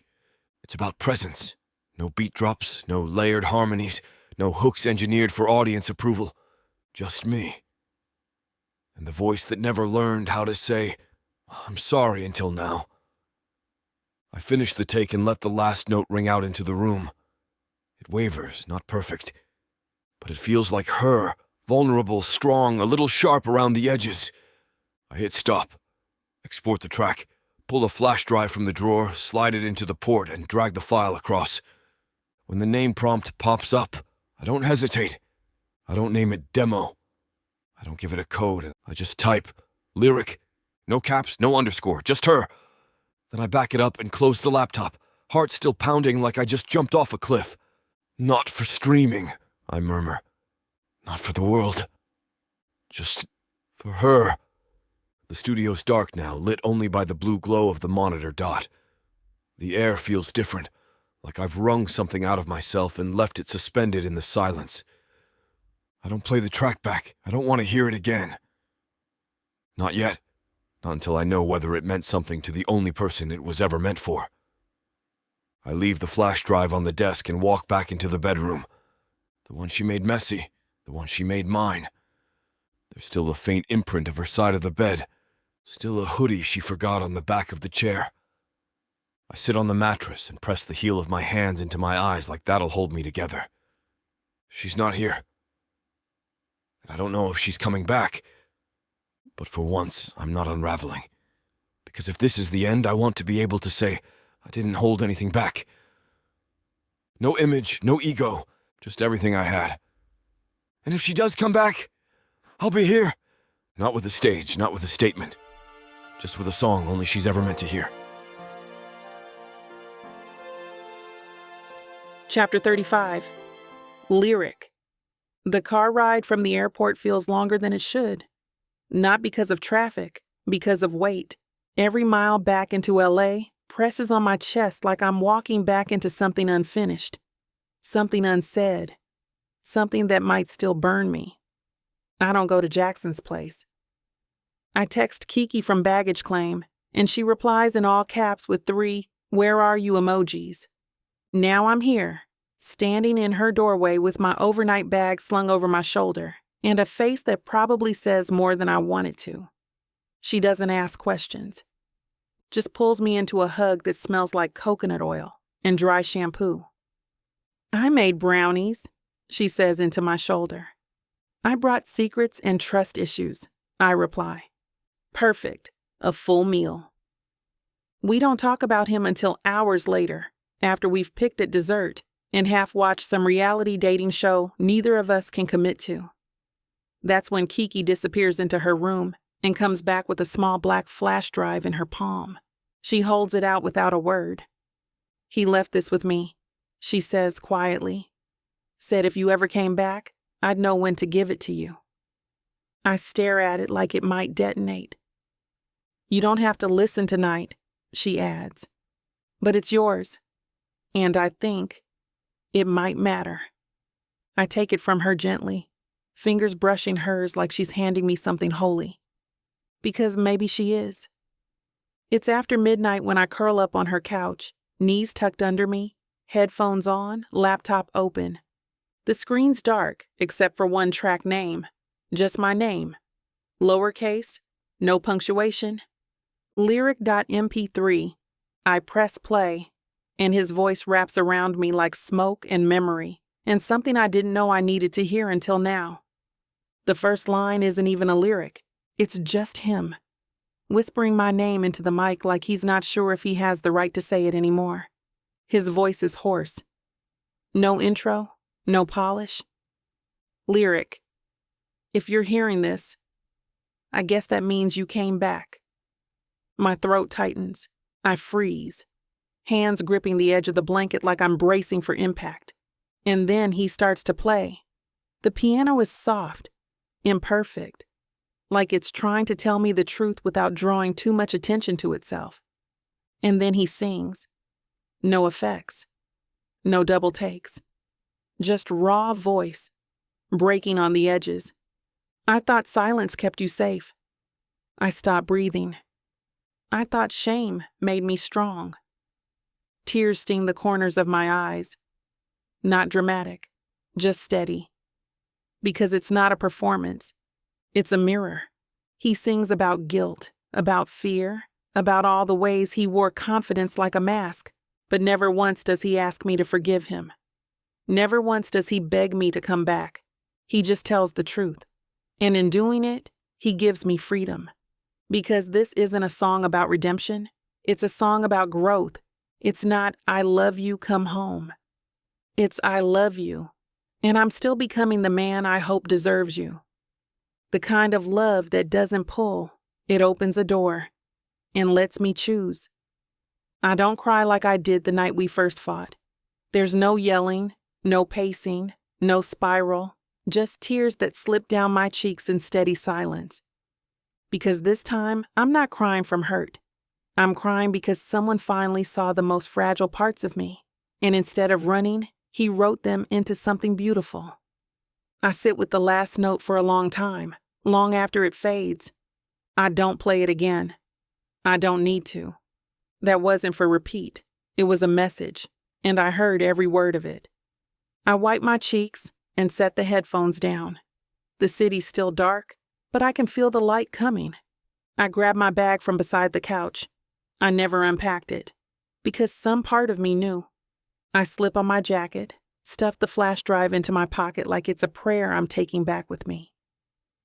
Kiki's door is closed. I scribble a note on a napkin and leave it on the kitchen counter. Thank you for holding space. You always do. I step out into the cool morning air and breathe deep, not because it's over, but because I finally feel ready to begin again. The sky is still dim when I step out of the rideshare a block from his place.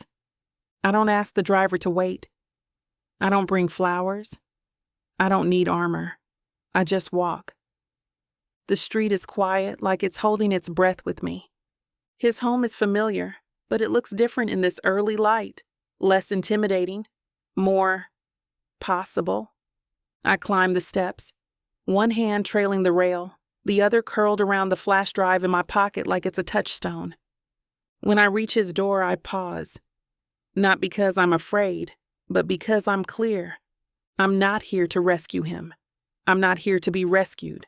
I'm here because something in that song told me he's not performing anymore, and I don't have to either. I raise my hand, and I knock 3 times. Software certain, ready. Chapter 36. Jackson. I hear the knock, and for a second I think I imagined it.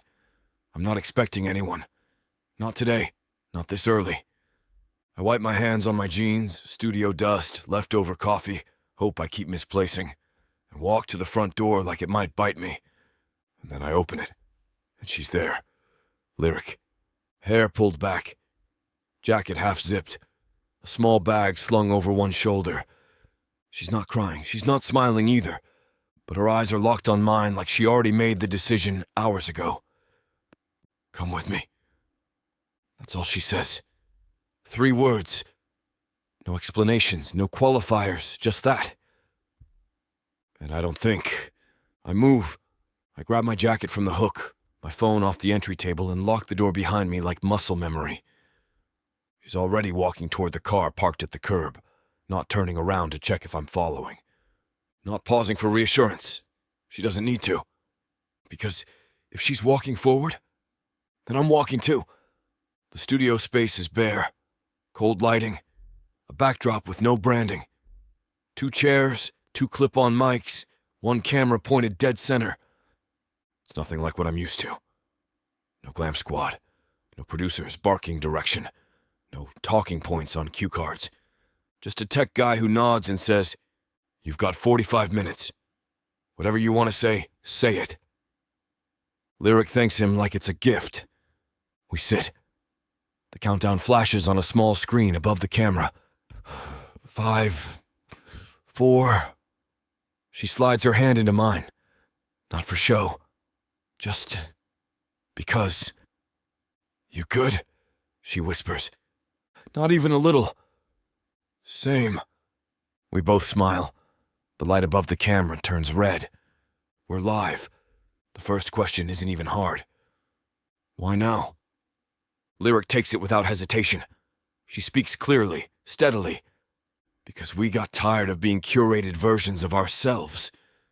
Because fear doesn't make good partners. Because people don't need perfection. They need permission to be real. I let her lead, not because I don't have something to say, but because this is her moment too. Her voice shakes once, but only for a second. And then she's steel again, unpolished, unfiltered, absolutely stunning.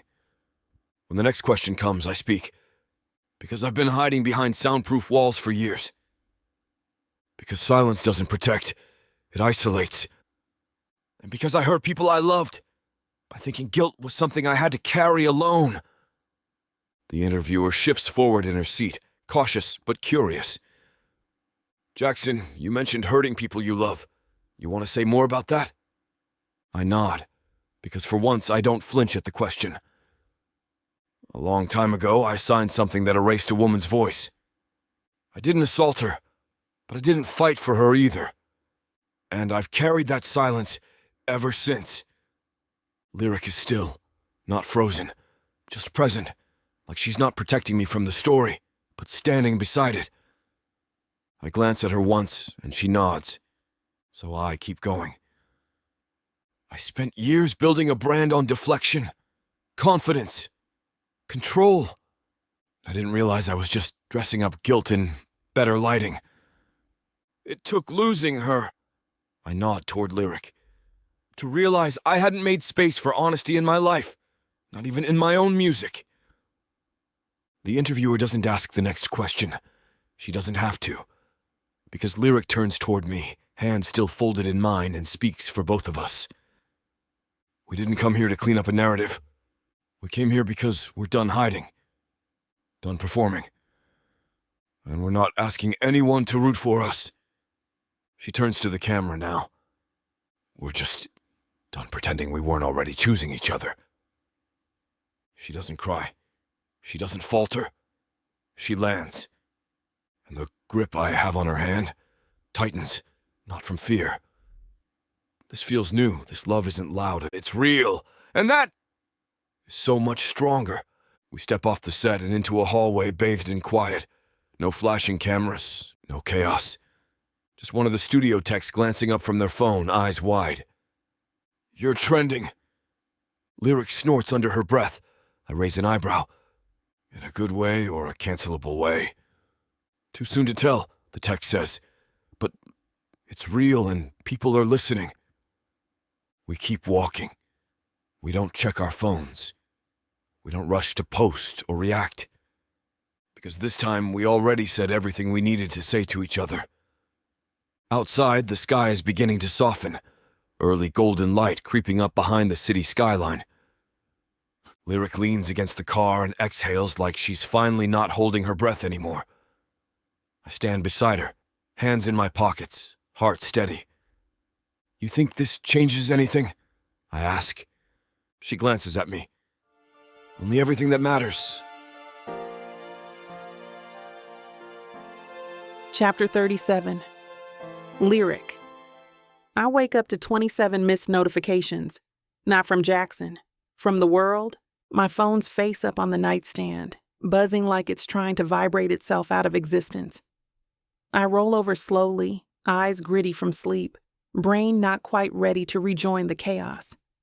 But when I finally unlock the screen, it hits me. It's not chaos at all. It's love. There are comments, messages, tags, tweets, TikToks, fan edits with our live stream footage laid over soft piano music. Side-by-side clips of us in separate interviews years ago, compared to now, with captions like, "This is what healing looks like." Protect this energy at all costs. Not a PR move. Just two people who chose truth. My eyes blur, but not from panic, from disbelief. We were bracing for backlash. But the world? Somehow, they heard us.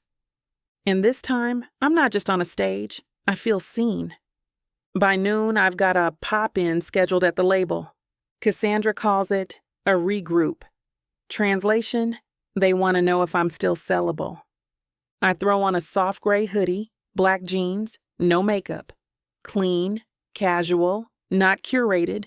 Let them see the real me. The boardroom smells like lavender air freshener and tension. I know the players. They've seen every version of me. Sweet, fierce, silent, polished. Today, I'm none of those things. Just steady. There's a marketing deck on the screen. Big block letters across the top. The Lyric Blake era. Solo. Strong, unstoppable. My name. My face. My font. And beneath it, A campaign strategy, a fresh identity, a proposed rollout single, and not a single trace of Jackson. I listen, hands folded in my lap, expression neutral. They use all the right buzzwords: evolution, empowerment, clarity, clean slate. They don't say it directly, but it's loud in every slide. Let's make sure you shine as your own brand. This is a huge opportunity to distinguish yourself. We just want your star to stand on its own. Translation: cut him loose and we'll make you golden. I glance at the photo they've used of me on the title slide. Flawless, glossy, nothing like the woman who told the world the truth last night. That version is dead and gone. A year ago, I would have taken this deal. I would have smiled through the talking points, nodded at the focus group notes, re-recorded the song to make it more universal.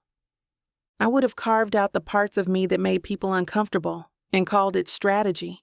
But now, I'm tired of selling masks. I excuse myself, phone in hand, and step out onto the rooftop terrace. The air is crisp. The city hums below, but up here, it's quiet. I scroll to his name and hit call. He picks up on the second ring. "You okay?" he asks. They just offered me a solo rebrand. Full budget. World tour. Clean slate. Silence. Then carefully. And? I close my eyes. Let the wind tug at the ends of my hoodie. And I told them the picture doesn't work without you in it. His breath catches, and I can hear the relief flood his system like light cracking open a dark room. I didn't come back for a campaign, I say. I came back for a life. When I walk back in, no one speaks at first. They're all waiting for a nod, a signal, some PR-friendly affirmation that I'm on board. I take my seat, place my phone face down on the table, look straight at the senior executive across from me. "I appreciate the offer," I say, calm as glass. "But if this deal comes with conditions, I'm not interested." Someone shifts in their seat. Another clears their throat. "Lyric," one of them starts. "I think there may be a misunderstanding. No one's asking you to choose sides." I smile, slow and sharp. "No misunderstanding here. I'm just letting you know I'm done performing for anyone but myself. And if that doesn't align with the rollout plan, I gather my things, stand and smooth the hem of my hoodie. You can keep it. No dramatics. No storming out. Just me walking out of the room on my own 2 feet, finally free." Chapter 38. Jackson. I'm halfway through laying down a vocal harmony when my phone won't stop buzzing. 3 texts, 1 DM, a tagged alert I don't even look at before I finally give in and swipe open the link. It's a press release. Statement from Arthur Ward. And right there, at the top of every entertainment blog, every outlet that covered the live stream, every thread that called him what he is. Arthur Ward categorically denies all allegations. I stop reading, because I know how this goes. It's always the same game. Deny, redirect, dissolve. Spin it fast enough and hope the world forgets the blood behind the brand. But I'm not 15 anymore, and I'm not scared of him now. I lock the screen, and I don't open it again. The label calls 7 minutes later. I know it's not a coincidence. There's a smile in their voice that I don't trust for a second. "Hey, Jackson. Just wanted to check in, see how you're feeling after the coverage." "Coverage," I repeat. "Yeah. Listen, we think this could be a really great moment to pivot the narrative. If you're open, we'd love to position this as a redemption arc." They talk in circles. Crisis response, interview requests, a soft sell rollout. If we time it right, we could drop a solo single by mid-month, maybe tie it to a mental health initiative. I let them finish, and then I say, "No." Dead calm. No heat. I'm not interested in being rehabilitated. I'm not a campaign. I'm a person. "But Jackson, we really believe this could—" "I said no." And for once, I don't explain myself. I just hang up and exhale. She's in the kitchen when I walk in, barefoot, hair twisted up, mug in one hand, toast in the other, hoodie hanging off one shoulder like she belongs in it, which she does. The second she sees me, she lifts an eyebrow. That the father or the label? Both, I say, leaning against the counter. She sets her mug down and waits, doesn't press, just sips and watches me process. He issued a denial. Of course he did. The label called, wants to reposition me, clean up the edges. Did you laugh? Hung up. She grins behind the rim of her mug. That's hot. I chuckle. Only she could say that and mean it. But even as I tell her, there's this weight in my chest, like something's pressing against me from the inside. Not anger, not sadness, just pressure to do something that feels ours. I sit across from her at the table and spin a guitar pick between my fingers. What if we made something? She tilts her head, curious. You mean like a song? No, like a thing, a full thing. Her eyes narrow slightly, then light up. An EP? Just us, no label, no timeline, no polish. She's already nodding before I finish. A record they can't touch. A record for each other, I say. And that's when I know we're not just on the same page. We're writing it together. We don't map it out. We pour it out. By sunset, there are scraps of ideas scribbled on takeout menus, envelopes, the back of an electric bill neither of us remembered to pay. Lyric starts humming something low while perched on the kitchen counter, and I grab my phone to record it before the magic disappears. She jots a line on the back of a receipt that stops me cold. I didn't want forever. I wanted you, and that turned out to be the same thing. I stare at her. She shrugs like that line didn't just wreck me in the best way. We start trading lyrics back and forth. No pressure, no producer notes, just truth. One song's about fear, another's about forgiveness of ourselves, not each other. One's just a straight-up confession I never thought I'd say out loud, let alone sing. We've got a working title, unbranded. Another option Lyric throws out, rewritten without you. I shake my head. Sounds like a threat. She grins. Good. That night, we prop her phone up on a mic stand and go live. Nothing staged, no lighting. Just us, sitting cross-legged on the floor of the studio. I'm in sweats. She's in a t-shirt with a bleach stain. We look like we slept in creativity, which technically we did. Lyric smiles at the camera. We made a thing. I nod. It's not a record, it's a conversation between two people who finally stopped lying to themselves. We're calling it unbranded. It drops next Friday. She shrugs. You can stream it or not. We already got what we came for. After we end the live stream, Lyric doesn't move. She leans back on her hands, hair loose around her shoulders, staring at the ceiling like it just told her a secret. You think they'll like it? She asks. I glance at the phone still propped on the mic stand. Maybe. She turns her head, smirking. You care? I smile. Not even a little. She laughs. A quiet, full-bodied sound that fills the room like music. And it hits me then. My father will probably go on a media tour. There'll be rebuttals, articles, think pieces. Some execs will call this project reckless, too raw, too small. And I don't care. Not because I'm trying to prove anything, but because for the first time in my life, I'm not scared of being misunderstood. I'm not afraid of being loud or soft or vulnerable. I'm just me, in my voice, in my skin, in my truth. And she's right here beside me. Chapter 39. Lyric. It's not a launch party. Not really. There's no press wall, no guest list, no champagne pyramid. Just a rooftop strung with warm light and thick laughter. The smell of roasted garlic and orange peel curling through the air. Someone made tacos. Someone else brought their dog. There's a vintage turntable spinning in the corner, and pillows scattered like the entire night was designed for exhaling. Kiki meets me at the top of the stairs with a glass of red wine and her signature smirk. "You're late." I wanted to look soft. "You succeeded. You look like a hug." I smile as she loops her arm through mine and leads me into the space. "This doesn't feel like a launch," I murmur. She bumps her shoulder against mine. "It's not. It's a landing." Later, someone passes me a guitar. I'm not told what to sing, just asked what feels right. So I sit on a bar stool near the edge of the patio and start strumming the intro to one of Jackson's unreleased tracks.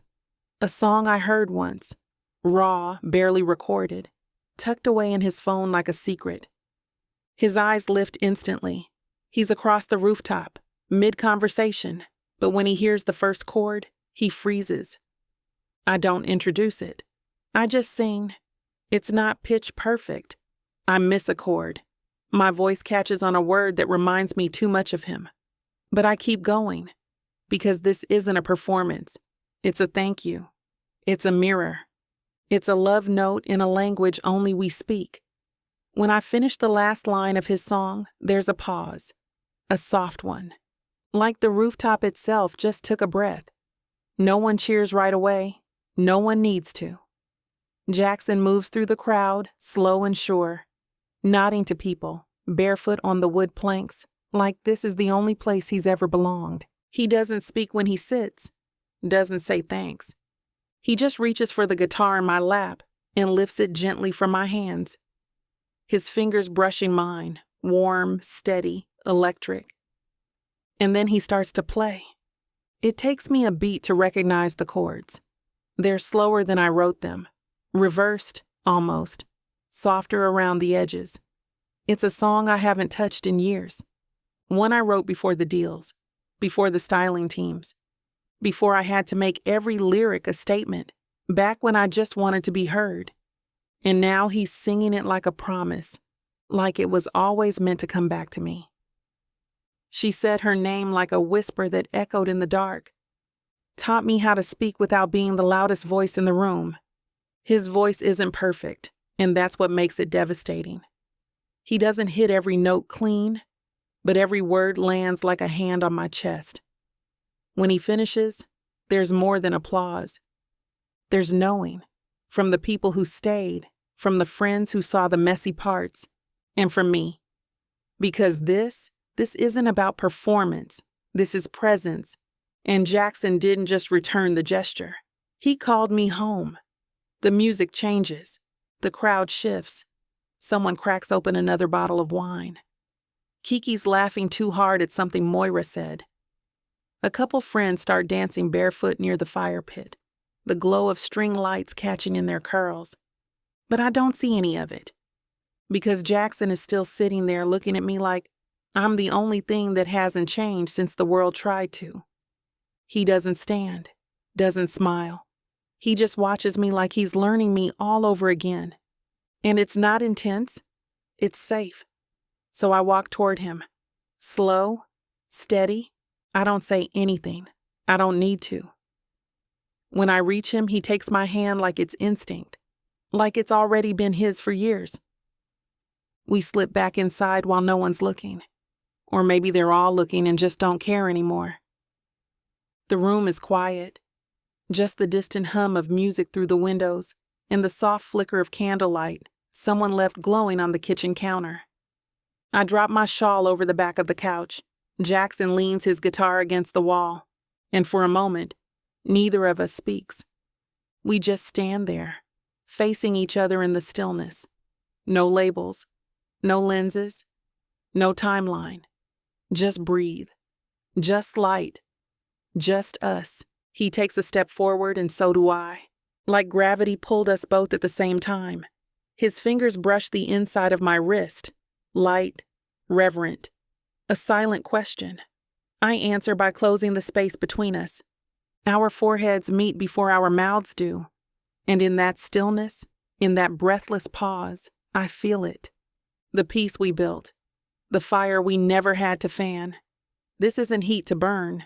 It's heat to hold. His lips find mine, and it's slow, careful, unrushed. Not because we're afraid to break, because we know how far we've come to be whole. Well, things are heating up again. You know what to do. Go to BWWM to get the dirty details that this platform won't put on the air. I know it sucks, but at least you can get a 40% discount with code VIXA40 to make up for it. Use it while it lasts, and apply it to every digital product in your cart. Back to the story. If Kiki walks in, I start, but he cuts me off with a grin. She'd film it and make it our wedding video. I snort, the absurdity of it breaking the tension. And Moira would critique our technique. Jackson's laugh rumbles through me. She'd have notes. We linger like that for a moment, tangled in each other and the quiet of the room. The party's muffled noise filters through the door. Laughter, a guitar strum, someone declaring they've found the last bottle of wine. It feels like another world, one we're in no rush to return to. Jackson's fingers trace idle patterns on my back as I shift to pull my dress back into place. You're a mess, he murmurs, brushing a strand of hair from my face. You're not exactly presentable yourself. I tug at his shirt, which hangs half open, the buttons mismatched. Hot take. I think this is why rock stars wear scarves. Distracts from the post-coital disarray. He snorts, buttoning his shirt with lazy precision. Noted. Next time I'll steal one of yours. You'd look ridiculous. You'd still get all hot and bothered. I roll my eyes but don't argue, because he's right. I'd watch him in anything. I straighten the hem of my dress, smoothing the fabric over my hips. Jackson steps closer, his hand skimming my waist as he pulls me into a final lingering kiss. His lips are soft, his touch tender, and it's a quiet promise of more moments like this. Secret. Ours. When we pull apart, he grins, mischief lighting his eyes. Ready? Do I look ready?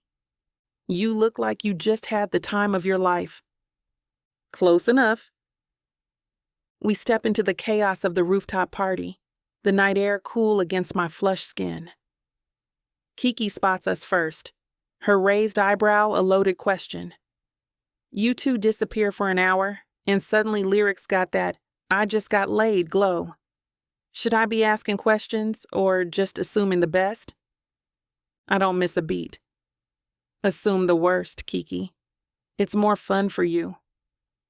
She cackles, raising her glass in mock salute. Cheers to the mystery then. Jackson smirks, leaning in to whisper, next time, we're locking the door. And I can't wait. Chapter 40. Jackson. She's still asleep. One hand splayed over my chest, her breath slow and warm against my collarbone. The sheet tangled somewhere near her hip, hair falling in a way that would have made me lose my mind a year ago. Now, it just makes me still. Peace is louder than applause in this room. I don't want to move, I don't want to wake her. But the sun's already casting that soft gold across the floorboards, and the smell of cinnamon from the bakery down the street has started creeping in through the windows. So I slide out from under her slowly, kiss the back of her hand, and pad barefoot into the kitchen. The place is a mess in the way that makes it feel lived in. A coffee mug with lipstick on the rim sits next to an open laptop. A half-written lyric sheet rests on top of a box of decaf herbal tea I swore I'd never touch, until recently. There's a notebook open on the table, her handwriting all over it. Scattered lyrics, a few song ideas, some absolutely unhinged potential baby names. Juniper Blake Ward. Hendrix Ward, Lyric Jr. Delete this OMG. I laugh under my breath and run my hand over the page. No titles, no timelines. Just this quiet, beautiful mess of ours. The kettle clicks behind me.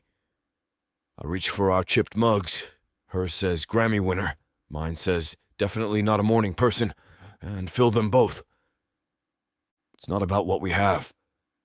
It's about how light everything feels now that we're not carrying anything we don't need. We sit on the porch like we have 1,000 times before, mugs in hand, feet up on the railing, the scent of rain and garden mint rising from the earth. Lyric's tucked into the old woven blanket we found at a thrift store in Santa Cruz, her knees pulled up, hair still damp from the shower. She looks over at me, eyes soft and curious. "You ever miss it?" she asks. "What?" "The noise, the stage, the chase." I think for a second, sip my coffee, and let the question breathe. "Sometimes I miss the sound check," I admit. "Not the show?" "Nah, just the feeling that something honest's about to begin." She smiles, turns her gaze back out over the yard, where the wind plays with the chimes we hung last spring. "This feels like that," she says. "What?" "The beginning of something honest." My phone buzzes again on the side table, face down. Could be a label offer, a press inquiry, another op-ed about how we disrupted the industry without trying to. I don't check it. Instead, I watch her, barefoot, beautiful, grounded, folding the blanket tighter around herself, humming under her breath. Not for an audience, just because she wants to. "We used to perform for the world," I say quietly. "Now we just live." She glances sideways. "Now we just are." I nod, because nothing we've built needed a headline. It just needed a choice. And every day we wake up and choose this. That's the only story I care about telling. She leans into my shoulder like it's habit. Like her bones know the exact way I tilt when I breathe in her scent and let my arm wrap around her waist. The porch creaks softly under us. Somewhere inside, a record spins the end of a side we forgot to flip. The world feels far away, and I don't miss it. Not the headlines, not the buzz, not the crowd. Just need her dot now. Here. Always. I look at her, really look at her, barefaced, radiant, carrying the softness of someone who fought hard to feel safe in their own skin. And I say it without needing to think. I don't care if we ever chart again, or drop another record, or if the only stage we ever stand on is this porch. I just care that when we're gray and soft and old, I still wake up to this. She looks up, eyes wet, smile wide. This, you, me, us. The quiet, the chaos, the choosing. Every day, every version. She nods, presses her lips to mine. Tender, slow, home. And when she pulls back, she whispers, "Then you better stick around." "Deal," I say, "forever."